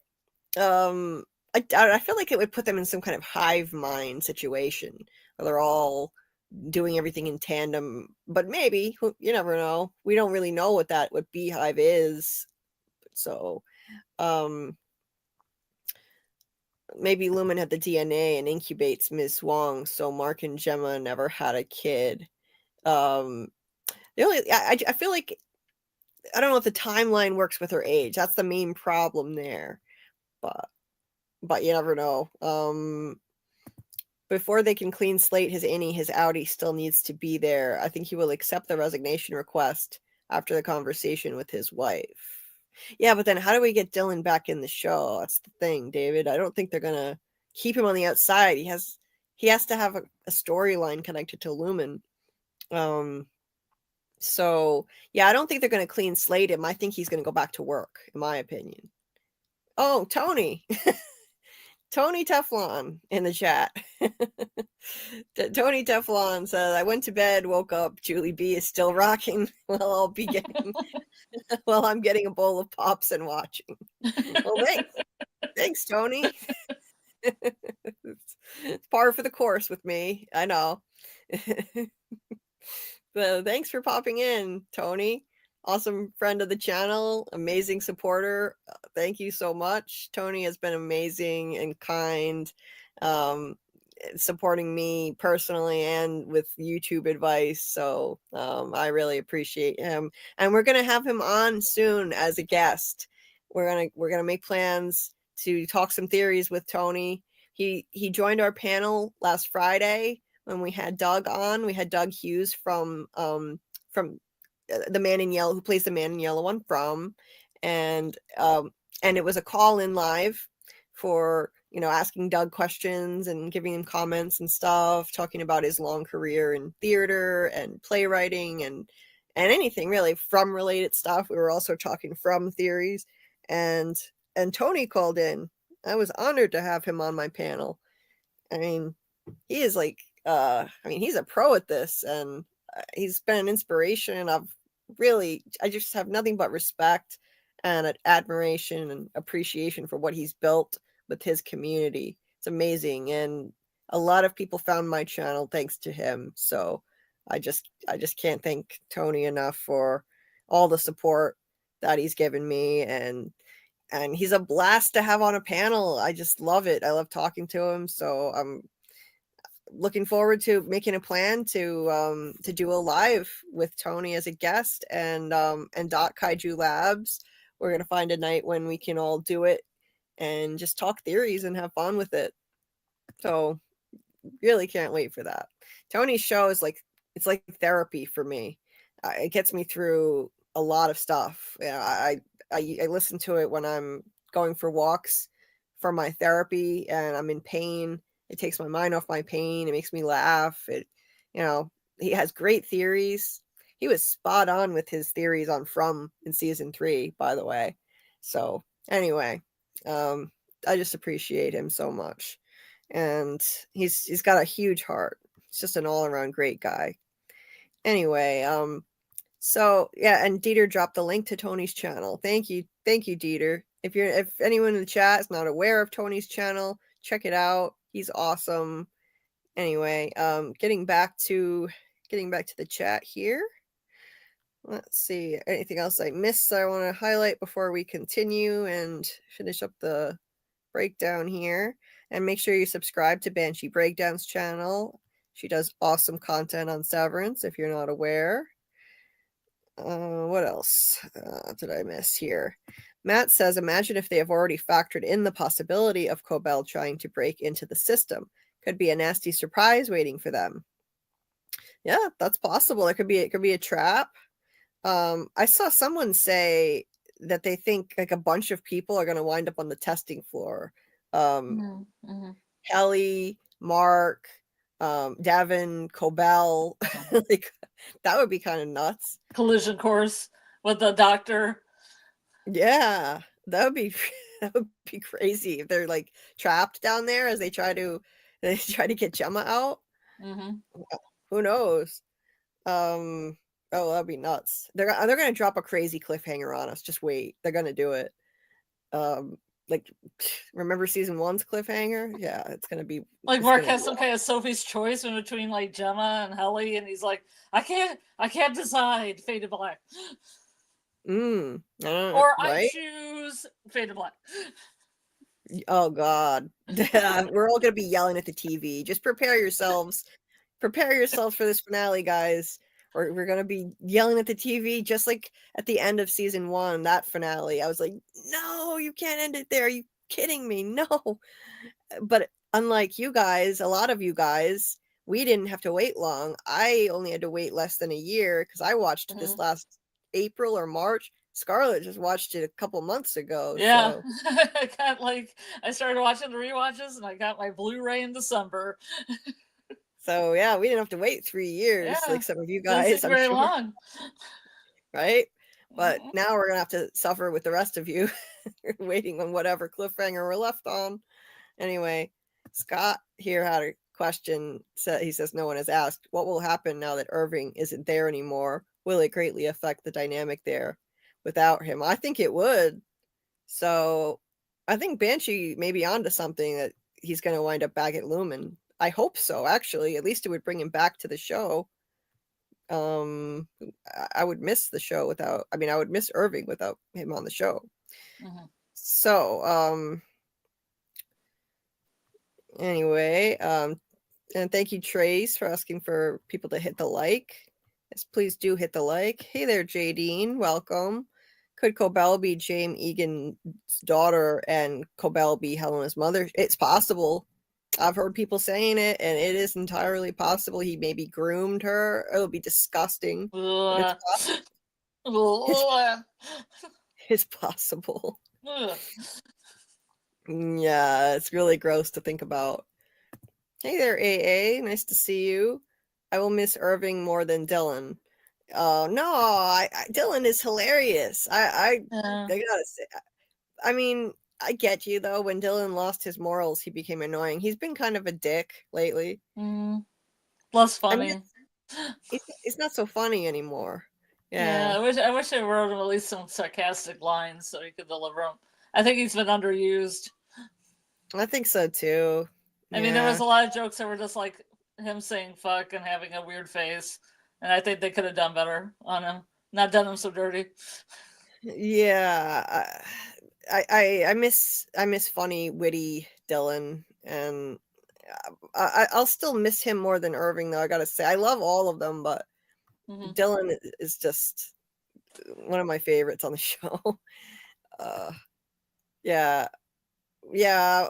When we're watching, maybe I'll unmute while we're doing the watch party at the end of the episode, and you can hear me yelling. And no, it can't be the end.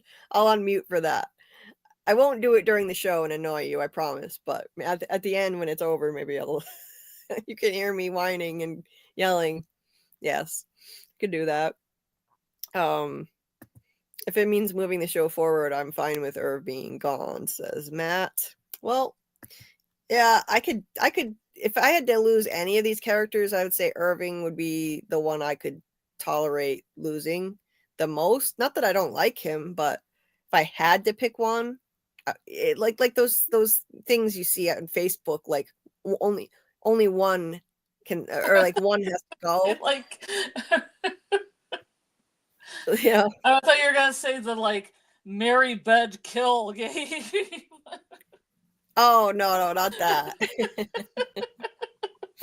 Not that.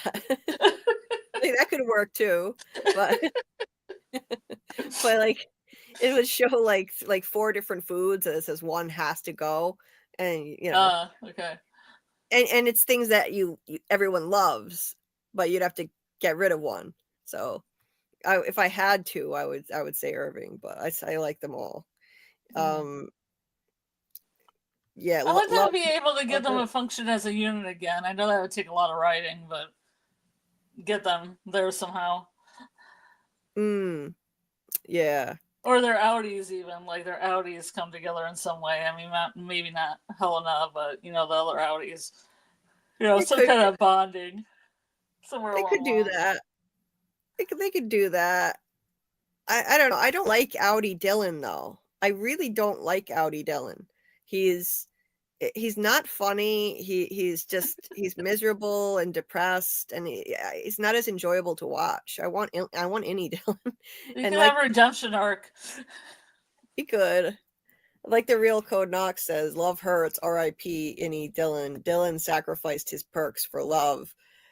Yeah, love hurts. That's the moral of the story in this show, it seems. And love blinds. Love goggles blind you.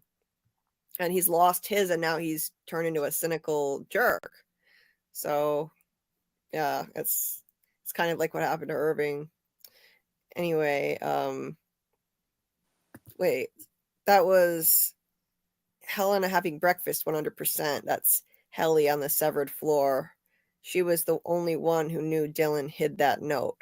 Okay, yeah. So so like that's, I don't know if Matt was here earlier when I was showing that shot of Helena walking down the long hallway, and there was like a fade effect, so you could see it looked like she was underwater in the pool, and it was her walking down a long hallway, and it looked a lot like the hallway to the testing floor. So I think it may be foreshadowing something, and that's one thing it could be foreshadowing, that Helly is going to end up on the okay, well, he says severed floor here, but maybe, I don't know if you meant testing floor, but yeah, she was the only one who knew Dylan hid that note, and she wants to try to find it. So yeah, I think that shot near the breakfast scene, yeah, that could be foreshadowing that. I loved that shot. I thought that was fascinating stuff too. It's foreshadowing either that, or what was the other thing? Oh yeah, the drowning, the thing. I do think that it's foreshadowing that Cold Harbor equals Gemma being repeatedly shoved underwater, and yeah. Tony says, sorry if anyone said hi. I was off eating. What up? Yes, people were saying hi, Tony. Now I'll watch from the TV. Oh, cool. Yeah. I was just gushing about how wonderful you are, Tony. So if you want to hear me gushing about you, then back it up a few minutes, and you'll hear that. And people in the chat were saying hi as well. Yeah, and including Dieter was saying we love you, Tony, in the chat. So anyway, okay, yeah, Matt was responding. Yeah, that shot was major drowning foreshadowing. Yeah, I completely agree with that. Now, I don't think that she's going to be drowned to death, literally, like you do, but who knows? It's possible Gemma will be drowned in the Cold Harbor room for real and die. I think that she will just be pushed underwater over and over again, like Helena was at the Ortbo, over and over again, but not drowned to death. And then they would let her out of there periodically, like they let her out of the other rooms, but her Innie in that Cold Harbor room would feel like she's being constantly pushed underwater. She wouldn't feel like she ever gets a break from it. And even if they just do that to her rather than drowning her to death, that could be enough to fully break her and kill her, cause ego death. Chikai Bardo, ego death, that they alluded to earlier this season with that episode title. And it could result in the death of the Gemma that Mark knows, his Gemma. That's what I think. But either way, I completely agree with Matt here on Cold Harbor being a drowning room. Like, that's where they're going to, shove Gemma underwater and, over and over again. And that would be like the ultimate torture for her. They asked her that for a reason. Would you, what would be worse for you, suffocation or drowning? She said drowning. That was in episode 7, and so they're gonna do that. That they asked that for a reason, and they're desensitizing her to increasingly horrible things, from things that are just annoying, writing thank you notes in the Christmas room, to anxiety inducing, going to the dentist, and then terrifying, being in a plane crash or simulated plane crash. So the rooms get progressively worse, and the worst one would be, doing something to you that, puts you near death. Doesn't have to literally kill her, but it could be something where she's, being partially drowned over and over again, shoving her head underwater so she can't breathe, and doing that for hours and then sending her off. And for her Innie, that would be like the ultimate hell, because her Innie in that room would never feel any relief from it, for as long as they continue doing it. Anyway, enough of that. I could go on and on that. But MJ323 says, what if part of being severed is that you can choose to swap your Innie and your outie? Or could you figure out how to trick yourself into swapping? Partly thinking of Rickon's friends. I mean, I don't know. I don't think they have any control over that.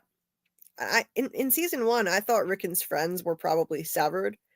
Now I'm not so sure. Now I think they might have just been weird, eccentric people. We never see them anymore. They're not even part pretentious. of. They're just. I think they were just pretentious and weird. Because this season we haven't seen them at all, and we've barely even seen Rickon. I kind of miss seeing Rickon too. It's too bad, but yeah, I did think in season 1 that those people were severed because they're so bizarre. But yeah, they could be cult members too. Maybe they're members of the Kira cult, and that's why they're so weird. That you tricked me is tricky because it's coming from that creepy old man. 100%. Yes. Yes, they're testing the severance barriers. Okay, so let's get back into the breakdown. So, all right, so we got Dylan leaving, and Ms. Huang gets on the shuttle bus. Dylan looks like a man walking to his death. He knows this is basically unaliving himself. If he's quitting and his outie doesn't decide to come back, then he's unaliving himself. This is what he convinced Irving not to do earlier this season. Irving was going to quit, and he stopped him from doing it. But now Dylan feels like he has nothing more to live for. He told Gretchen, I have nothing. I just have you and pencil erasers.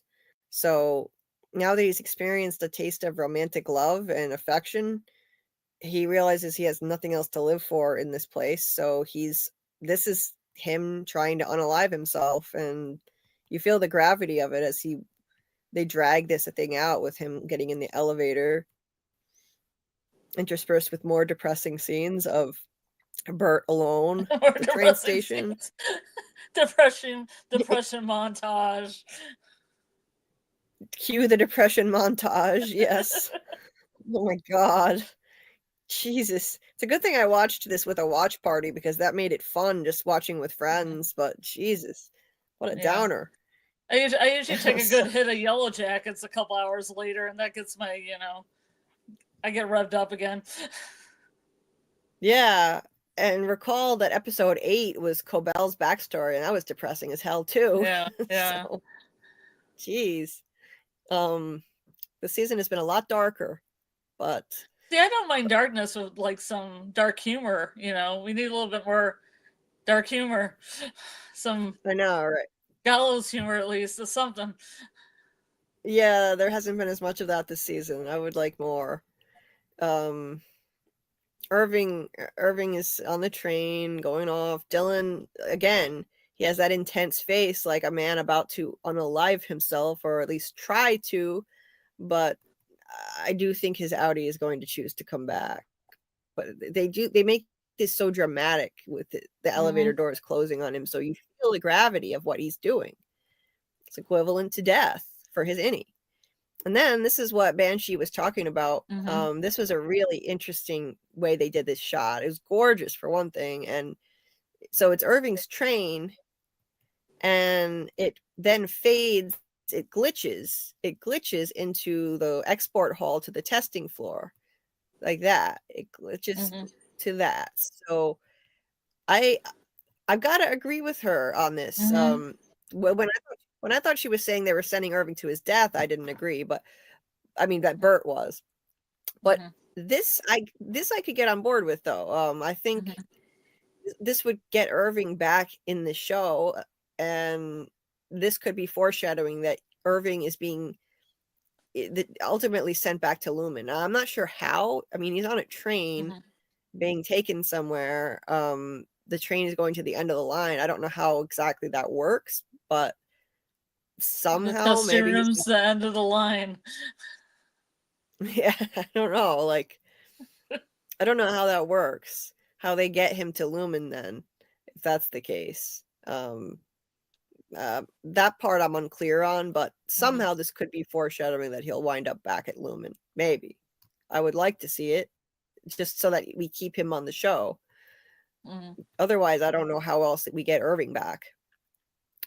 And then there's just a short scene with Mark getting in the back of the pickup truck, just like Harmony did in her hometown. She hid under something in the truck when her friend took her to Sissy's house, so that Lumen people couldn't spot her in the car during daylight hours. Now it's getting to be dark, so they're really being extra cautious here, having Mark hide like this, covering him up. Shows the testing floor again. So they're doing this. There's something. This is foreshadowing something big that's going to happen on the testing floor, clearly, because as the episode is getting close to an end, during this montage, we see the testing floor hallway again. Technically, it's the export hall, but it's leading to the testing floor. And then we zoom in, and the light turns on, the down light. To me, this has got to be foreshadowing that someone is going to be going down there. Someone will be sent down there. Maybe more than one character.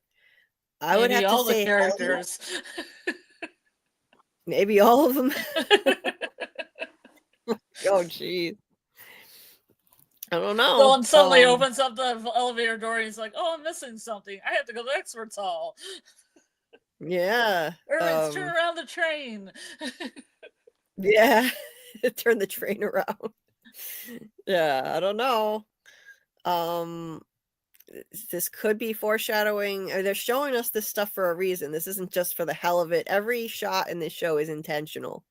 So someone's going to end up down there. Maybe even more than one character. And it could be Helly. It could be Helly, based on what we're about to see in a minute. Then there's another shot. Like, so there are shots of this is part of the testing floor. Those long white, I think those long white hallways, or I think it is. Yes, They it is. definitely had a shot of it somewhere, because I remember. Yeah, like this is I'm not sure exactly what area this is, but then it shows now we're back to MDR. Oh yeah, that was just MDR right here. Okay, so yeah, this area, I think it's just Lumen. These are regular Lumen halls as it's getting close to nighttime. Like, it's darker, and Helly is sitting here trying to memorize the directions. I don't know why can't she just take it with her? Why is she trying to memorize I think it? she was doing that just so it would be in her head, so they couldn't find it on her. No matter where she was, she would have it. Okay, I could see that. Yeah. And plus, right. plot device. Mark will find it in the next episode. Yes, somebody's gonna have to find it so they can try to. Yeah. So they can try to find her. Yeah. Yeah. Breadcrumbs. Yeah. So, how in the hell could anyone memorize all those directions anyway? Left to the right, to the left, right, to the left, to the right, to the left, to the left, to the right, to the left, to the right. Now walk to the testing room. Yeah. Now walk down that hall. To memorize it like that. Yeah. Yeah, you could do that, make up a little tune. Yeah. God. It's a little too complicated to memorize, but she's trying. And then this creep appears behind her, and she says exactly what everyone else was thinking. I know I was. What the fuck? Because it's Jame Eagan. Because he's And- creeper. And I never expected the creeper. I never expected this.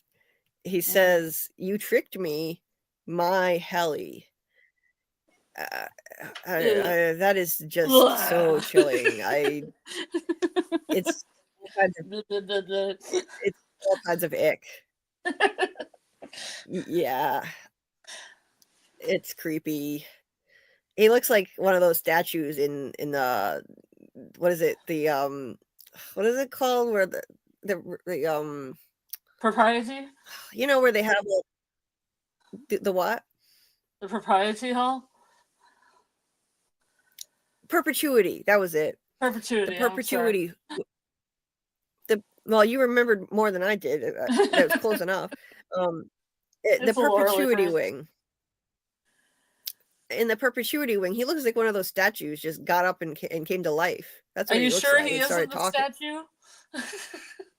Are you I'm sure he not so doesn't sure. just creep? He just creeps there? He just stands there half the day? Just creeping? Yeah, I don't know.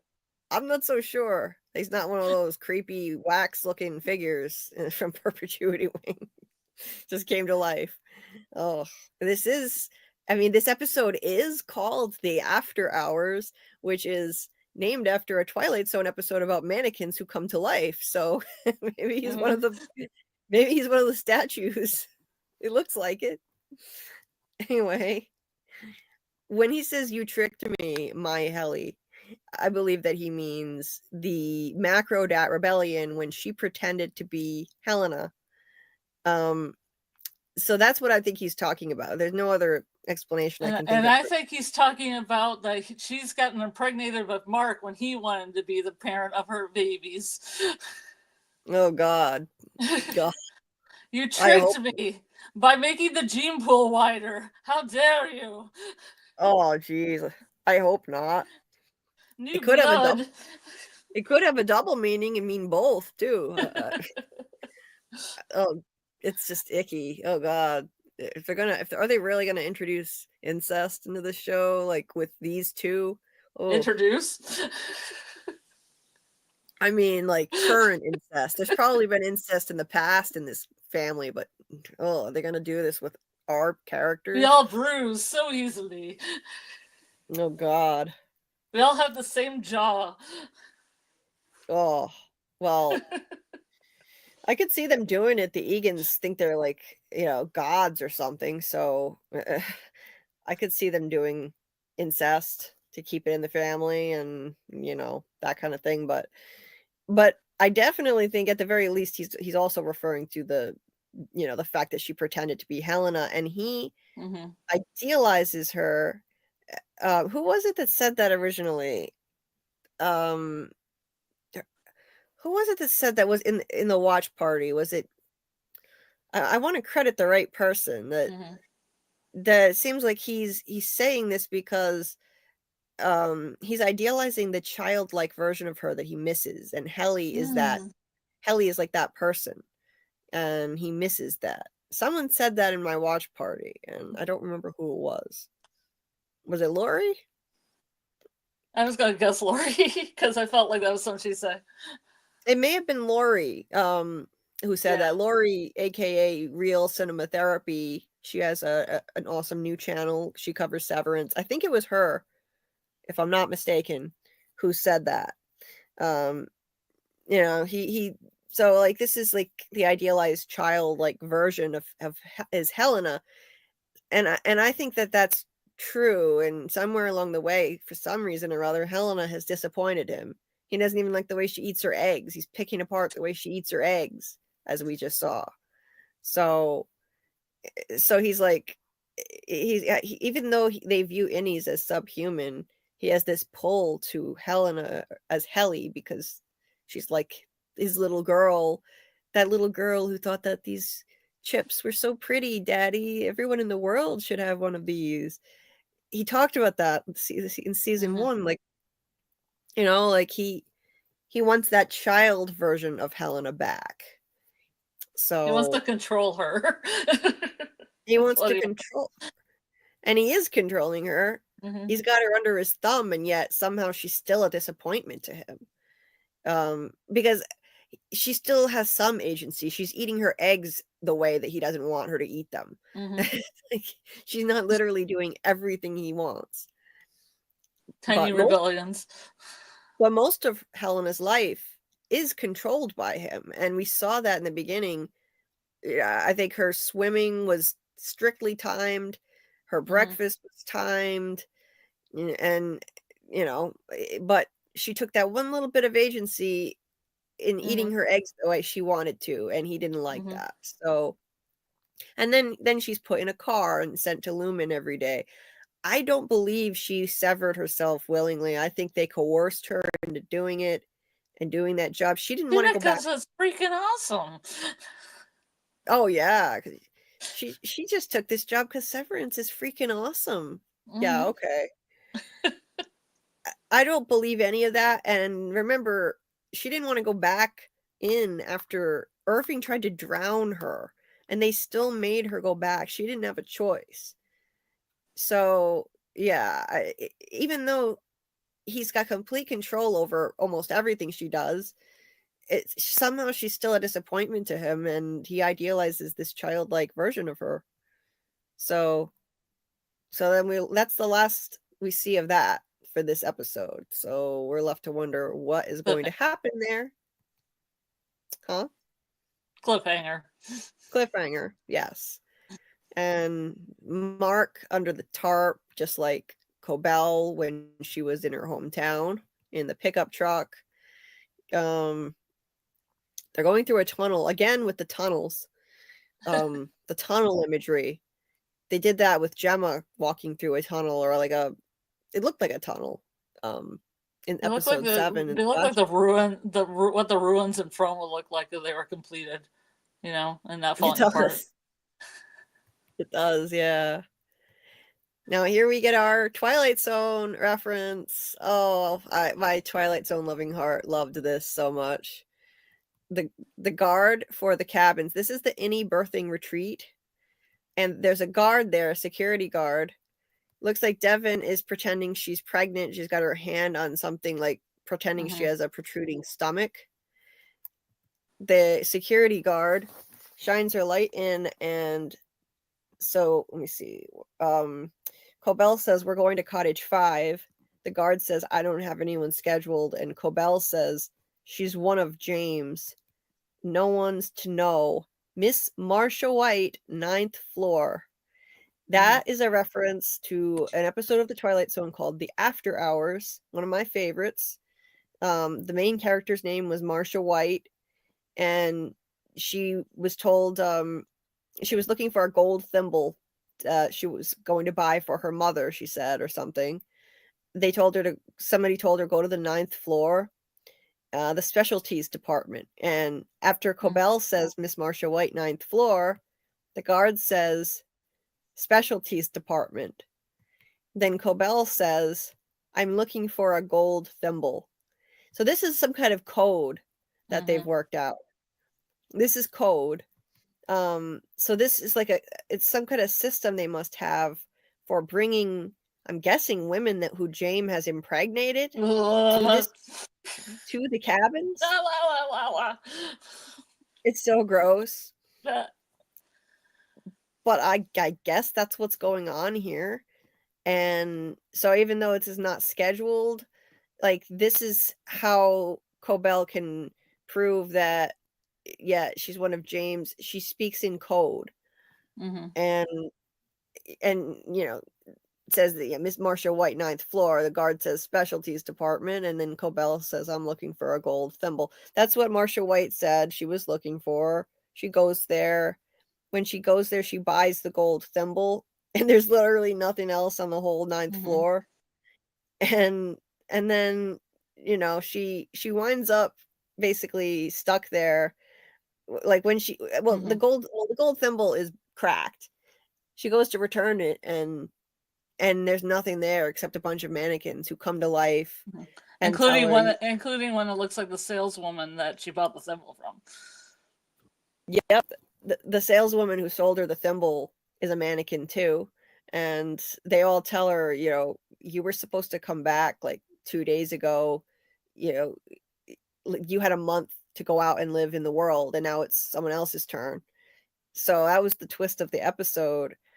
And I'm wondering why. I'm still kind of pondering on why Ben Stiller chose to reference that specifically and what meaning it has to this. Like, it's I have like, a theory. yeah, I have a theory. It's theory time. Theory time. yeah. I think that the women that they're bringing to this cabin have been not only severed, but have more than one innie. Okay. So they can actually activate an innie when Jame decides to impregnate somebody. So they're an innie. So they go to another cabin and switch to another innie. So that innie doesn't even know that that innie's having a baby. It's complicated here. So because of the Twilight Zone episode where she's a mannequin, but she doesn't know that she's a mannequin in the outside world and she's forgotten who she is, the innie upon anything would be like, there's an innie, then they go in the cabin and there's another innie and they have the baby, and then they don't have any memory of that as being another innie. Like sandwiched innies. Like, okay. You know, so the outie never knows that they're even pregnant, because when the outie, like when they find out that the person's pregnant, they just flip them into innie mode, and then they flip that innie into another innie mode, like double innie them. Okay. So they never know. There's never any, like the outie just doesn't know. The outie's going to be an innie until they have the baby. Okay. So they don't do anything to Lumen. It's very complicated. Yeah, I'm trying to wrap my head around it.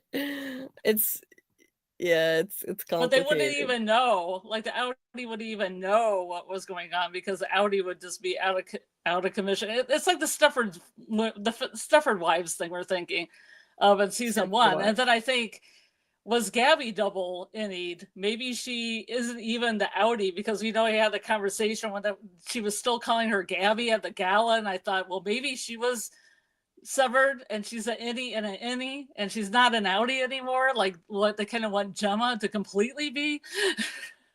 Right. And there's no outie of Gabrielle. It's just an innie with another innie.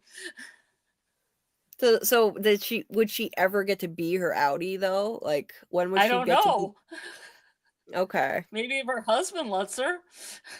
Yeah, maybe. And then we're back to the Stefford wives thing we were talking about in the first season. It could tie up pretty nicely. It could be something like that. And at the very least, it sounds like Jame Eagan has, a harem of women who he just impregnates and sends here. And maybe they are severed multiple times over. That could, the slicing of the egg at the beginning of the episode could be a hint to that too, with him sitting there watching. I could see something like that for sure. And it's got to be something to do with, it's like the mannequins in the after hours. It's like they're at the very least, I can see how it connects to the show, because they only get to exist within the store as, in this particular role. They don't get to have lives of their own. They're all dressed up in particular costumes that are assigned to them, and they don't get to have a life. But so like, it's like the innies who are stuck at Lumen, and they don't get to experience the world outside. But occasionally, like, one of them might stage some kind of rebellion and get woken up on the outside. Mark's innie at the end of this episode, he gets woken up there on the outside. So it's kind of like he's one of the mannequins from, he's like one of the mannequins from Lumen, aka an innie, who's brought into the outside world. So you could look at it that way. I think Ben Stiller said that he was really inspired by the Twilight Zone. It's one of his influences. And this show has major Twilight Zone vibes.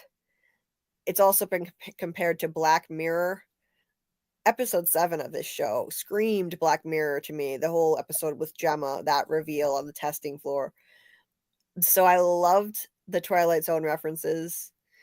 And yeah, maybe these women are severed multiple times. And you've got that theme of memory loss, like Marsha White in the Twilight Zone. Marsha White, the mannequin, forgot that she was just a mannequin.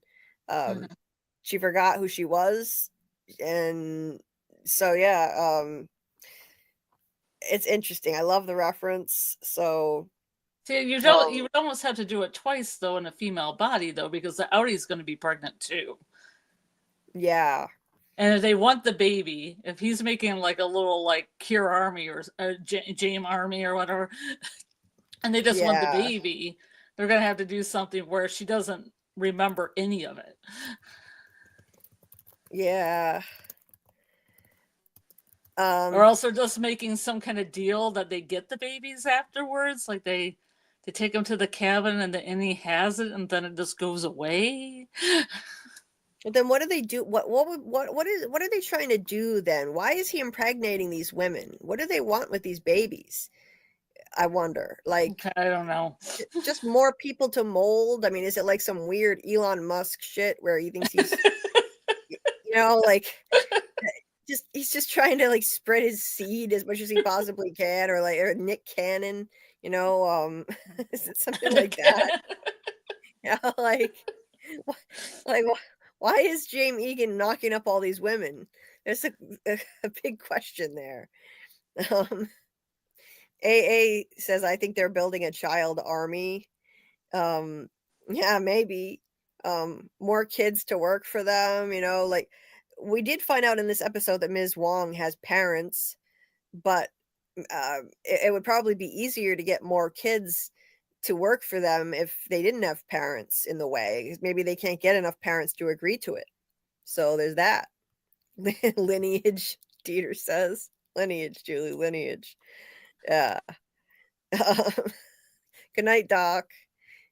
Thanks for being here. Appreciate the only you. reason I brought up Gabby too is when you said there was a discrepancy in the script when she was Gabby, when you thought she was the outside and would be Gabriella, and that's why I was thinking there might be two Innies going on. Yes, because at the gala, there might be a Gabby and a Gabby, and maybe the one in the cat, Gabby 1, Gabby 2. Yes, because they're very specific and meticulous about their attention to detail in this show, and I think that was weird how in the season 1 finale at the gala, that was supposed to be Gabrielle, the state senator's wife. She was supposed to be her outie, Gabrielle, and they referred to her as Gabby. Gabby is the Innie. That's how it works. Helly is the Innie. Helena is the outie. It should be the same with Gabrielle and Gabby. So maybe some of these women are severed multiple times over. So there was more than one Gabby. That makes sense, Scarlet. So they never have an outie, so their husbands can stuff revives them without a problem. Mm-hmm. Because people think they're getting an Innie and an outie, but it's two Innies, so you have ultimate control of them. Because even the second, like the outside Innies, it's so hard, it hurts my head. There's an Innie, and then another Innie. Like there's an outside Innie, and then an Innie. It's a lot. Yeah. It's gonna get even more confusing, as if we weren't already juggling enough to melt our brains here. And then Gemma's gonna be the ultimate Innie with all the Innies, because the whole outie is gonna be gone and can't be retrieved. I'm wondering if, like Gabrielle and stuff, the outie could be retrieved, and they're just trying to make a Gemma that doesn't have anything that they can retrieve. Oh, I definitely think they're doing that for sure. They're trying to make Gemma, like a whole new person, a prototype for the new breed of human. Yeah, that I definitely think is going on here. Hey LM, welcome. LM was saying to Starry, see, like, definitely a code that Jame is a philanderer. LM said, do you think it has underground access to the testing floor? That house looked like a tip on iceberg, and then Jame comes into the severed floor from the testing elevator. That's possible. I could see that, maybe having underground access to the testing floor. Just, I don't know, the whole, like, what was the one called, the freeze frame? Yeah, freeze frame. Like, he Yeah. freeze frames the Innie so they don't have any choice but to accept his lineage. Oh god, that's horrifying. Oh no, Oh, you it's know, getting worse and worse. I remember how I've said this before on lives, that if freeze frame can actually freeze them completely, then they could literally do anything they wanted to these people's bodies. They could. No. They could do anything. Like, they're by agreeing to get severed, you are giving up your bodily autonomy already, and you have no control over what your Innie self does with your own body and what they do to you. And if they're able to freeze them in place with that freeze frame setting, then I was saying earlier this season, like, they could do anything to these people, and no one, and they would never know. And so, I mean, he could easily impregnate women this way, and they would never even know it happened. And but are they going to go that dark? I mean, yes, it could happen. That's dark, though. That's really dark, especially if they go that way, and the incest route possibly too. Oh my god. But if the outie, they, like what Matt's saying, the outie would always remember getting severed, but not really. If it's always an Innie, like the outie gets Innied, and then there's another Innie, so it would just be the Innies. God. Well, I mean, I think that's the goal of Gemma, right? Just to make her a Innie, and that's it. Like a professional Innie, no outie. I think, yes. Miss Casey, no Gemma. Yes, I definitely think so. Yeah. Dieter said this in the chat. I didn't see this a little while ago. 21 likes, meaning like 21 more likes. And I give away a JulieBDeepDives Severance T-shirt. I think when you hit 100 likes, right? Oh, okay. How many likes are you at? I can't see on mine. He said 31. I mean 31 likes. I don't know. I'd have to refresh my page to see, but I'll check that in a sec. But yes, please hit the like if you haven't already. 82 people. That's an all-time high. Thank you so much for Severance. That's an all-time high. So thank you so much for watching or listening. Really appreciate it. Thank you so much. Dieter is doing this. This is legit. Dieter is my mod here. He did set up a PayPal to help me.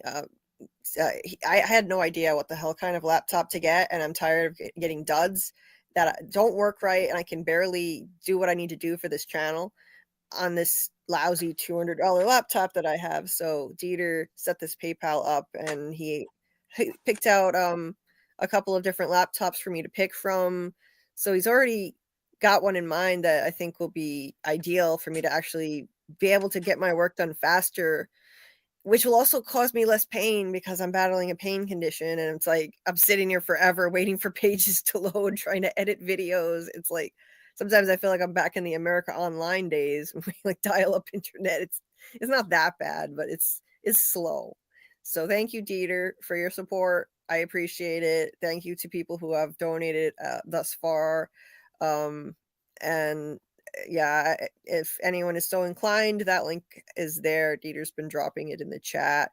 I appreciate it. Other options are my own Cashapp and Venmo, which are scrolling across the bottom of the screen. And I really hate to bring that up. I absolutely hate it, but it's getting to the point where I can barely, I almost couldn't even do a live a few nights ago because all my technology was failing. I couldn't, like, my Chromebook charger broke, wouldn't charge at all. My laptop was dead, not functioning. I was like, I don't know if I can do this live. Anyway, so getting back into this. I'm sorry, this Matt Gilbert's like, that's my prediction for finale, to get hit by an asteroid. Spoilers! That's dark. That is dark. Melancholia. You haven't seen the movie Melancholia, but it's Melancholia, everybody. They get hit by an asteroid. Oh, that would be Get unexpected. hit by a stray planet. God, Jesus. The end. But there won't be a season 4 then, or maybe they survive because there's a season 4. Or maybe A season 3. A season 3, not a season 4. I keep thinking From. I'm confused. Yeah. Season 3. Yeah. I don't know. Anyway, so getting back to this, what was I gonna say? All right, so getting back into this, and then we were talking earlier about like why Mark's Innie has to be activated.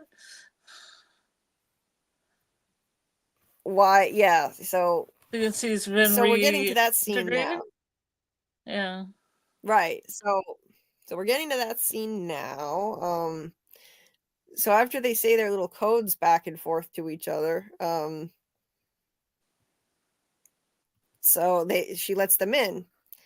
She lets them in, and what happens is a really cool glitchy thing where he's, yeah, 1 second he feels like he's in the truck, and then the next he's walking in, which I don't really understand like that scenario, because wouldn't he remember at least getting out of the truck and walking through the door? I don't know why they did it that way, but yeah, I was kind of confused by that as well. Yeah, maybe to make it more dramatic. It's like he, you know, I guess it was just a cool transition, but it's like he transitioned from his outie to his innie and somehow got stuck through the truck, like got stuck from the truck. Yeah, it's like he teleported into the building. Yeah, because now he's all of a sudden in here. It was a really cool. They did the Zolly effect again, which was pioneered by Hitchcock, as he transitions to his innie, and he's completely like freaked out, of course. And Devon is right here and reassuring him as he's panicking, and he tries to leave, and she says, "No, if you go out, he's just gonna come back in again." It's just like in season 1, where they told that to I think they told Helly, you know, if you go out there, you know, she's just going to keep coming back in. You're going to keep choosing to come back in again.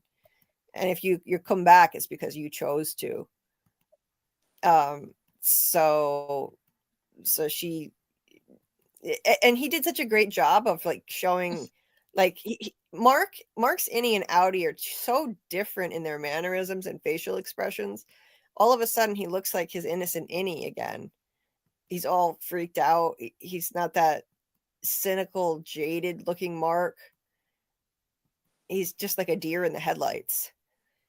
And she says, "Just come with me. You know, you're good." They go up the stairs. There's a creepy portrait of Keir on the wall, of course. And Devon says she just wants to... The special Ethan birthing cabin. The what birthing cabin? The special Egan birthing cabin, complete with pictures of Keir on the wall. Oh, yes. I thought you said Ethan birthing cabin. I thought, what? No, Egan.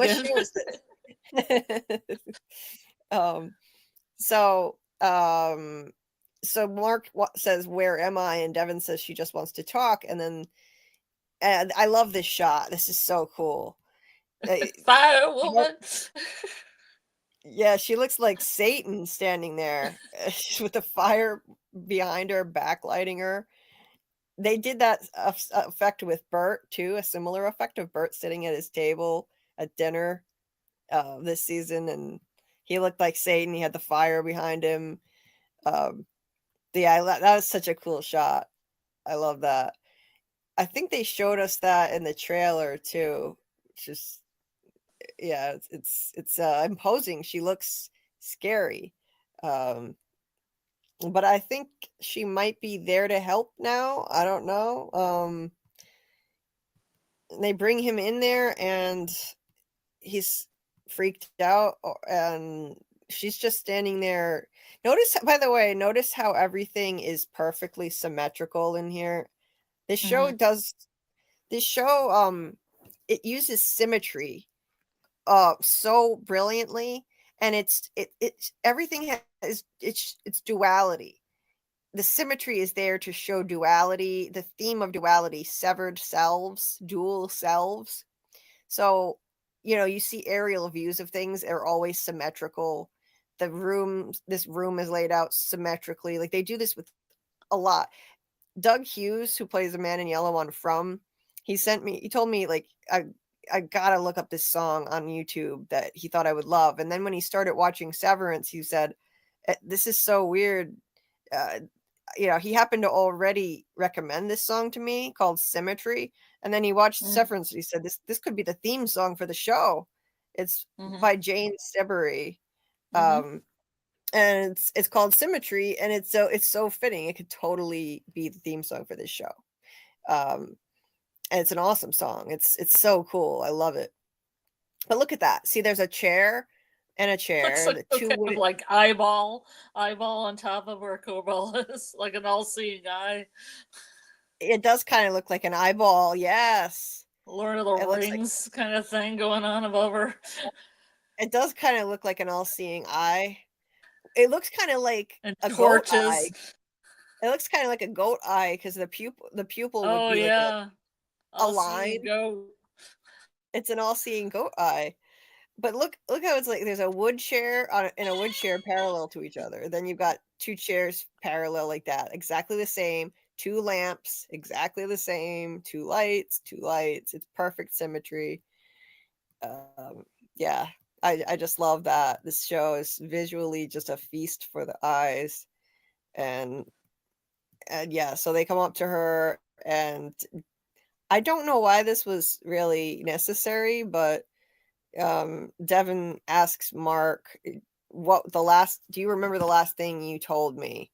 And Mark says, she's alive. That's the end of that. Did they tell her? He told her that, or told Devon? Okay, that's the last thing she told. He told Devon the last time Innie Mark was with her. She's alive. That's the last line of the episode. So that's the second episode of Severance with the last line being she's alive. Season 1 finale ended with that, which was epic. Everyone was just freaking out. I was losing my mind. It was the most epic cliffhanger when he screamed that so dramatically, she's alive, and then fade to black. Oh, just watch. They're gonna give a horrible cliffhanger again like that. It's gonna make us insane. I just know it's coming. But now, why is this necessary? I'm not so sure. Like, they're gonna get information. They're gonna try to have Innie Mark talk to Cobell. Well, if he knows he's working on Cold Harbor, he knows it isn't finished. Right. It's 96%, so she'll know that they can still save Gemma on some level. So they can find that out. What was it that you were wondering, though? There was something that you were questioning as to them waking him up as an Innie there. I forget. You had some thing that you were unclear on, and I don't remember what it was, but a while ago. Let me think. Yeah. But now, so they can find out from him the status of Cold Harbor. And the thing is, he doesn't know where Gemma is because he gave up looking. If he had just maybe done more investigating, he would have more information. If he wasn't so busy having sex with Hallie. Yeah, good job, Mark. Which is weird because they could have been looking for Gemma like they were when it was Helena. Helena did more job looking for Gemma than Helly was. Yeah, Helena was more worried about finding his wife than he was. Helly actually did I say Helena? I meant to say Helly. I don't know what I said. But Helly, yeah, Helly wanted to search for Gemma more than Mark did. And it's like he just got completely distracted by being with Helly and his feelings for her. And you know, so he doesn't have much information to give them other than that Cold Harbor is not finished yet, so Gemma is still alive. I think I remember what you were gonna say, something about him reintegrating. You know, like, so the reintegration thing, if he, you know, he's supposedly still reintegrating, so is he going to, like, how is this going to work? Like, they're going to send him back in and he'll go on some kind of mission to find Gemma. But like, when at what point does he finish reintegrating? That was the whole point in this season, was reintegrating. He seems so like how much of Innie Mark is Innie Mark right now? Yeah. It's a mix, right? Or not? Yeah. Yeah, like you were saying, like, why does he need to be woke? Why does he need to be shouldn't he have been reintegrated by now? Because he did his whole journeying thing where he was unconscious for episode 7. But apparently he's still not reintegrated, so that they needed to wake up his Innie. In this episode, I do think they should have made it more clear that he's still in the process of reintegrating. Show him glitching. Yeah, they could have done that easily with some glitchy scenes, or even as an Innie having glitchiness. Yeah, like when he first sees Cobell or something. Yeah, like they should have shown him glitching a bit. They just did a brief allusion to the fact that he's still having issues in the car when he said the car smells bad, and I mean that could have just been a joke, but he also I thought he was just joking with his sister. He was just making his sister feel bad that her car smells. I thought so too, but then there was her saying, you know, do you know my name? Do you know where you are? Are you seeing office furniture? So I think that was alluding to the fact that he's still experiencing stuff like that. Was he supposed to smell like burnt toast if he's having some kind of stroke or seizure? Right, that was the burnt toast thing. That was, or he was smelling something. Burnt toast is what people who have a stroke feel or smell. They think they smell it, but he said, like, what's that smell? And then he collapsed. But yeah, I think he's still having issues. That's why he was asleep in the car, and she was asking him if he knows who she is and stuff. But they could have gotten that across more clearly. Is my point. That's all.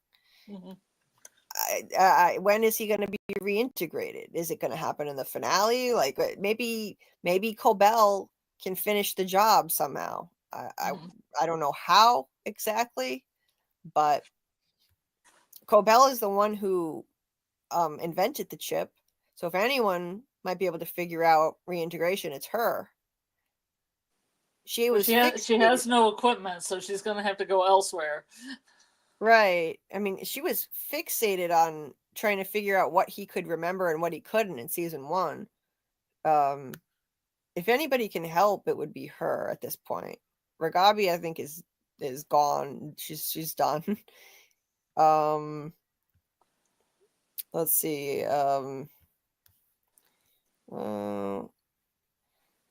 Oh yeah, it will be a terrible cliffhanger, and we will love it. We'll love it and hate it at the same time. Yeah. Oh my god.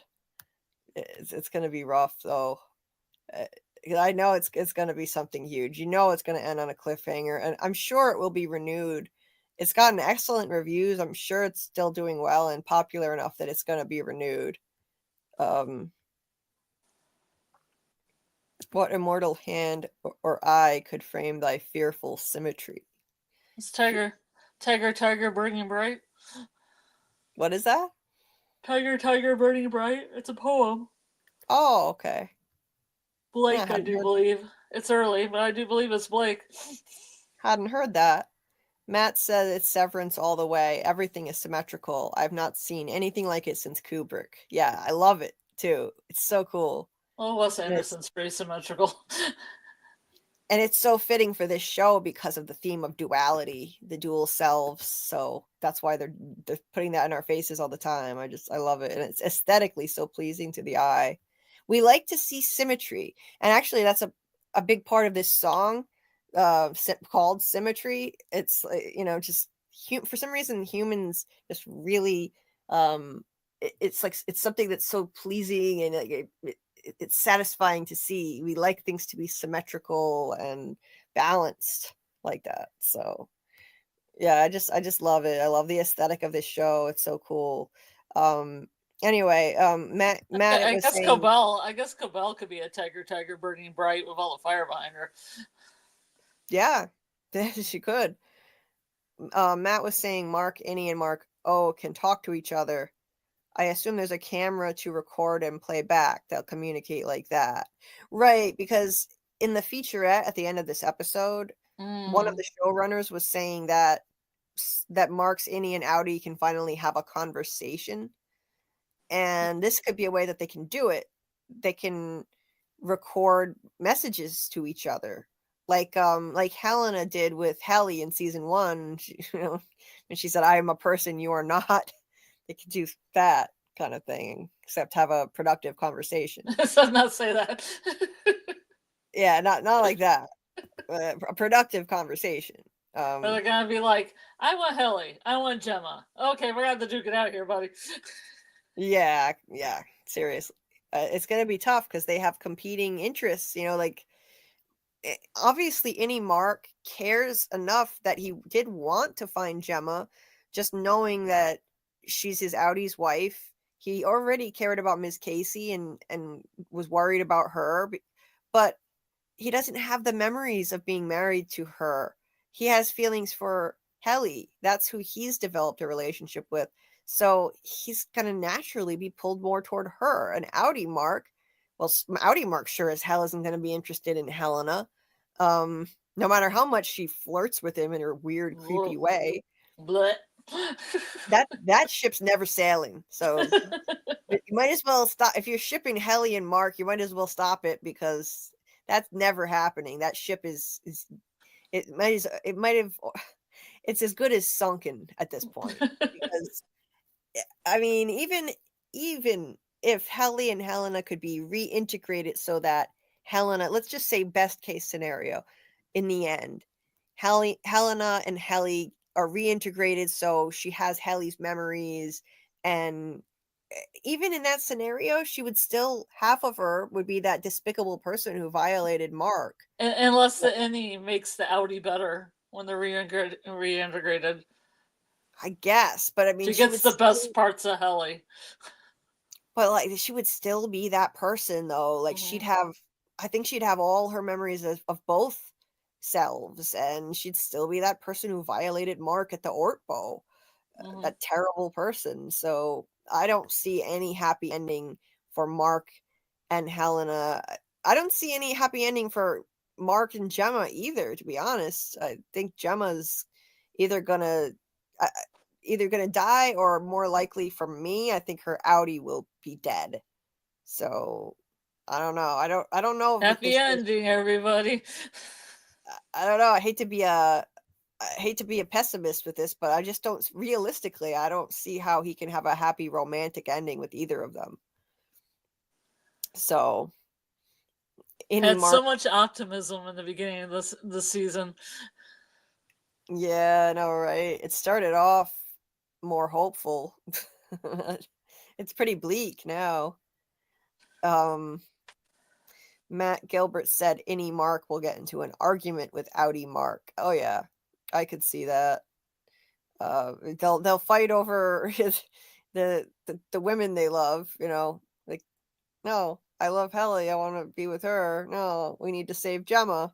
Yeah, and maybe they'll be pushed into a situation where they can only pick one.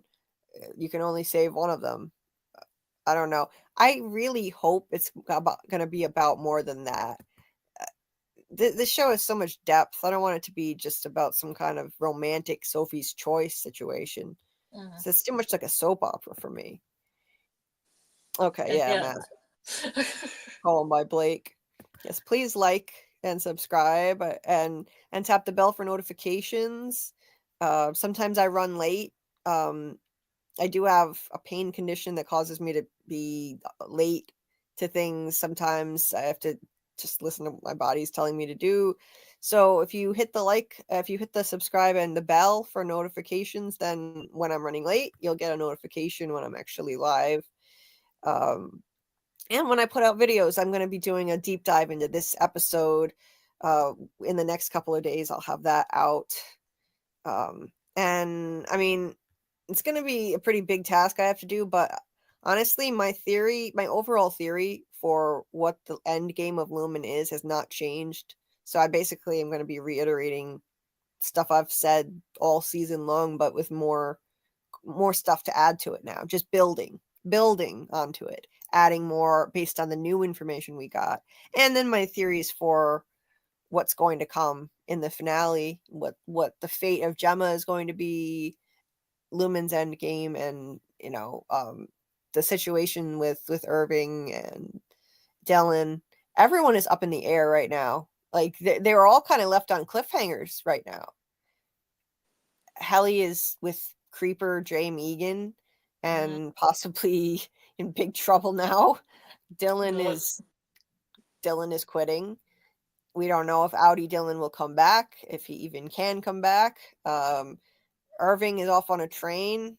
Who knows what's going to happen there? Like, he could be sent back to Lumen, or leaving the show, or literally being killed off, but I doubt that. And Mark, of course, has got this cliffhanger with Cobell. So yeah, there's a lot up in the air here. There's a lot for them to address. This is all set up.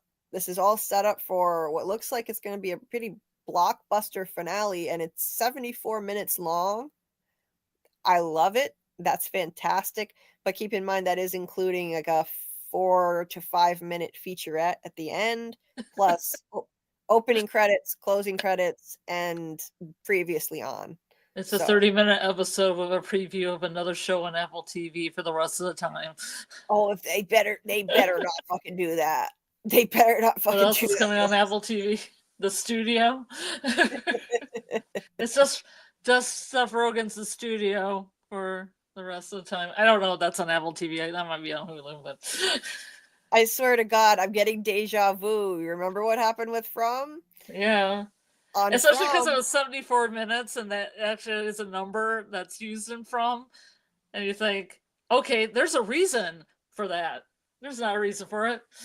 It was literally the same. They said so for From.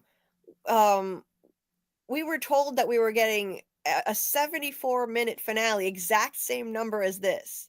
Deja vu here. It was supposed to be a 74-minute finale. We were so excited. We never got an episode of From that was that long before.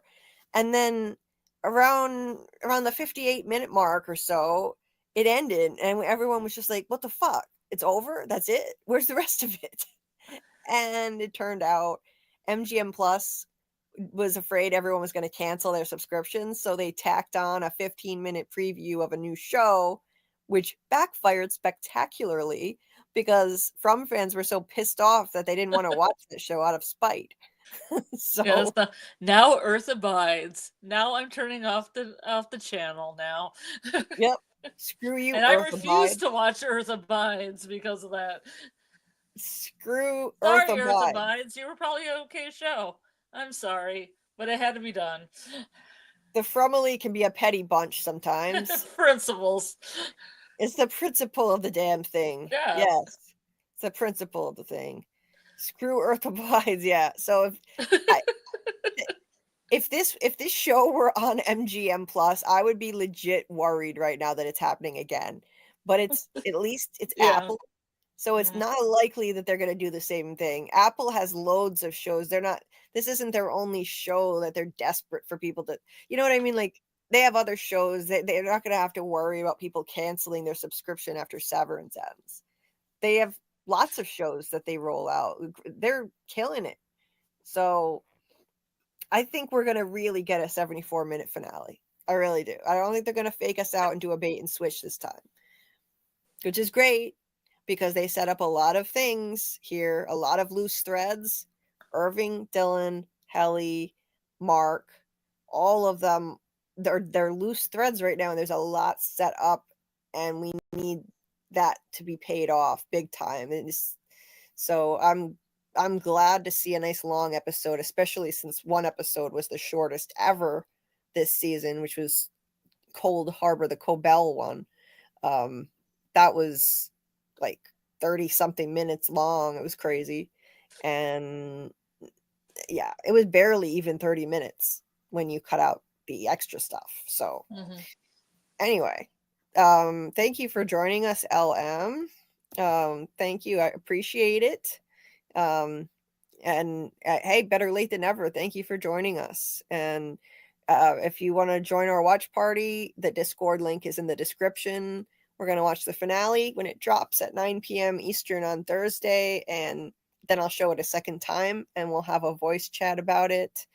We'll break down the finale on Tuesday next week, because on Monday we're going to interview Mark Geller, who plays Kier, and we'll take your questions and comments in the chat for him at 10 p.m. Eastern time, Monday night. That's the 24th. Then Tuesday we'll break down the finale at 10:15 p.m. Eastern. We'll do that. And so, yeah, keep an eye out for my deep dive into this episode in the next couple of days. Let me see how the poll is doing. I'll close out the poll on Burt and Irving. Give me a minute. I just have to refresh the page. But yeah, I really appreciate everybody who showed up. I saw a lot of new names tonight, which is awesome. I'm not sure how you guys found us, but I appreciate it. If it was the algorithm or Twitter, Dieter's been awesome. Thank you so much to Dieter for promoting these streams all over Twitter for me. So it's just one more thing I haven't had time to do, and maybe, I don't know, maybe some of you found the stream this way, but however it is, I appreciate you guys. And everybody listening on the replay, thank you so much in advance, because I see how the numbers go up. I see how people are watching on the replay, and I appreciate it. And for the replay gang, I always, or anybody who came here late, if you want to check out earlier parts of the stream, so after this stream is over, it takes me like a couple of hours. It actually takes me quite a while, but I go through the entire stream and I create timestamps for every scene we break down and every major point or idea that we come up with, and then I put timestamps in a comment right at the top of the chat, so you'll be able to see where they are. It'll break the video into chapters, so if you came late and you want to jump to a specific scene that we discussed, you can do that easily. And thank you to the replay gang. I really appreciate you guys. Some weeks I see the views on this double just from the replay gangs. So thank you so much for that. And everybody just listening and not chatting, I appreciate you so much. So the final result of the poll, 33 votes. I'm going to end it here for the poll, and it is, let's see, waiting. Okay. So what will happen to Irving? Wow. Okay. So the winning thing was other. That's interesting. So I'm going to have to look back at the chat replay to see what you guys said. I tried to check in as much as I possibly could with you guys and read as many comments as I could without making this stream like 10 hours long. So I missed it when people were saying what they thought would happen to Irving. I'll have to go back and look because I'm curious. By all means, if you have an idea about what something else you think will happen to Irving when this stream is over, the regular comment section will open up. I'd love to hear your thoughts on what you think will happen. And if you drop a comment in the regular comment section, it also really helps people find my channel and my streams. It helps with the algorithm. Even if you just drop an emoji in, that triggers the algorithm. Or just share your ideas. I'd love to hear what you think will happen with Irving or any of these characters with these cliffhangers right now. So what were the options other than other? So other was won by 33%. Mhm. And then 27% said Burt sent him to his literal death. Yeah. I was surprised at that. And then Irving, so this is surprising to me. The one that I think is most likely was the least amount, got the least amount of votes. Irving starts a new life, got 24%. And Irving is sent back to Lumen 15%. So I think it's most likely that he could be sent back to Lumen, but then again, logistically, that's where I'm running into problems. I think Banshee was making a lot of sense, but logistically, I'm not sure how they get him to Lumen from the train. That's what I'm not sure. Or maybe there's another faction of Lumen that he goes to first. Maybe. Like he thinks he's somewhere, but it isn't. It's just like a Lumen thing. The town he's in is just like another Lumen-owned town. Maybe, and then somehow he winds up. They've got to somehow bring him back to the rest of our characters, unless he's leaving the show.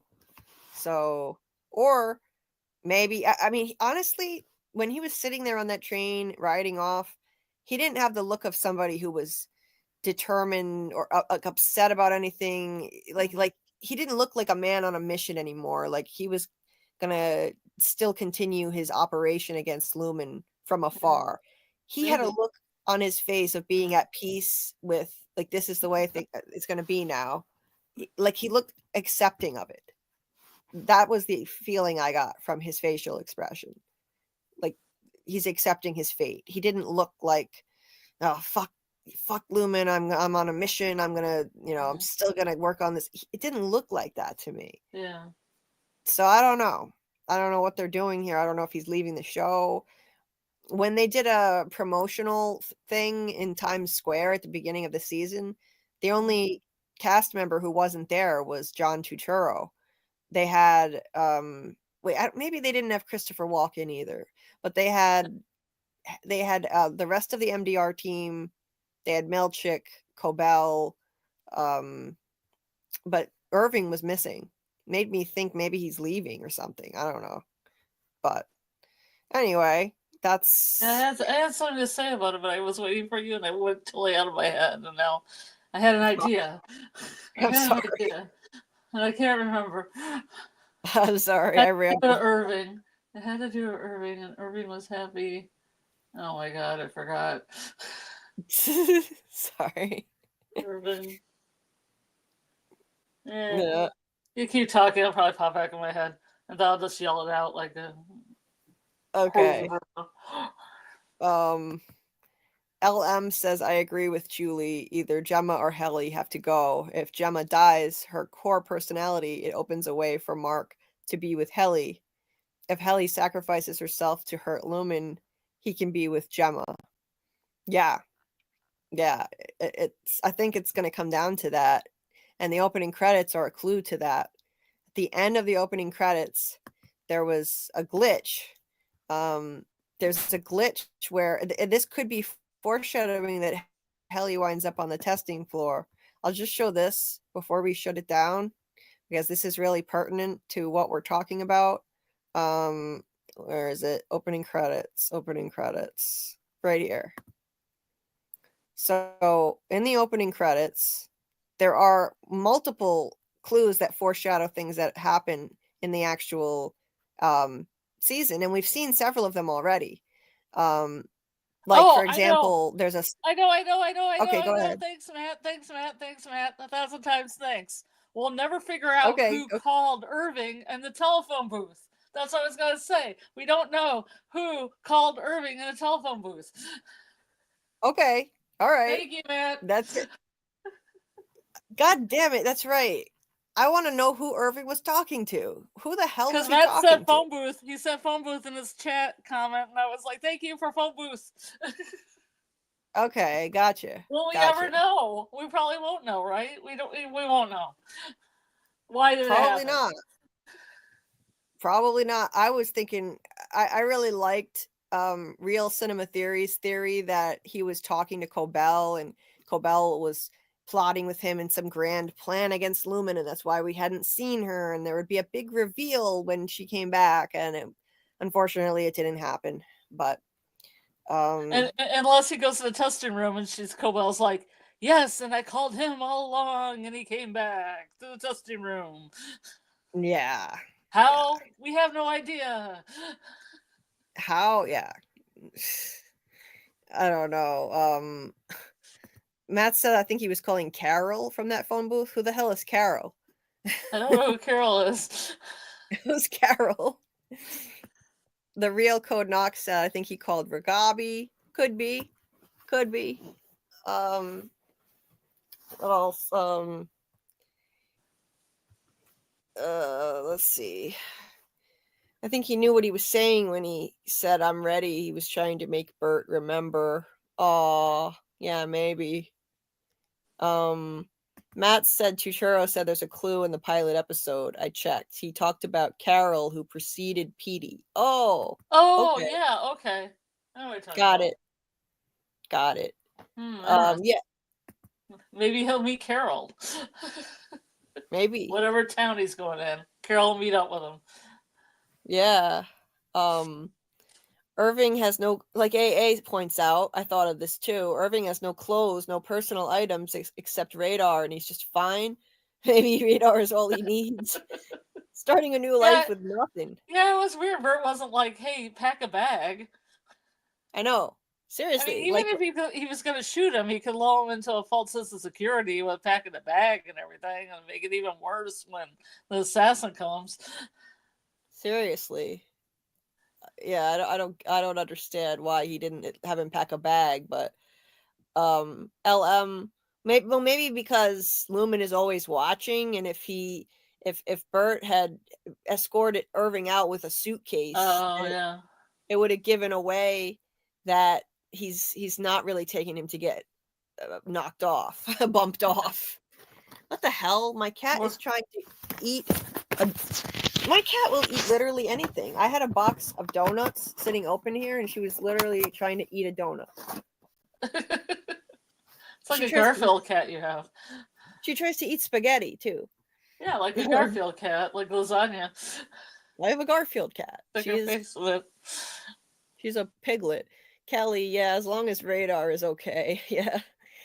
Sweet radar. Bring the dog so we can also assassinate the dog. Oh, God.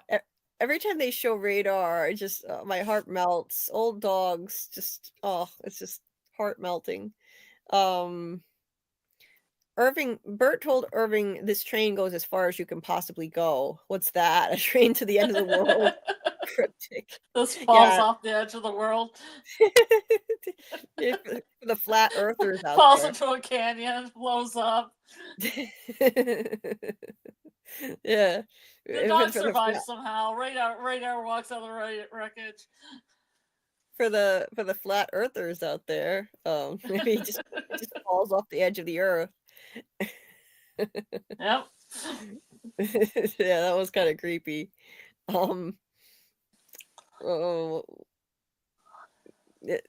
Dieter said, to be clear, it's 100 likes during the live, not when it ends. Yes, of course, to celebrate the people who joined live. Anyway, what I was going to say, so this is loaded. The opening credits, the reason that they made new opening credits for season 2 is because it's loaded with Easter eggs to give us clues and foreshadowing as to what happens this season, including this. Because of this, I predicted that Mark would spend episode 7 unconscious, and he did.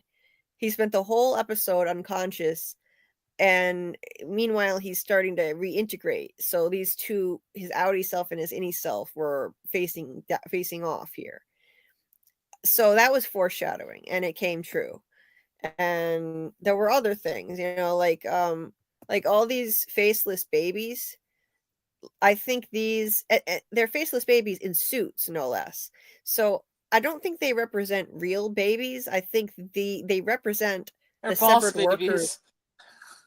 They're boss babies. Boss babies. Yeah. Boss baby army. Boss baby army. They represent the clean slate people that they create when they sever people, and they're like brand new severed workers who they can mold in the image of Kier. That's what I think the babies represent.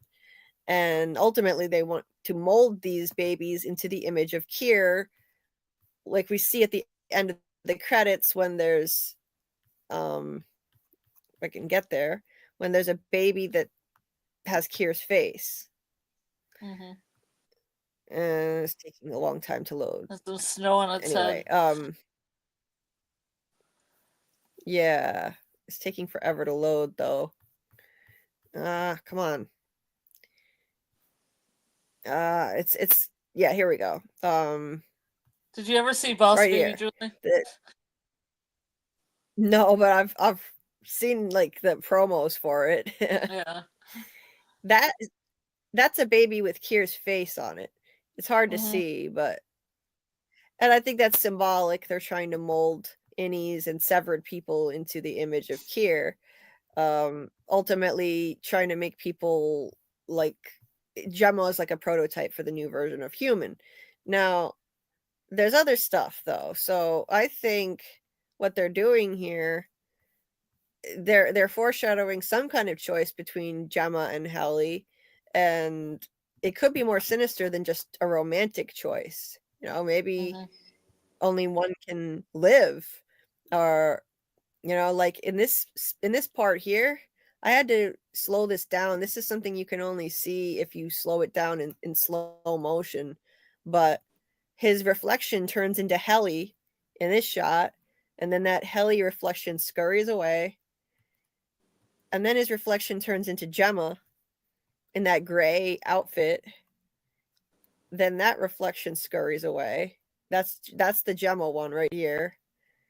And then his reflection turns back into himself. So there's that battle going on between the two. And then at the end of the credits is really the most sinister. Also on the book that Cobell's looking at, like the faceless Cobell, has like rolling Helly heads on one side and rolling Gemma heads on the other. Yes. Yeah, yeah, Cobell. So this is another thing that was foreshadowed. So okay, a couple more things. So this shows Cobell's car. This looks like Cobell's car sinking into icy water. That is like Cobell's White Rabbit car. And she left her car back in Salt's Neck, her hometown, and took that pickup truck. Now, we can pretty much assume that Hampton probably just crashed her car for her into the water so that Lumen would think she's dead for at least for a while to buy her some time. So she left her car behind, and that whole area of Salt's Neck was full of icy water like this. We kept worrying that she was going to drive her car into the ocean. But that didn't happen, thankfully. So you see how they're foreshadowing things. Then there was the shot of her holding this book, and her face was lit up. So, well, first of all, you got these heads, like you were just saying, Helly heads on one side, Gemma heads on the other side. Yeah. They look like they're growing like a cabbage patch, like their heads are Cabbage Patch Kids growing in it. Yeah, it's kind of creepy, actually. And it makes me wonder, too. So, Gemma is severed multiple times over, and we have multiple Gemma heads. Is Helly severed several times over, too? Like, what the hell? So, then we pull back to reveal that that's all in a book, and Cobell's face is shining on it. This was foreshadowing that Cobell is actually the genius who invented Severance. The light is coming from her face. Yeah. And the notebook. Yep. The notebook she found that had her original designs in it. This was foreshadowing that, and the illumination coming from her face with Mark's severed self in it. All of it came from her head. It was all like her brain dreamed up all this, and so the illumination of the enlightenment of how to make these chips. That all came from her brain.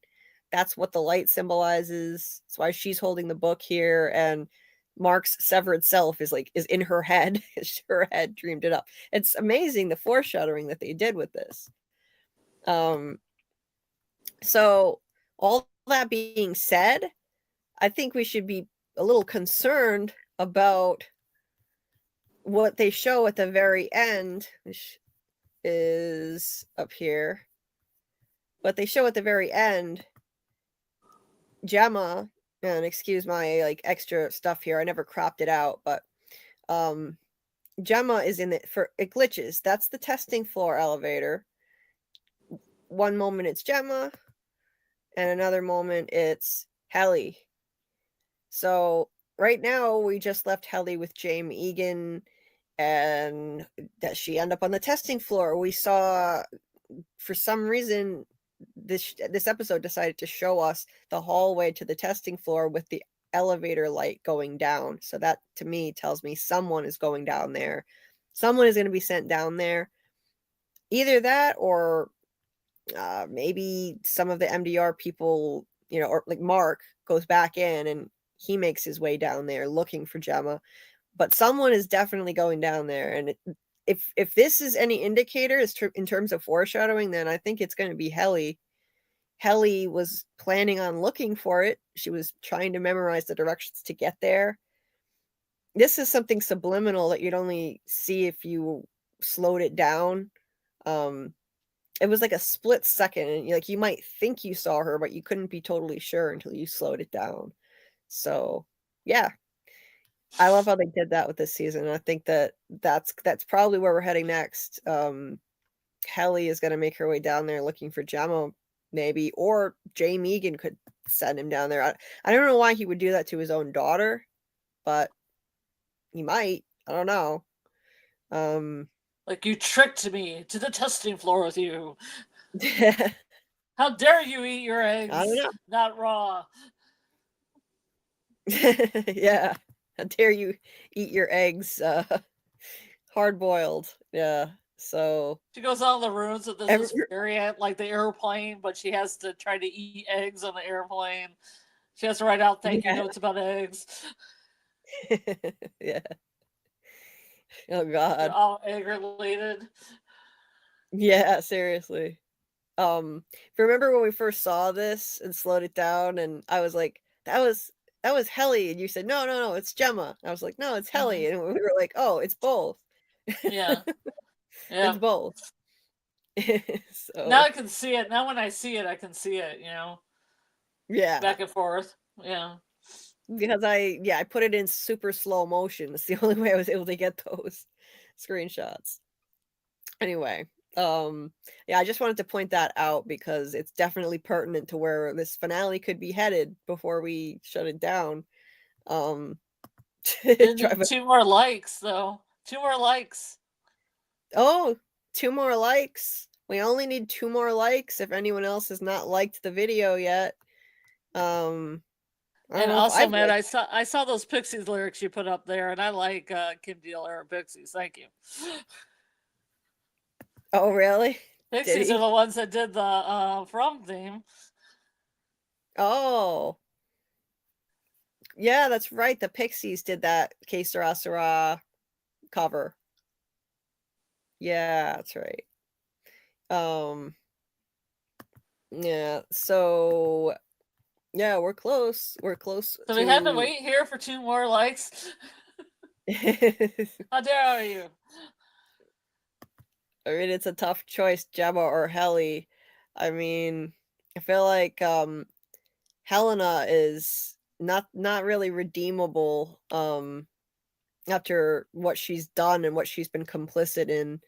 So I think a reintegrated Mark would choose Gemma over Helly. Even if he's reintegrated, I think he'd probably choose Gemma if I had to pick. Now if he gets in a fight with Innie.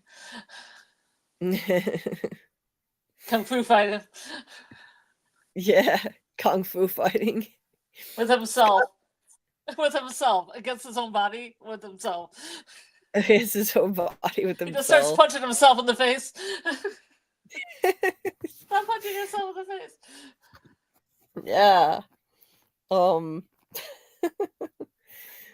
Yeah, it looked like in the intro, like the opening credits, that he was kind of fighting himself. Not he wasn't literally doing it, but it looked like he was confronting himself. So yeah.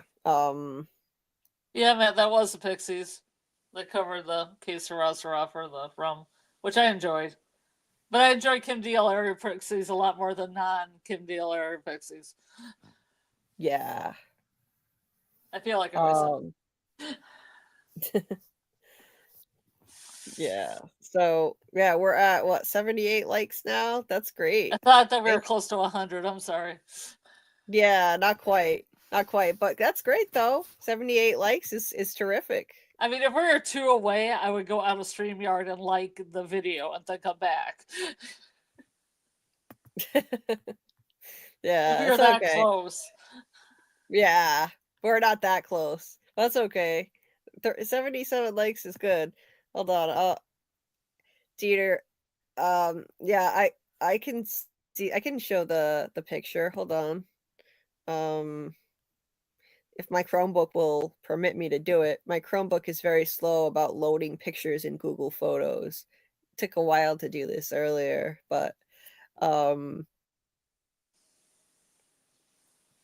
can't believe that this is our last live before the finale. The next time we do a Severance live, it's going to be over. The season will be over, and all we'll be able to do is speculate on what's coming next season. It sucks. It sucks. I mean, it just went by so fast. I miss seasons that were over 20 episodes long of shows, you know? Really do. Because 10 episodes goes by so quick. I know at least we got 10 instead of 9 like we did in season 1, but it's still not enough. 9 was just ridiculous. Well, you had 10. They just moved the 1 to the second season. Yeah. Technically, they had. Technically they had 10, but they decided to move what was going to be the finale to the season 2 premiere instead. So let's see. So I've got the image of let's see, that I just have to figure out how to show it. I'll have to show my entire screen again for the wait, how do I do that? Oh yeah. The picture of Dieter with the JulieBDeepDives shirt we're going to be giving away. Wow, that looks like madness. It's infinite. It's an infinite screen.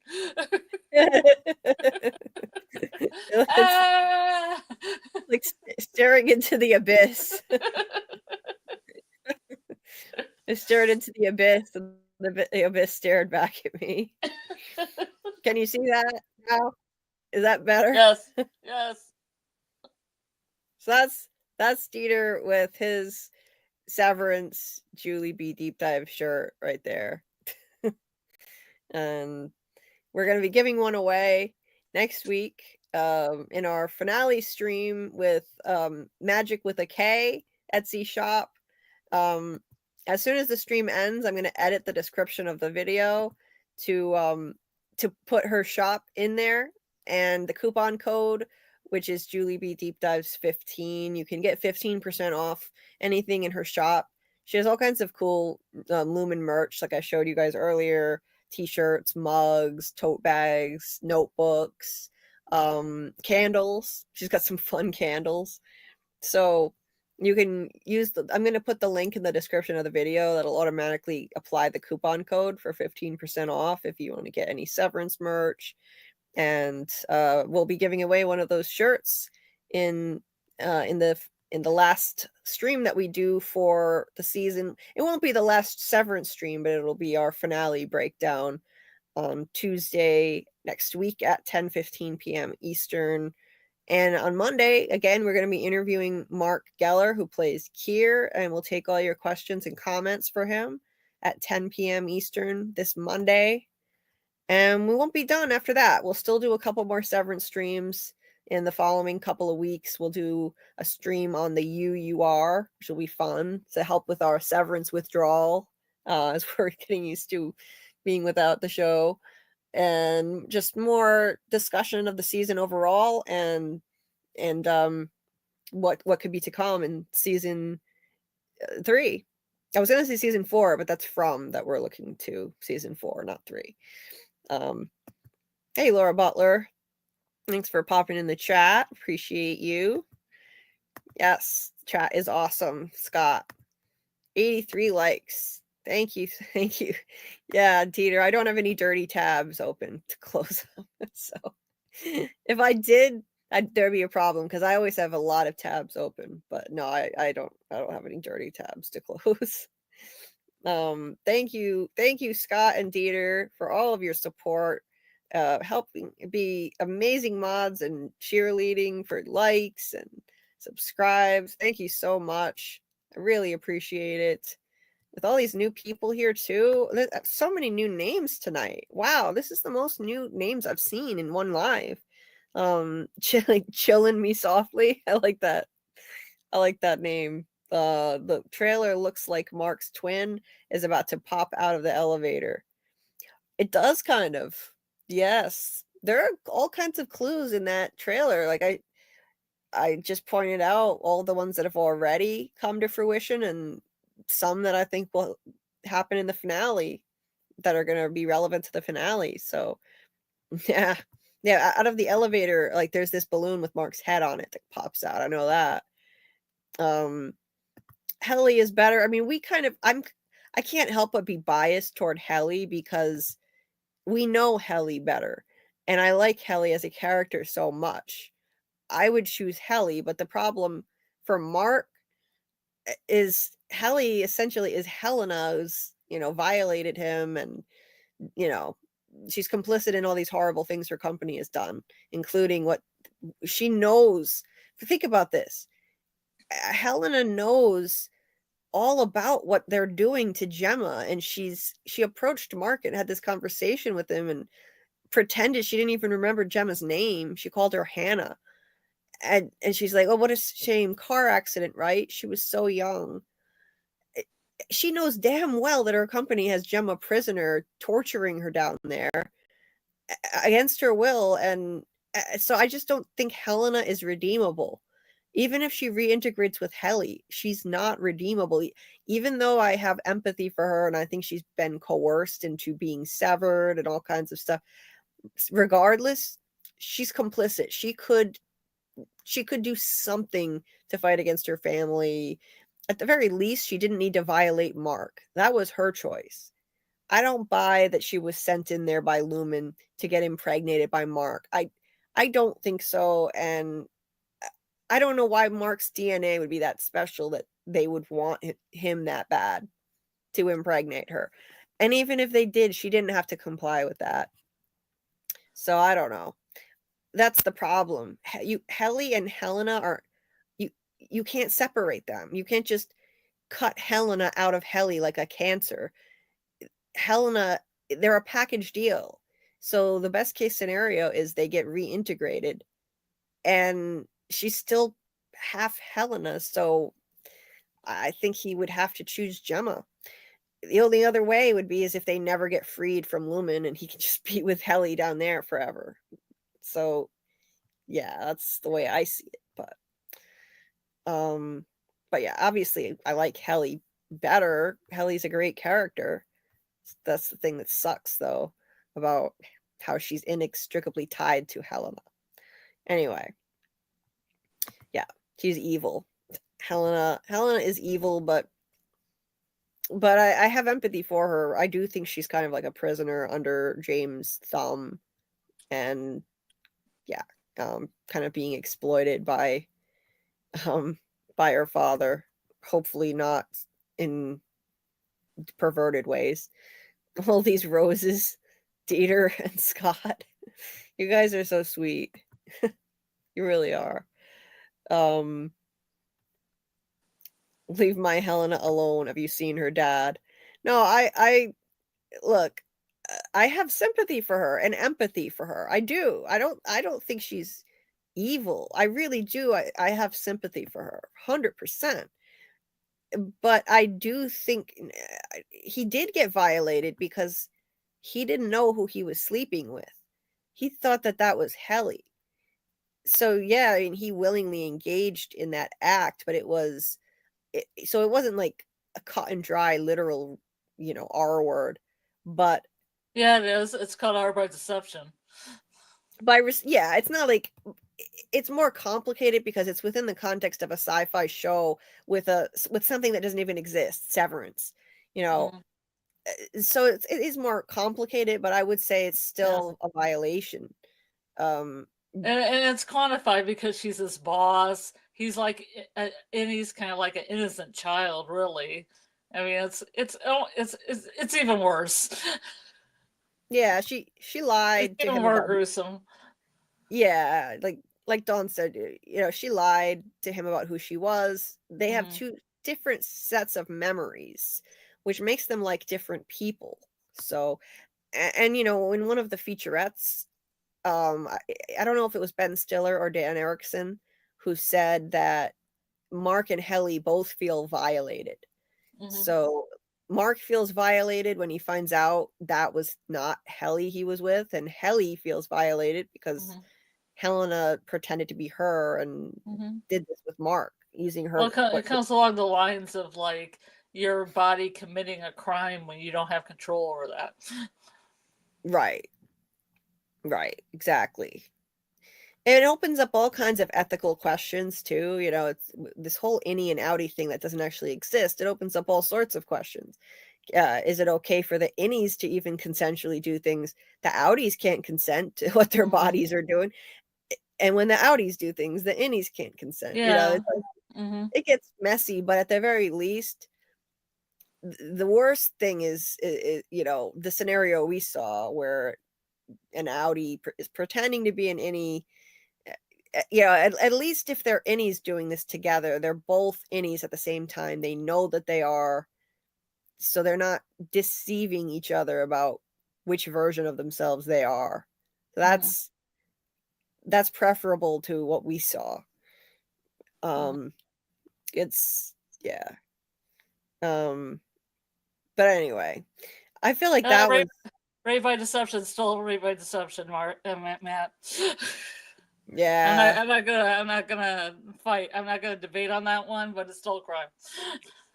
Yeah, I would agree with Dawn here. Like Scarlet and I are on the same page with this. Helena essayed Mark. That's what we think too. Honestly, this is the thing that wasn't so fun about this season. Like we had the Helly. There's a whole lot of things that were fun about this season. There's a whole lot, unfortunately. It was a downer.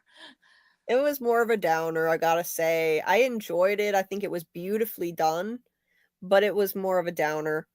And I didn't like the Helly versus Helena thing either. That was kind of getting annoying.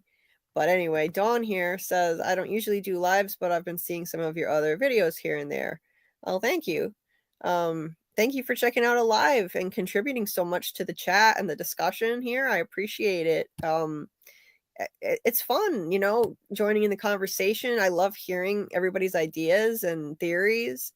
I try to check in with the chat as much as possible and read as many comments as I can without going on we used to do 8 and 9 hour lives all the time from season 3. And that was just, I can't do that anymore. That was not good for me, for my health, but even this is pushing it. But I feel like I checked in enough with you guys. Hopefully you feel heard, and because I love to hear. I wish I could sit here and just read every comment because I really enjoy the conversation, not just with the people on the panel, but also with the chat. I do. Like if I could read every comment here, I would. And I used to spend hours doing just that, but then that's how we got 8 and 9 hour lives or 10 hour lives, and that's too much for my health. That's too much. But I appreciate you guys. Amazing conversation, amazing participation in the chat and ideas, and staying civil even when we disagree. That's important. So I appreciate that. So we're not gonna agree on everything. That's fine. As long as we're respectful, it's all good. Can I do a little Yellow Jackets promo before we go? Sure, you can. I'm gonna run to the bathroom while you do that. I'll be right okay. back. Oh, good. Full control. The sweet power.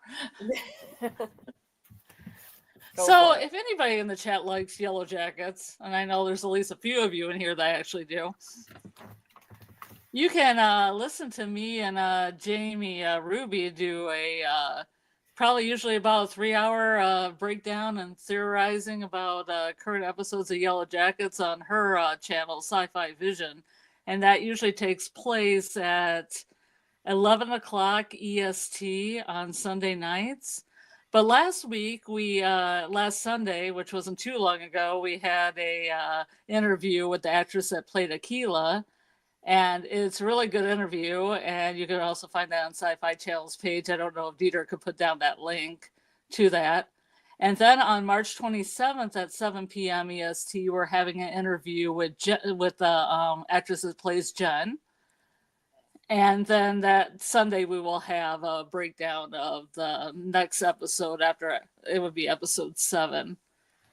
But much like our interview, me and Julie's interview with Mark Geller, who plays Kira on Severance, you can leave any questions you have for Jen with like either joining Sci-Fi's Discord or answer. The chat will be live, the interview will be live, and you can ask questions to the actress then.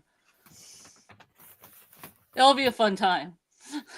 It'll be a really interesting episode. I think episode 7 is going to be like batshit crazy, so, you know, buckle yourself down. It's going to be a roller coaster ride.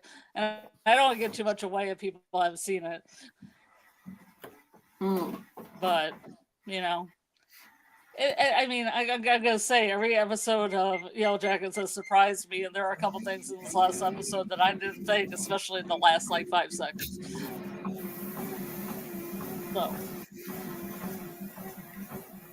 So you're on the treadmill. Yes, can you hear the treadmill? Yeah. Yes, it's treadmill time. Okay. It's past time to be. I should have done this earlier. Yeah. Yeah.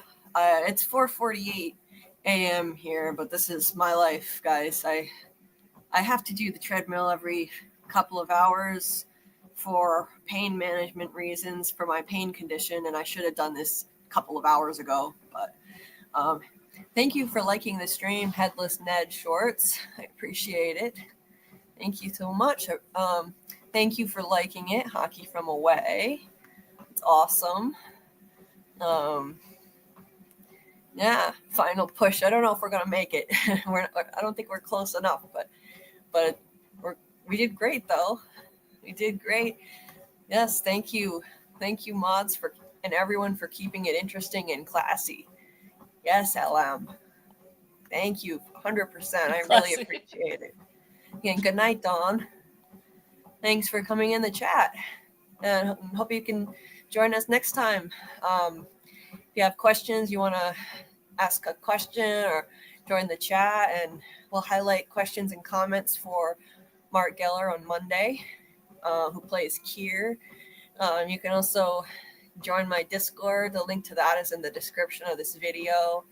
And if you're not able to attend, you can leave a question or comment in there. But ideally, it'd be awesome if you can, anyone who wants to make it live, will be live with him 10 p.m. Eastern next Monday. And breaking down the finale the following night on Tuesday at 10:15 p.m. Eastern. And of course, our finale watch party will be Thursday night in the Discord. I'll drop the link in the chat right here. It's also in the description of this video if you're listening on the replay. And I always show it twice, so we'll watch it 2 times in a row, and then we'll do a voice chat in the Discord. It's always a good time. last So time. I'm assuming the second one's not going to start at 10. Yeah, the second one will have to be a little bit later because of the 74-minute thing. Mhm. As soon as the first one's over, the second one will start. So it won't be, the second one won't be right at 10, but immediately after the first showing. So if you can't make it to the first one, you can Oh, come to there's the 97 likes. Oh my god, it makes me want to stay for 3 more likes. Maybe I should get out of here and just like it and then come back in. Yeah, we're that close. Let me see. I'm reloading. Seriously, if 2 of you like it, I will like leave this StreamYard and I will like it for 100 and I will come back. I want to see if I liked it myself. I know it seems like it's kind of cheating. Oh, we could do it. We can push that a little. Wait, I just reloaded it. It says 100 exactly. Yeah. Woo, we did it. Holy shit. Yay. Wow. I didn't think it was going to happen. Nice. 100.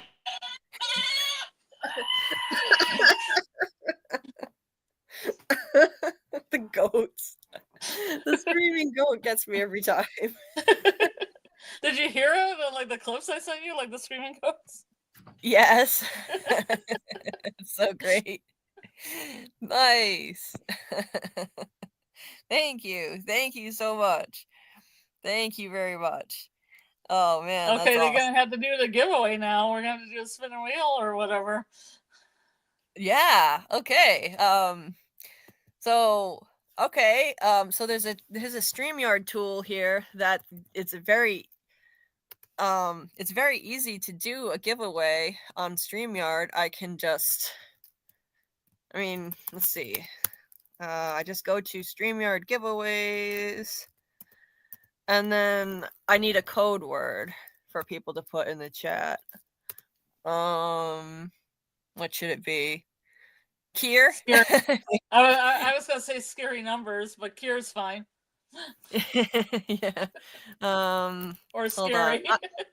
Don't do it yet, because I have to load it first. Or goat. Or goat. Let's see. Just loading the page right now. Where is it? StreamYard. Hold on. I thought it was StreamYard/giveaway, but oh wait, no, here it is. It's giveaway, not giveaways. Okay, so I'm going to put in hashtag Keir, which is KEIR, and Lowercase or capital case? Doesn't matter. All lowercase. So With a hashtag? With a hashtag, yep. Okay.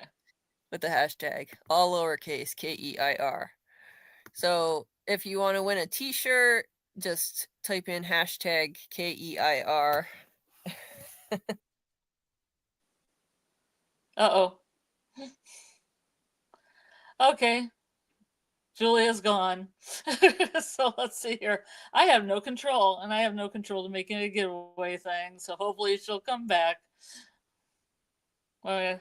Now I'm going to be doing the goat show.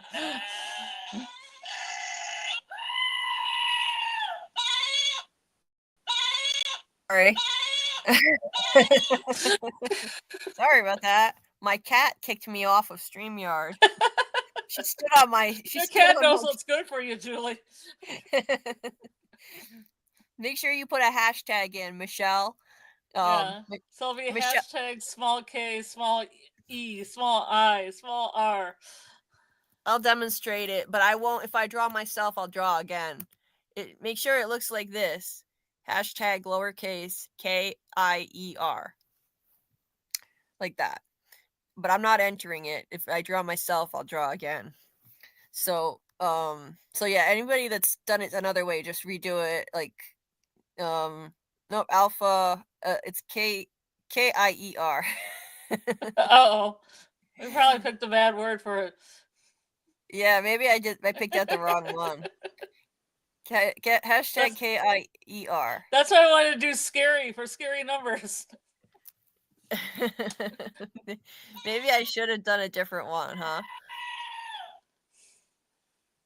Hashtag. So yeah. So it's okay. Just redo it if you've done it the wrong way with the wrong spelling. There, I'll even Do both to be safe. Yeah. Scott. Oh my god. I picked the wrong word, clearly. You didn't want to use scary. Scary. Everybody can spell scary. Everybody can spell scary. You're right. Yes. Hey, Michelle. You all up 6 hours. Glad to be here. 2 a.m. in Oregon. It's almost 5 a.m. here. So yeah, we're a little nuts. We're both in the time zone where it's almost 5 a.m. But we really deep dive. I named the channel right. We do the deepest of the dives. We picked apart every bit of this episode. Now if now it's collecting entries right now, so anybody that typed it the wrong way, just make sure you redo it like everyone else is doing it, and I'll let it go for a few minutes. So if the winner will need to contact Dieter on Discord. So I'm gonna put the link to the Discord in the chat again. And if you're not in the Discord, it's easy to join and DM. But just let me know. Like, I know some people have trouble with Discord and can't figure it out. So if you have any issues at all, well, how about this? I'll just announce the winner when I announce the winner, and you can tell me in the chat if you have issues with it. How about that? We'll do that. Okay. I'll let it go a few more minutes. I'll get on the treadmill while I'm waiting because I want to give you a couple minutes. The suspense too much. How much is the damn shirt? I'm sorry. I'm sorry I spelled cure wrong. I think I did like a while ago. Sorry. That's okay. Thank you for capturing these moments in history. Oh yeah, this is historic. Yes. The finale will be bananas, my stomach in knots. Oh, indeed. It's going to be bananas. You know, supposed to thank you for your courage and dedication. The real code Knox. Yeah, we try here. And since it's the last stream before the finale, we just had a whole lot to say, so we just had to keep it going as long as it took to get it all out. Yeah. Yeah, where did these people come from, Dieter? Exactly. We had so many awesome new people tonight in addition to the awesome regulars. So welcome to the fam. I hope you stick around and come back for more lives because we really enjoyed hearing from all of you. Having the addition to the conversation. Thank you so much. Just made it even more awesome than it already was. So cool. Let's see. Let's say this monosyllabic way. I want that shirt.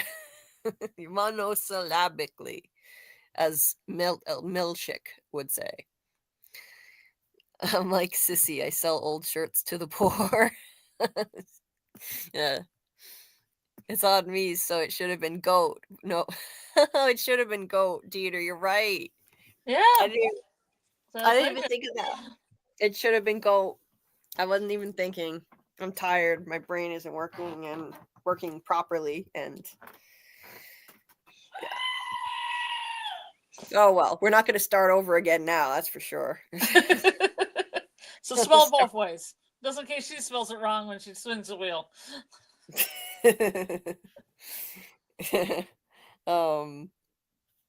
Yes, okay. She butchered the man's name. Blasphemy. Blasphemy. How dare you? We won't tell Mark about this incident. Yes. We're gonna tell Mark, yes, blasphemy. Blasphemy. Yes, thank you all so much. Thank you all for hitting the like. Appreciate it. Thank you so, so much. It really helps. You know, the algorithm, their algorithm is a tough thing for little channels like this one. I mean, even Tony Teflon has trouble with the algorithm, and he's got 102,000 subscribers. I mean, everybody, unless you have like I don't know, something really insane, like I don't know, 500,000, or even then you have algorithm problems. Grant can tell you that. Grant has like 500,000 subscribers, and the algorithm can be a bitch. You know, so having likes and it really helps. The more people like the streams and the videos and drop a comment in the chat, it really does help. So I appreciate it. Thank you so much. Okay, do you think I've waited long enough? What do you think? Is that enough time? Yeah, it's about 5 a.m. on the nose. It's probably enough time. We're not getting any more entries. Looks like everyone who's entered, who wants to enter, has entered. So I think we're good. All right. So anybody else needs to get it in now. Yep, last chance. Type those fingers. Get those fingers to typing. Last chance, yeah. Yeah, Grant. I guess I do have a lot of lurkers. He's like Grant told me they're the backbone of the channel. Thank you, lurkers. Thank you to everybody who just likes to listen and not chat. I appreciate you. I appreciate the Rewatch gang. That's why I always shout you guys out. I see you even if you're not into chatting. I appreciate it. Thank you so much. Fan of Fremley's back with more big words.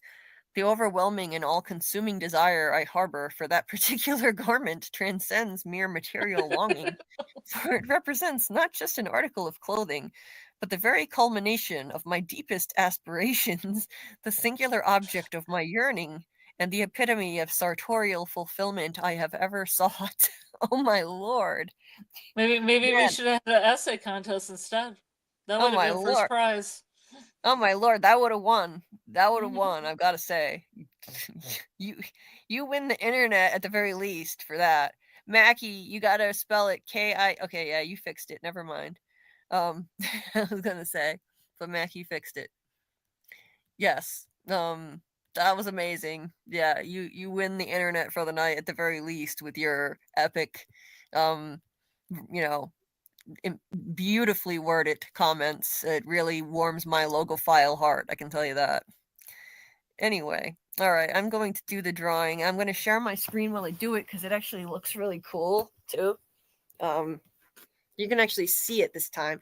We did a giveaway with Love Crochet by Alexis, and she had asked if she could announce the winner the next day. So people didn't actually get to see the drawing, but now I can actually show you what it looks like when I do it. It's pretty neat. So okay, just bear with me a sec. I'm going to close a tab to make sure it moves a little faster, and I'm going to share the screen so you can see it, and then we're going to wrap it up. Okay, so we've got 12 entries, and I'm going to so now you can actually see it happen live. Hit draw.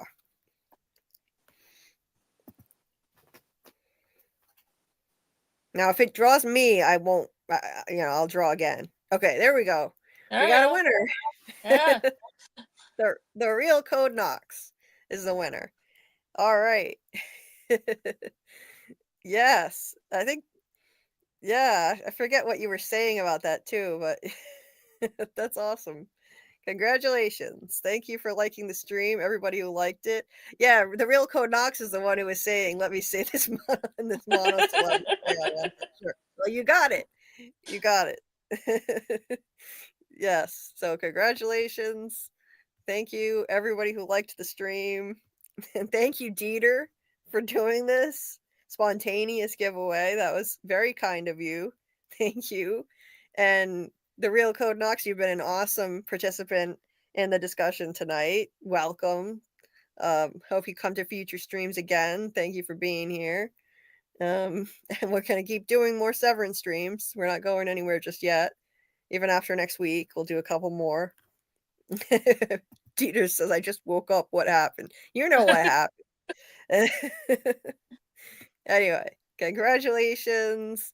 So I don't know if you're on Discord. If you want to join Discord to contact Dieter. If not, you can. I want to thank my mom, Salt's Neck, you all in the chat. You're a Ether. riot.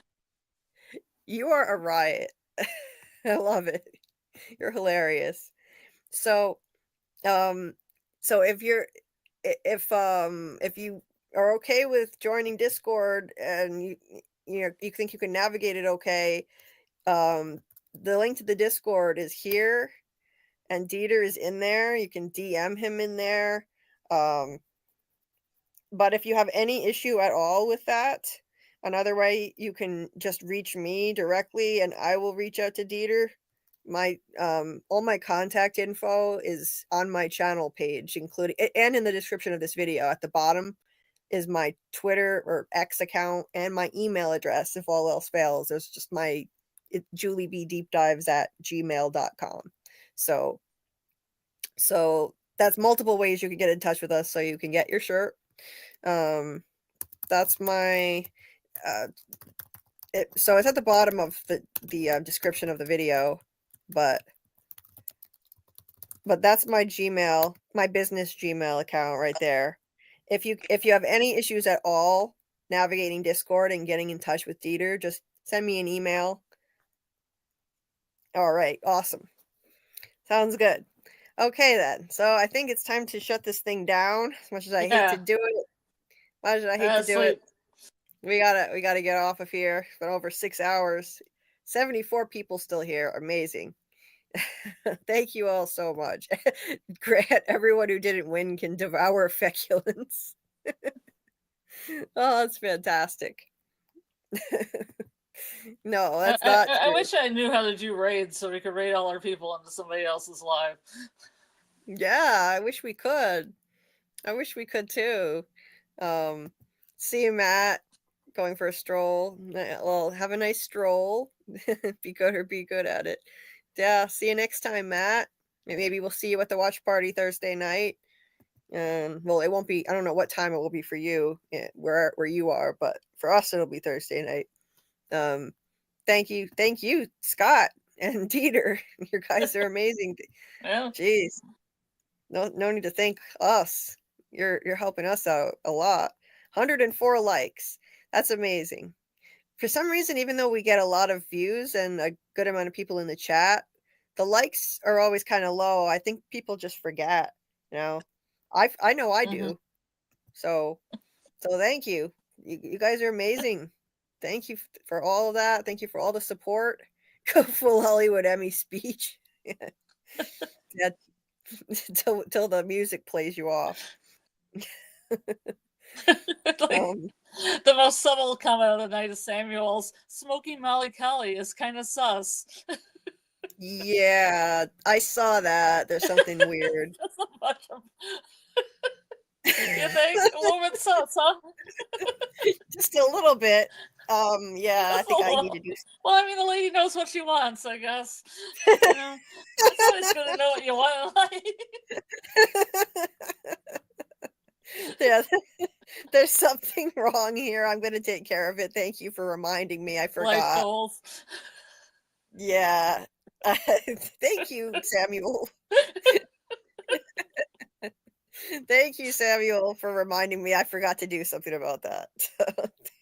I went up, but I can't have access to like the chat and everything at the same time because I think you made me a mod, but I can't do it without getting kicked off StreamYard. It's okay. I forgot again. I will. God, one of these times, I swear to God, I will remember to. It's like kind of super modding you. Like it'll be like a super mod, and you'll be able to do stuff like that. Jokes on you, Grant. I already devoured.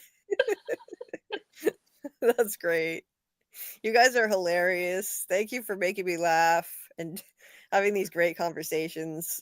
I need that. Laughter is therapy. So you're all doing me a public service. Trust me.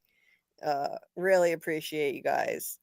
And as much as people say thank you to us, you know, you're helping me out. You're all helping keep me company, and they can't thank you all enough. So please Ankui me. Yes, we will. We will. Yeah, you are the GOAT once again. Thank you for doing the giveaway. Appreciate it. You want this one?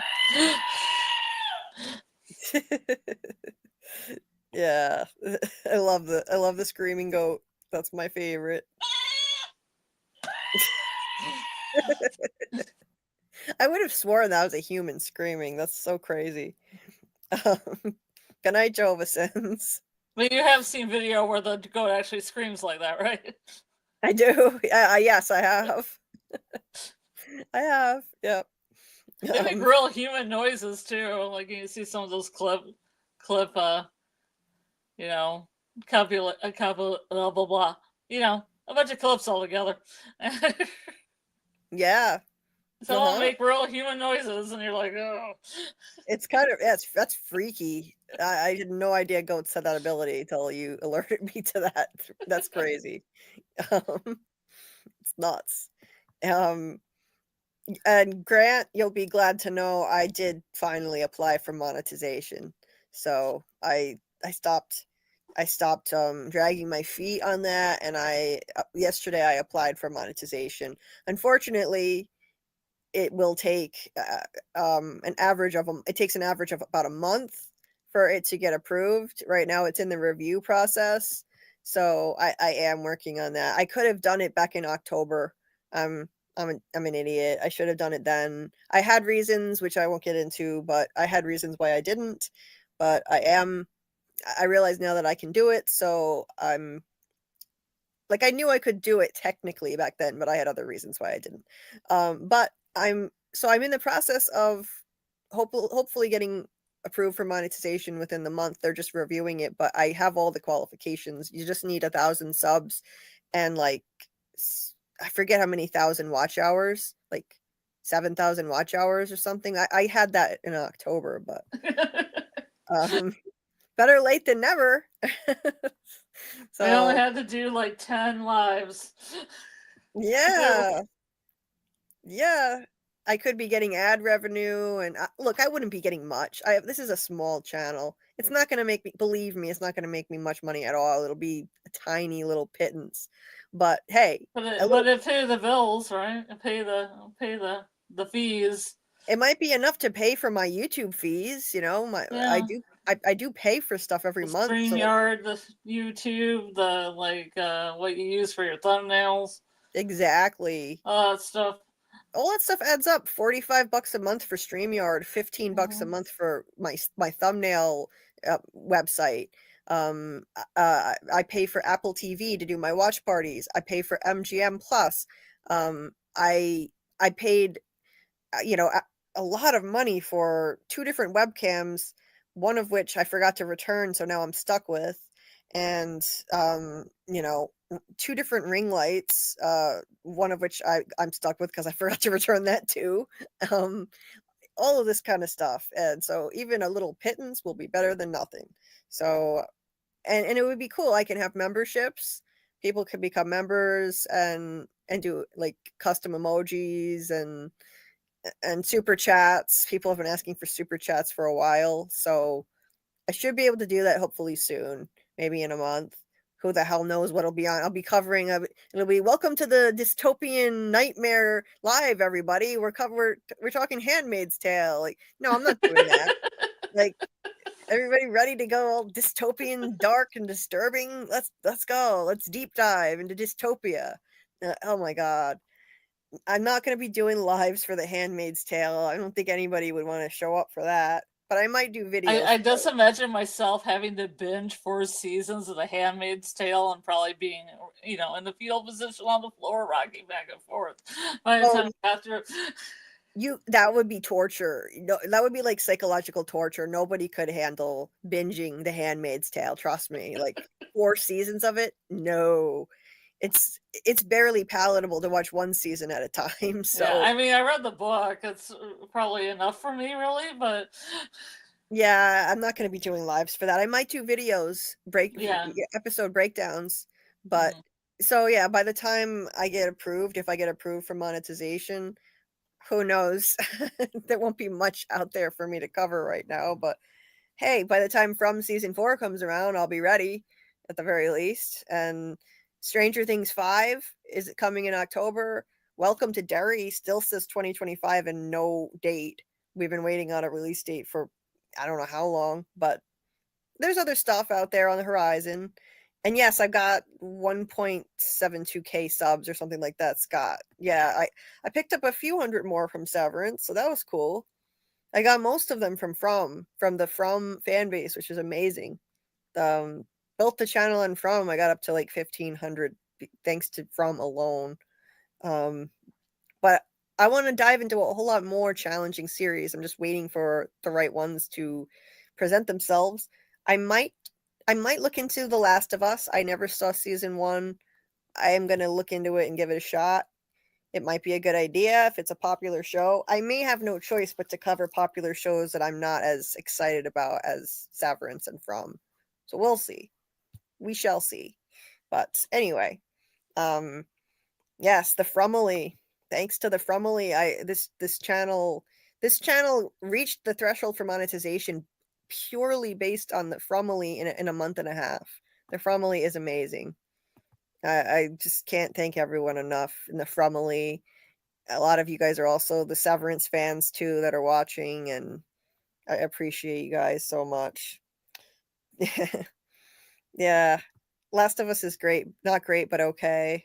Yeah, I'm not expecting to really love it, but I'm gonna at least give it a try. Maybe. Well, the We'll see. video game's really depressing, Julie. I'm just gonna say. Yeah, that whole post-apocalyptic thing. It looks That's another depressing. depressing one. If there were a So why supernatural, can't we just do the we'll just what? we could just do the Residence. Let's pretend the Residence is coming out episode to episode. Well, I mean, we could do that, but everyone else is gonna binge it, and then they'll just spoil it for us. So that won't work. I would do it. I would totally do it. Yeah, thanks, Scott, for pointing that out.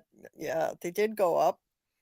Fan of Frumley said, as the curtain falls on this delightful evening, I extend my sincerest gratitude to you all for a most engaging and thoroughly entertaining spectacle, bidding you with the utmost warmth and appreciation a restful and splendid good night.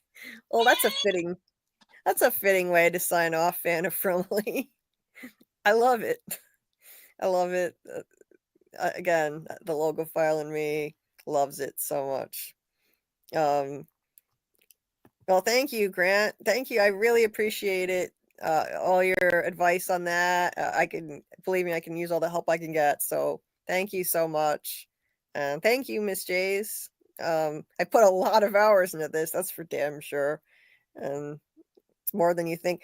I mean, I talked to a guy who said he only made $20 in a few years of being monetized, and he was never even able to get his $20 because YouTube doesn't let you take it until you have 100 saved up.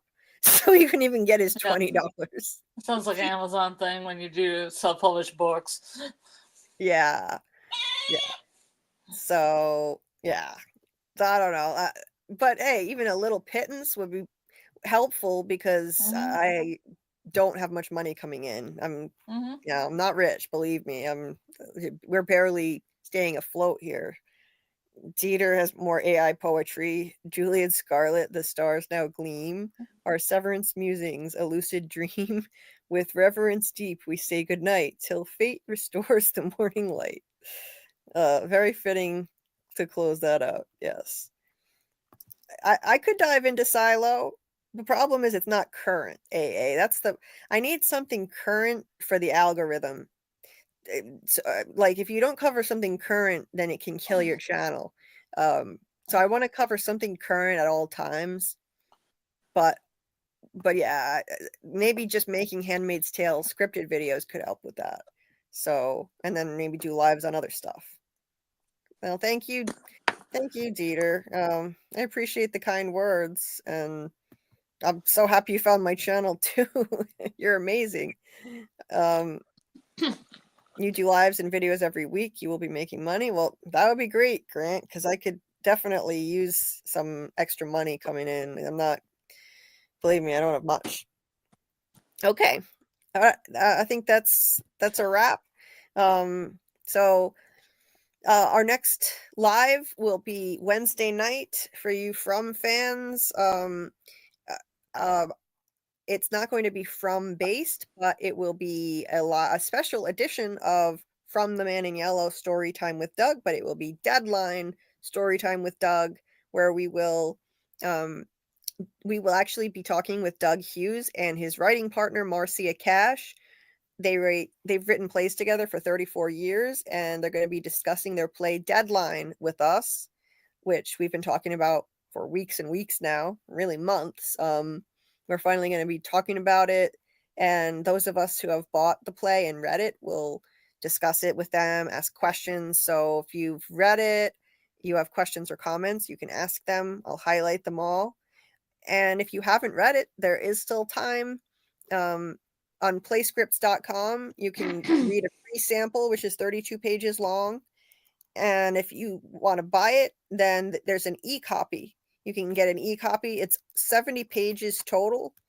So I think any fan of From would love it. A murder mystery about two playwrights who get trapped in the mystery that they're writing, and they have to try to find a way out before they get killed themselves. So it's got that supernatural element that From has, people trapped in a place in supernatural circumstances trying to get out. It also has comedic elements, just like From. So you still have time. If you order an e-copy, you can read the first 32 pages for free right here. I'm dropping the link. Oh, Dieter did it about a split second before me. Amazing. Faster than me by a split second. Thank you, Dieter. You can read the first 32 pages for free at that website. And if you want to keep reading and join in the conversation with Doug and Marcia Wednesday night when we go live, you can put your questions and comments in the chat. It's a quick read. It's only 70 pages long. You can order an e-copy, and 70 pages of a play goes by quick. There's not much text on the page compared to a novel.